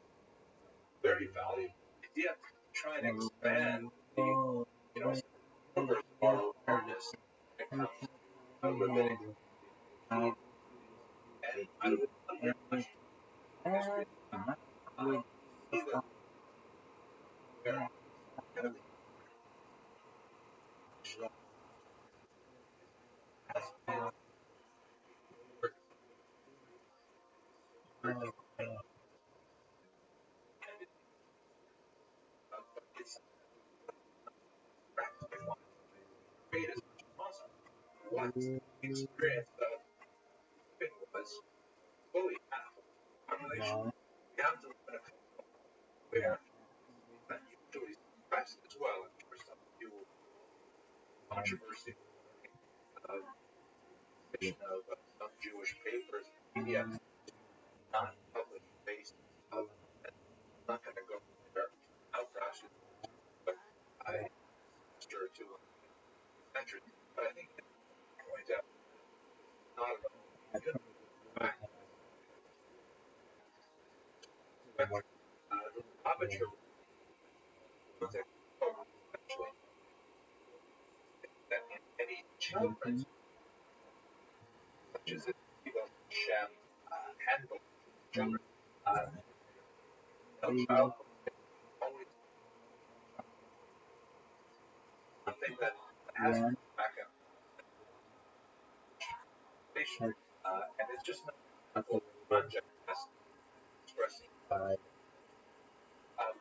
we come to our challenge, which is trying to understand the ancient difficulty is that the vast majority of our sources are time and especially true during, for example, Masoretic text, we have the Mishnah, which on hand you say, great, this is a good section called Rashi, which is women should be in, right? Not really, because it's describing how men relate to marriage. So, yeah, women are included in the canon, but at the same time, they're kind of in the temple was a section called Sheep, courtyard of women. That means part of the whole temple. On the other hand, in the space with, by the way, shelves and their relative space, all kinds of people. People who are not Kohanim and Leviim and not involved in sacrifice, things like that. But I know it's true, they are. Shouldn't be part of the story. Our idea is to try to understand their experience in Jewish. When it comes to archaeological, archaeological sources, finds that it takes and they're incredibly children.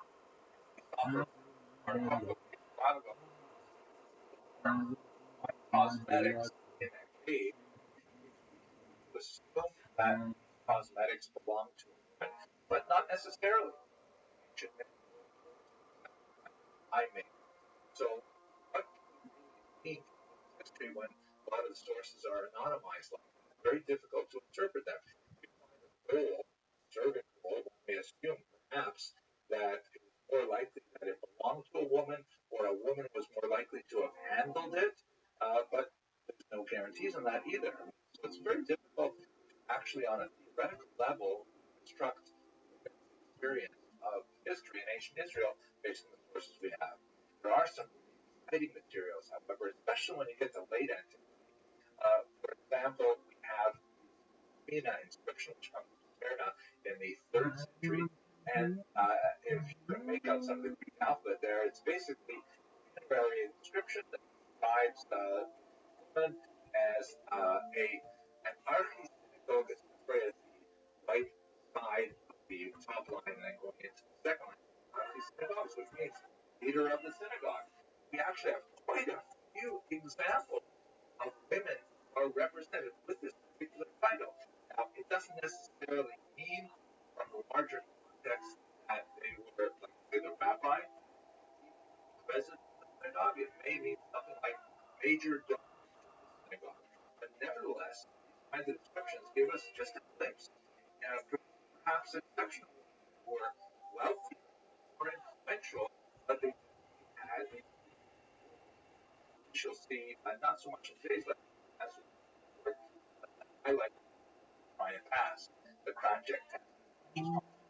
Okay, let's just look at the biblical text for a minute. Now, one of the there are thousands in the biblical text, to be sure.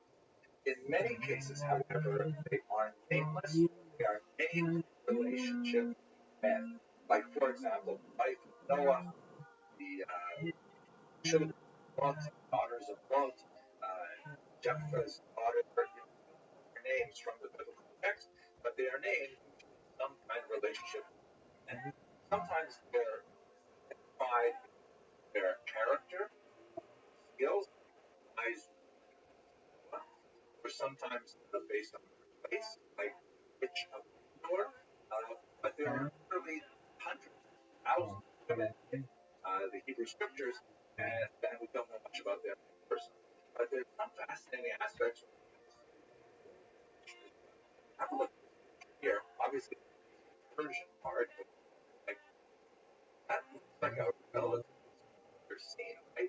It's like Joseph running away from Aisha Potiphar, wife of famous scene, of course, in Genesis, where she's grabbing onto him as he's escaping. And here's another aspect of this is that baby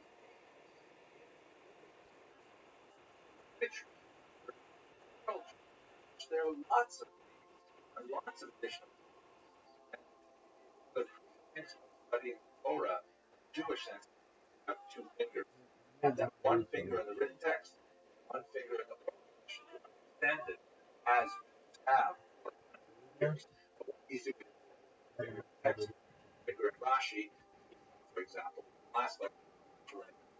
But why am I bringing it up? Because in the Persian tradition, actually a name, Laika, not the Jewish tradition. Early Jewish tradition, who knows? But the same phenomenon exists. Boy. More detail. There are many examples in the Bible of strong typically named are and often they're quite strong in a sense of defying male demands. For example, Sarah insists on the expulsion of Hagar, and Abraham, when he hesitates, God speaks to him and says, "Listen to her." The oral tradition, Rashi quotes, saying, "Because why should you listen to her? Because she is a greater prophet than you are." Rebecca, of course, famous, when she decides she knows better than her husband Isaac as to which of her two sons, Esau and Jacob, receive the blessing. And in fact, she engineers Jacob's reception of the blessing rather than Esau. Hannah, it's hard for me to think in terms of the pronunciation, English pronunciation sometimes. But Hannah, of course, is challenged by Eli Kohen in the book of Samuel, and Hannah stands her ground and says, "No, I'm praying to God," and in fact, she becomes the model of prayer. We have female warriors like the woman who killed Sheva ben Bichri, also in the book of Samuel, or Yael, who plants a tent peg through the temple of Sisera and saves the Jewish people. Fascinating examples. So, and we have to add to this that in the Bible there are many negative portrayals of women as well, such as Jezebel and Athaliah. These are complex examples of character that they certainly are smaller in scope than the number of strong male characters, but nevertheless they have depth and sophistication. It's hard to really analyze them from a historical perspective, as we saw in a previous lecture. Occasionally, these tempting artifacts come up from archaeological finds, such as the seal that may have belonged to Jezebel. But for the most part, we are totally reliant on the biblical text. So therefore, the kind of tools that we need to try and explore women's history tend to be more literary in nature than historical per se. Nevertheless, we make full use of the text to try and understand everything we can about them. Let us conclude this discussion with one sort of overarching thing that's really important to understand the experience of women in ancient Israel. And that is that, we have to transport ourselves from an early 20th century environment in which we are increasingly tuned to adopt a more androgynous view of religion to a more ancient view in which there was a very radically different experience of Judaism by men and women. One can certainly see echoes of it in the most traditional communities today, the Orthodox and the ultra-Orthodox, but this is something that would have been pervasive in the ancient world. In the next lecture, we'll talk about some exceptional women, but when we want to look at women in general in Israel, one of the most important things to really bear in mind is the fact that men and women were not necessarily practicing the same religion. Maybe I can say it in a little bit better way. They were practicing the same religion, but there are two different tracks. There's a men's track and a women's track. There's a lot to say about this in terms of religious studies, but in terms of kind of an anthropological approach, let's look at this one basic difference between men and women and how they would have approached Judaism. The Judaism is, of course, heavily dependent on the interpretation of the commandments. How exactly are Jews to translate the biblical text as mediated by the oral tradition and the Pharisees into actual demands on daily life?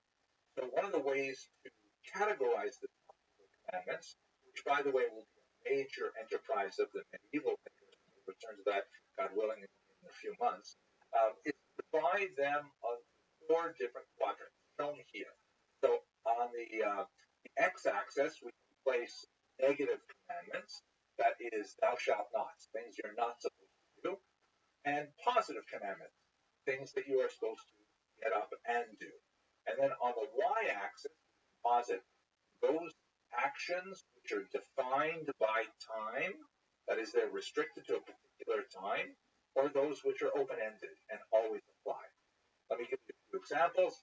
A negative commandment that is defined by time is no eating bread on the holiday of Passover. Right? You can eat bread lots of other times during the year, but on the week of Passover, no bread. Okay, fine. How about negative not defined by time? No pork. Thou shalt not, and is not defined by time. Now, a positive commandment that is not defined by time would be something like honor your parents.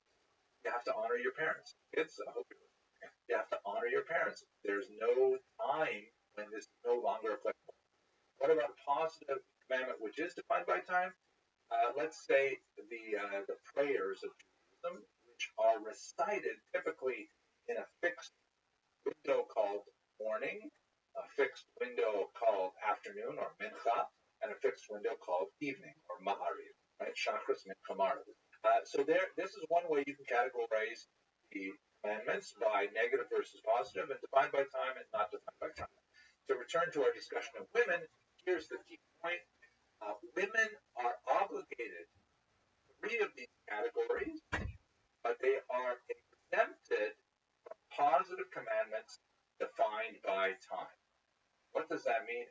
Exempt, in general, means women may choose to do these commandments if they so wish, and they will receive reward for performing these commandments.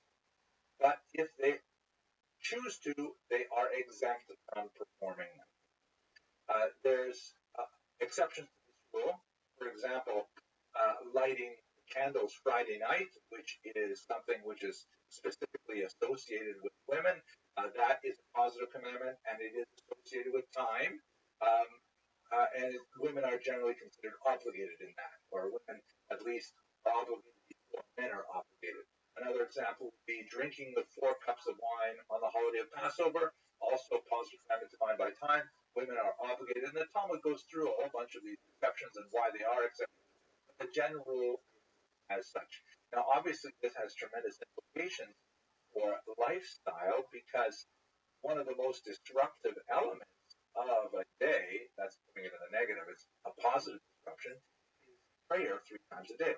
And clearly, women who are more likely to be overwhelmingly involved in duties of the home, childcare, and things like that, the exemption from positive commandments are defined by time are extremely useful. You can't necessarily run off to shul when you have a screaming toddler.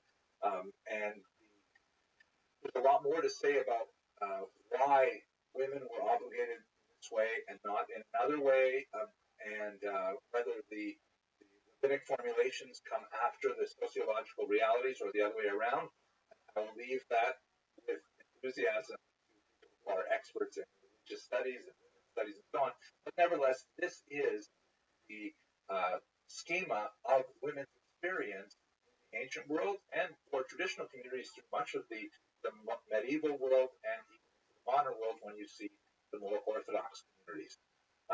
There are also, beyond this, specific experiences that women would have had that tend to be more biological in nature, like, for example, the regular visits to the mikvah, the immersion pool, and one of the most beautiful things that has been resurrected in the modern period is the composition of specific prayers that are associated with women's experience of the commandments, such as going to the mikvah, experiencing menopause, childbirth, things like that, which are largely disappeared from the regular canon of texts because they were primarily guarded by men.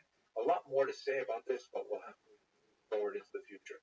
So these kinds of religious structural elements help define many of the traditional divisions between men and women and their experience of Judaism as a world as a whole.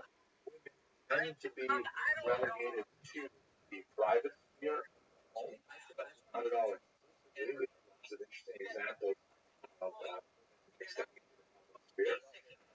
Women tend to be involved in particular crafts such as the production of clothing, very, very time-consuming work, the production of care of the diet of the family, and so on. Again, no way to say it would be inappropriate to say this was universal, but it's certainly reliable to say that it's more common than not. The next lecture, I'd like to look at 3 exceptional women, 2 of which are exceptional because of their accomplishments, and the third who is exceptional because we simply happen to know a lot about her, otherwise she may have been an average woman, give us some sense of what life in their case in the first and second century. I hope you found this video useful. Thank you very much.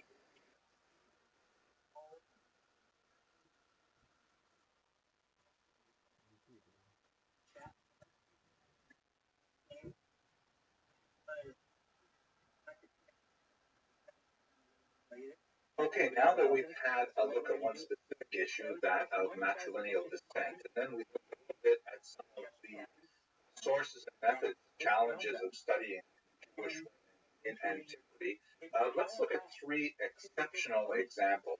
And we'll learn from these examples some kind of contrast to the average women in general society.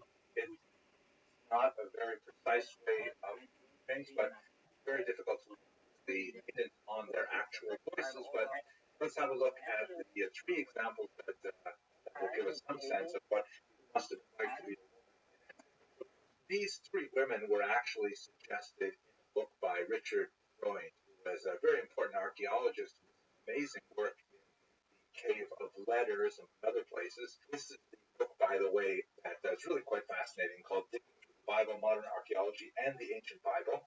And he suggests these 3 characters. I also want to mention that he was someone who pioneered the use of colonoscopy tools in exploring hard-to-reach caves, right? Because his doctor suggested that's a great way to get into hard-to-reach places. And I have to mention that he has a striking resemblance to another famous archaeologist.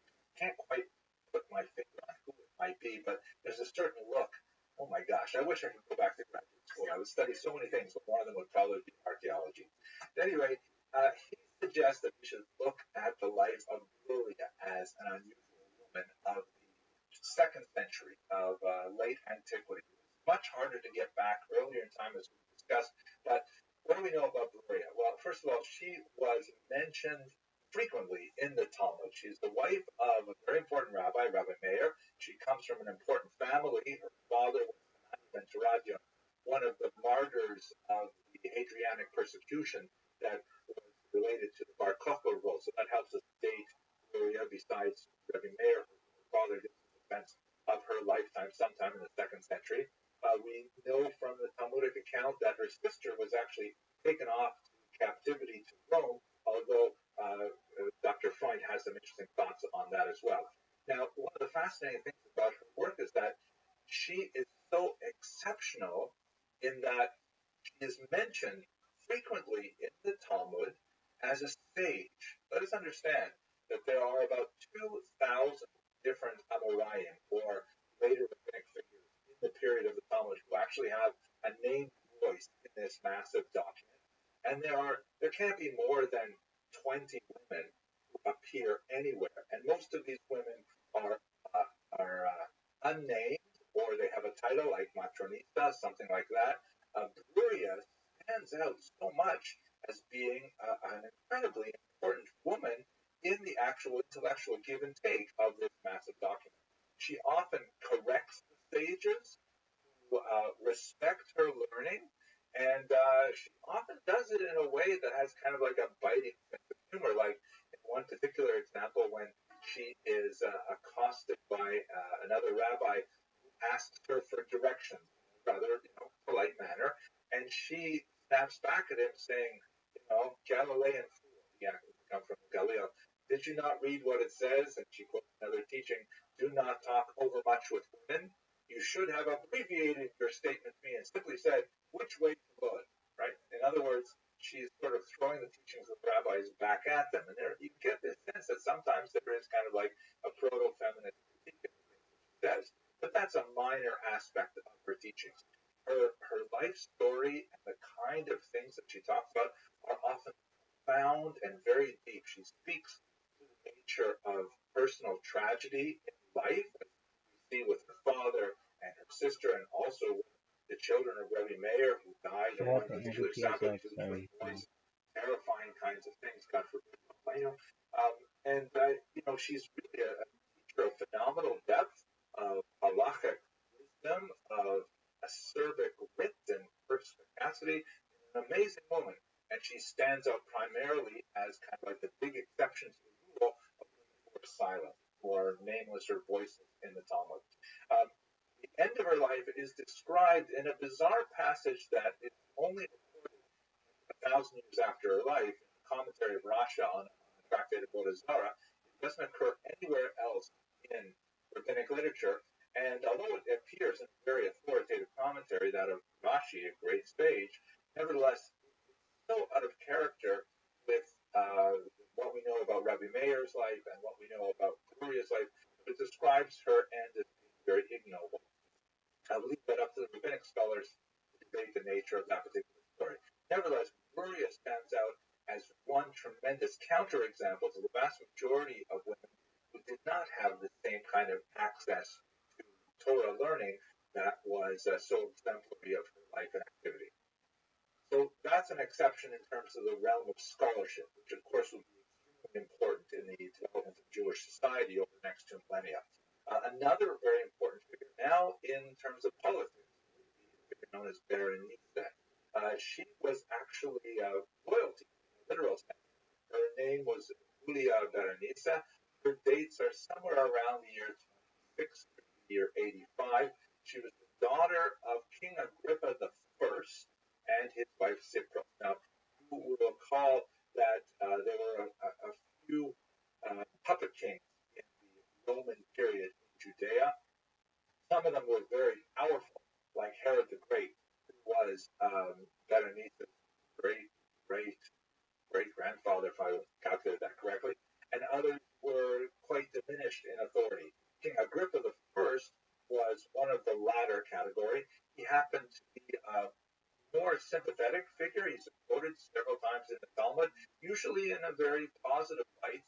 He ruled from the year 41 through 44. As a royal Jewish princess, she was married off primarily for purposes of lineage and connections and things like that to one Marcus, who was the son of Alexander Lysimachus of Alexandria. He, in fact, was the Alabarch of Alexandria, essentially the leader of the Jewish community there. And not only that, he was the nephew of a very famous Jewish philosopher, Philo, who we'll speak about, God willing, in another lecture. She was widowed, and then she remarried her uncle Herod Polio of Chalcis, widowed a second time, and then she went and she essentially moved in with her brother Agrippa II. Josephus, in this context, reports a really nasty relationship, a rumor about the two of them, which is unusual because it's not repeated by Roman historians of the time. It's not impossible because this was not an unknown practice among Romans, but for Jews it would have been extremely scandalous, to say the least. At any rate, at this point, she was at the peak of authority. She was referred to as Regina, meaning Queen, Basileia, also Queen, and she actually served famously in the trial of Paul later on in this capacity. I looked at this earlier. She married a third time to King Ptolemy II of Cilicia, who actually converted to Judaism and was circumcised and so on. But here's another fascinating thing about her. She was in Jerusalem at the time of the outbreak of the revolt, that'd be in the year 66. And she was there because she was fulfilling a Nazirite vow, which is interesting in its own context. And Nazarism is something that's recorded in the Bible, and of course, there's a whole tractate of it on Talmud, in which basically a person has some kind of like moving experience, and they want to like do repentance for it, they want to do tshuva for it, and so they undertake some restrictions on their behavior, let their hair grow, refrain from alcohol, wine specifically, and then at the end of this period, which is limited, usually 30 days or 60 days, they come to Jerusalem and then they offer a sacrifice. So she was there at that time when the revolt broke out. Interesting kind of sense of what kind of person she would be if she took on a Nazarite vow. And she stood up for the rebel. She went to Cassius, the procurator, who was very unsympathetic to the Jews, and she appeared before him barefoot to beg for mercy for them, but she was unable to stop either the Roman onslaught, and she was unable to control the rebel outbreak as well. She ended up fleeing Jerusalem when the palace of her brother was burned down. And somehow in this context, at this time, she is involved in a relationship with none other than that is the son of the emperor Vespasian, later to become emperor himself, who was responsible for the armies that would destroy Jerusalem and the temple. There's some interesting thoughts about what this relationship must have been like. Many of the classical historians point to the tremendous beauty. She and her sister were regarded as the most beautiful women of the Eastern Mediterranean. Titus himself was a dozen years her junior, but himself was unusual. Others point to the very unequal relationship between Titus as a conqueror and Berenice as the representative of a beleaguered and conquered people, so that this relationship might have been more of a hostage situation than an affair.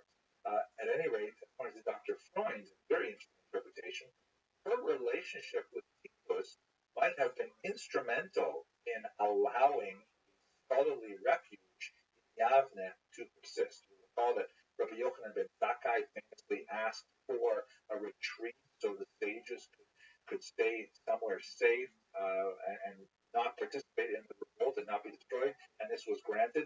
So Dr. Freund argues, interestingly enough, that maybe it was Berenice's relationship with Titus that allowed this to happen, and if that is the case, then of course she contributed to the survival of Judaism and the Jewish people as a whole.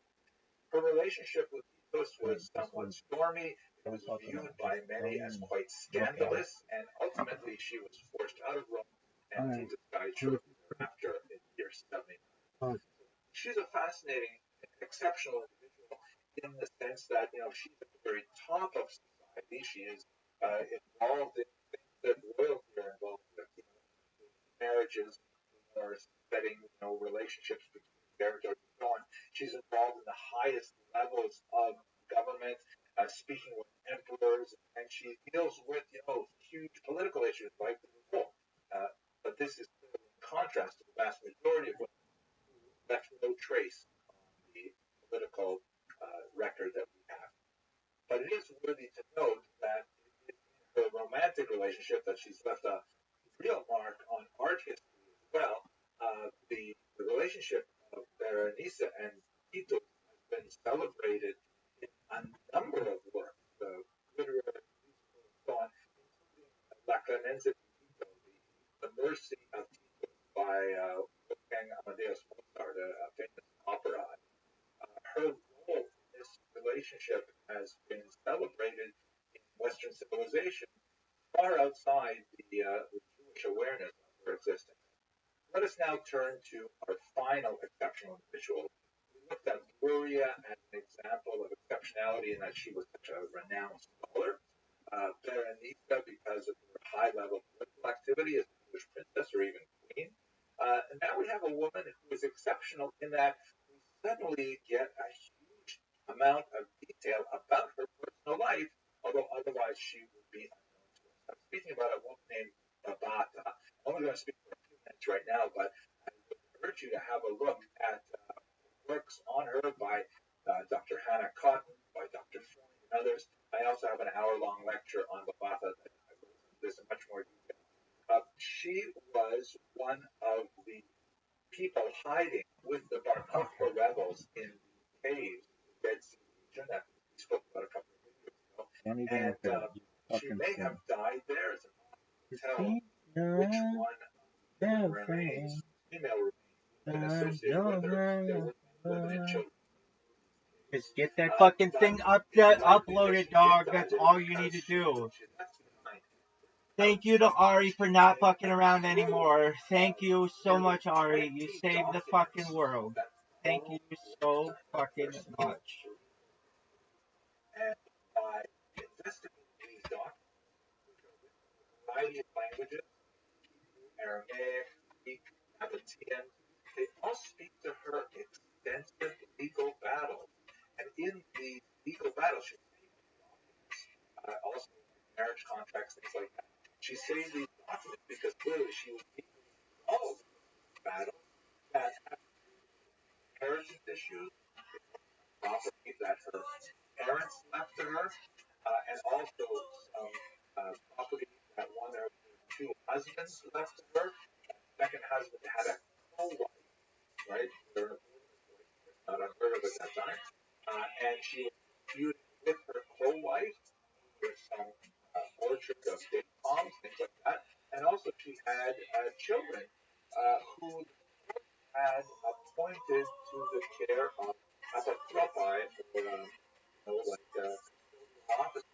She was seeking to get arrested. It's not a place to go into now to the specific of her controversy, but often portray her as very much a woman in charge of affairs. It's not clear whether or not literate languages may have had scribes involved in drawing them up and so on, but she clearly knew what they meant because she kept them all together and out. Like, as a family, the vast majority of women were passive, allowing kind of life to wash over, pass from man to man in various ways. This is a woman who was deeply involved in fighting and finding some success from time to time. There's why was she with our couple of Bible herself? It's possible that the general destruction that was going on with the Romans, there was a particular figure who appears to have linked her, our couple, and also mentioned the Bar chain of command, so perhaps it's earlier get a sense of an average as a very important like any of us.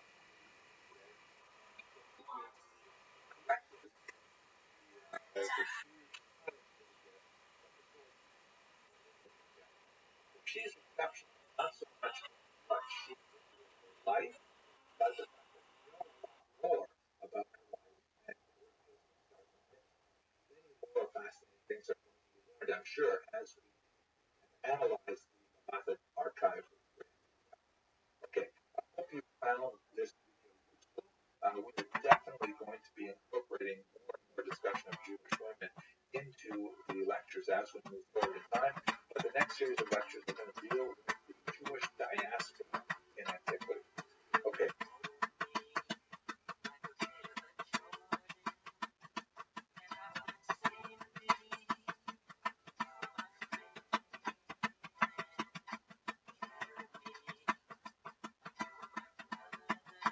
At this point, it makes sense to pause and sort of think a little bit about a major transition that happens in Jewish history that really colors the experience of Jews and the globe. That is the diaspora. The term diaspora is Greek in origin, something like scattering, and it refers to the spreading out of Jews into the Mediterranean basin and Mesopotamia and eventually throughout the world. Now, this has Jewish experience for the last 2,000 years. It's only been dramatically altered with the establishment of the state of Israel in the middle of the 20th century. So really we're speaking about the biggest chunk of Jewish history in the post-biblical period has been all in diaspora, and Jews, this goes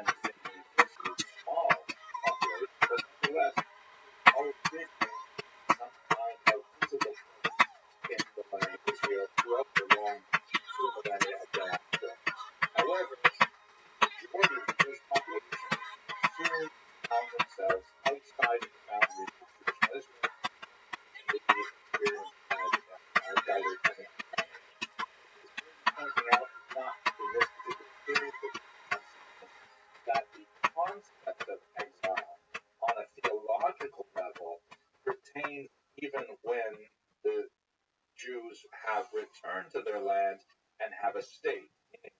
Theologically, Jews consider themselves still in exile, even if they're still living in Jerusalem today. There is a concept that until the Messiah comes, there will be a diasporic or an exilic condition pertaining to Jewish existence. But at any rate, let us take some of our time and look at the diaspora in antiquity, both before the destruction of the temple and maybe a little bit after the destruction of the temple. Here's a map of diaspora. Hold me like the river Jordan, and I will say to thee, you are my friend. Carry me like you are my brother. Love me like a mother. Yeah.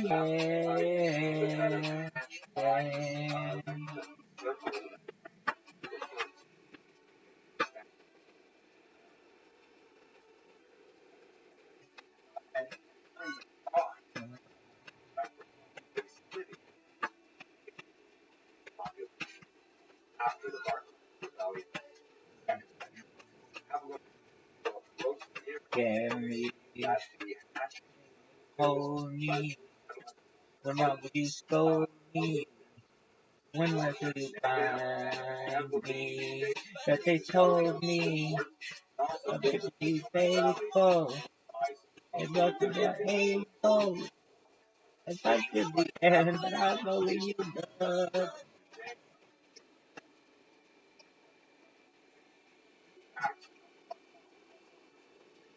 That's so good.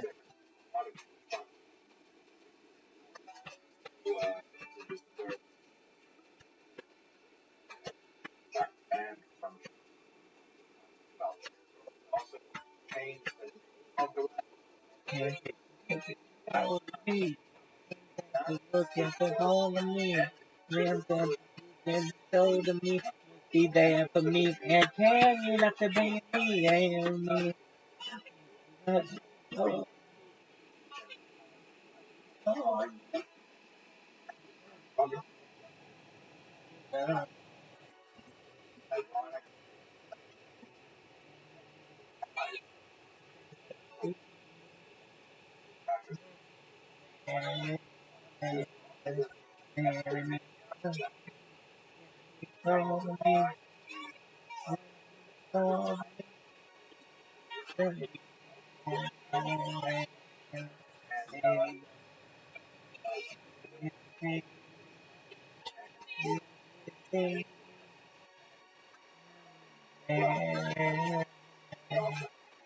and me, follow me,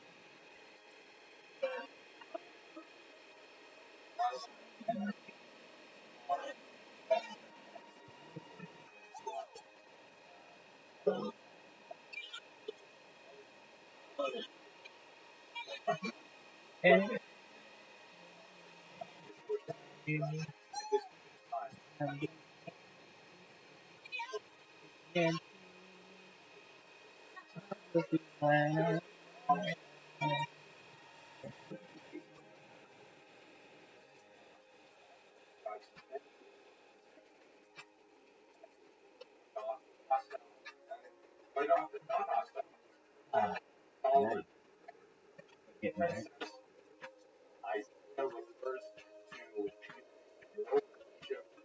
Jeremiah spent some time there as well after the last day after the primarily concentrated other things that is down at the bottom of this town. Was translated by the way,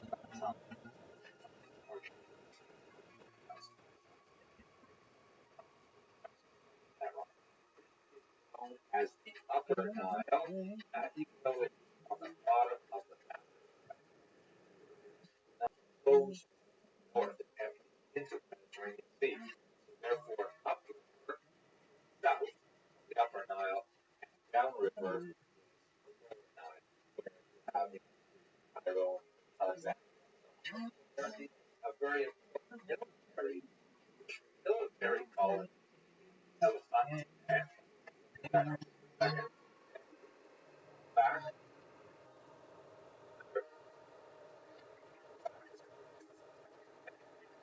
on the air when Judah had relations with Egypt and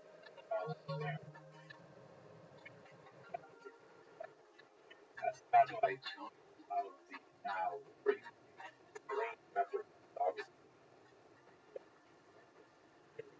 now of the Nile, very south part of cataract constrict and it left and ships moving towards the north have to find a way to unload their cargo or negotiate the rapids or put it on the land in a kind of portage situation. So that's a really dangerous spot for any kind of transition, and that's where robbers would lie in wait and so on. Hence, it makes sense to have some kind of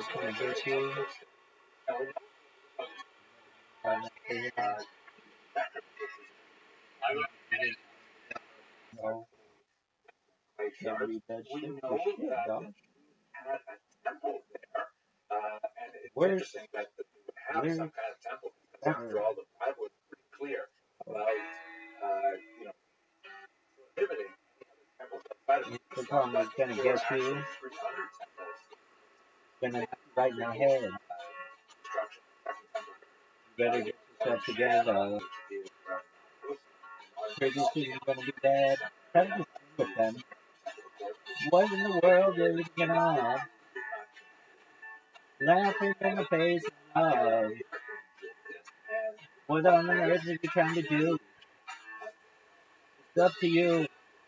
Yeah, you. The karma's gonna get you.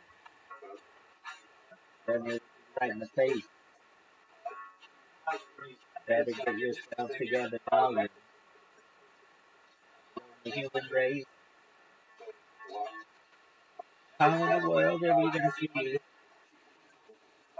Laughing at fools like me. Who in the hell do you think you are? Superstar? All right, you are. We all shine on. We can move the stars and the stars. We all shine on and on. Come on. Almost gonna get you. Gonna have your feet. Better recognize your brothers. What you need. Why in the world are you here? Feeling not to live in pain and fear. Why on earth are you there? When you're everywhere. Come get your share. But we all shine on. Like the moon, the stars, and the sun. We all shine on. Come on and on and on. The stars, the sun. Shine on. Stars, we all shine on.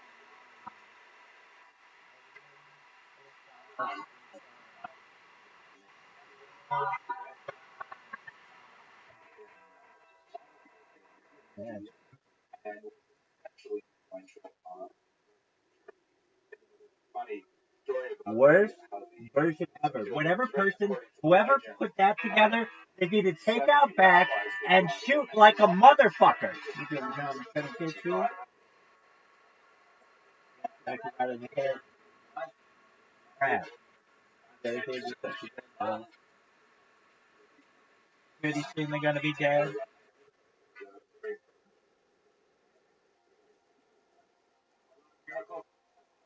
Oh yeah, remember that motherfucker who was just everywhere and then it's like, oh, what happened to him? established all kinds of reforms and cities and Alexandria, and there were a lot of people who had privileged summit came. They were not happy with the displacement that occurred as a result of management. Jews, on the other hand, saw it as a potential for them to increase their status in the society. Jews actually welcomed the Roman army arrived before the Common Era. We have a fascinating description of a major upheaval against the 30s, which some have called actually the first by the philosophy period of the era approached the Bible primarily and deal with philosophical if that right and it was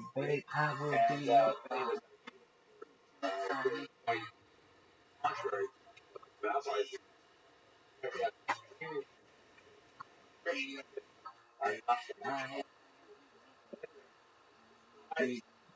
not so much Jewish that was answered King Agrippa the First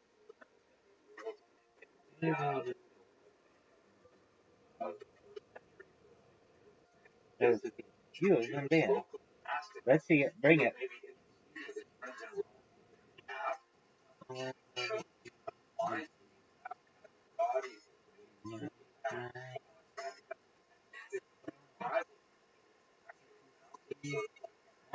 There it is. Edgy. And sure enough, eventually translated violent. Get this one. 41. Oh, right there? Are you trying to... And ordered among other things, and the forced Father. which some would argue I will on. Love you. Until the end of time. also Are the dead, girl? I'll be the sea.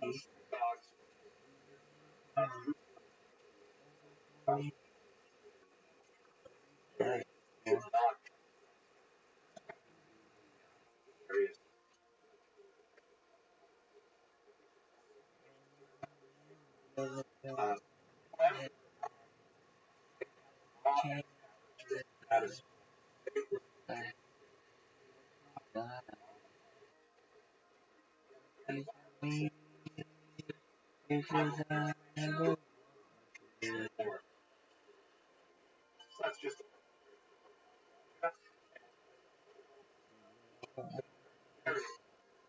They thank you very much for concept of various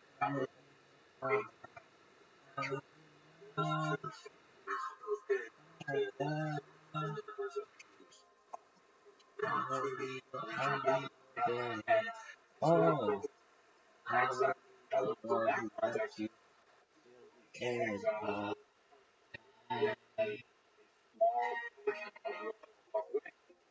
and the population staying behind in Bangladesh, problem of gender imbalance because men may have been taken in greater numbers than women, but otherwise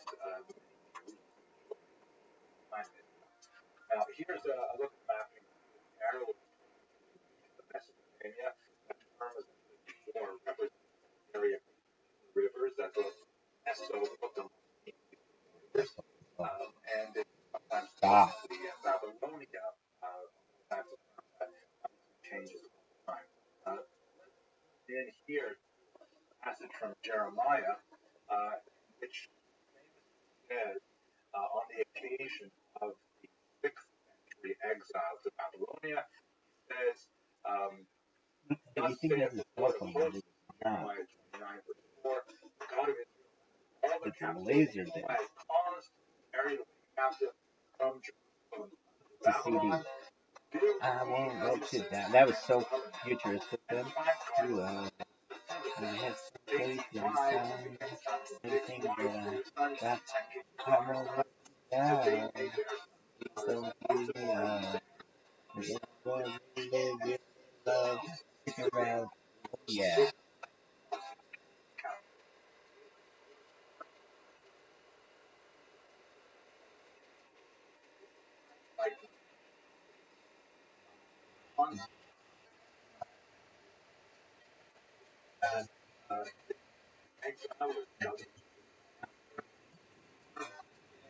That's my word to be.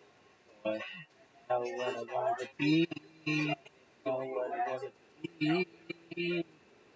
I see great love, old hunger, school girls, pride and joy. When it is everything.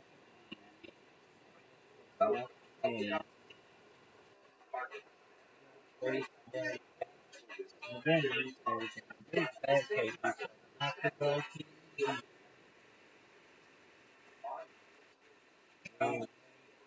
king, nothing more. And then I'm really so happy.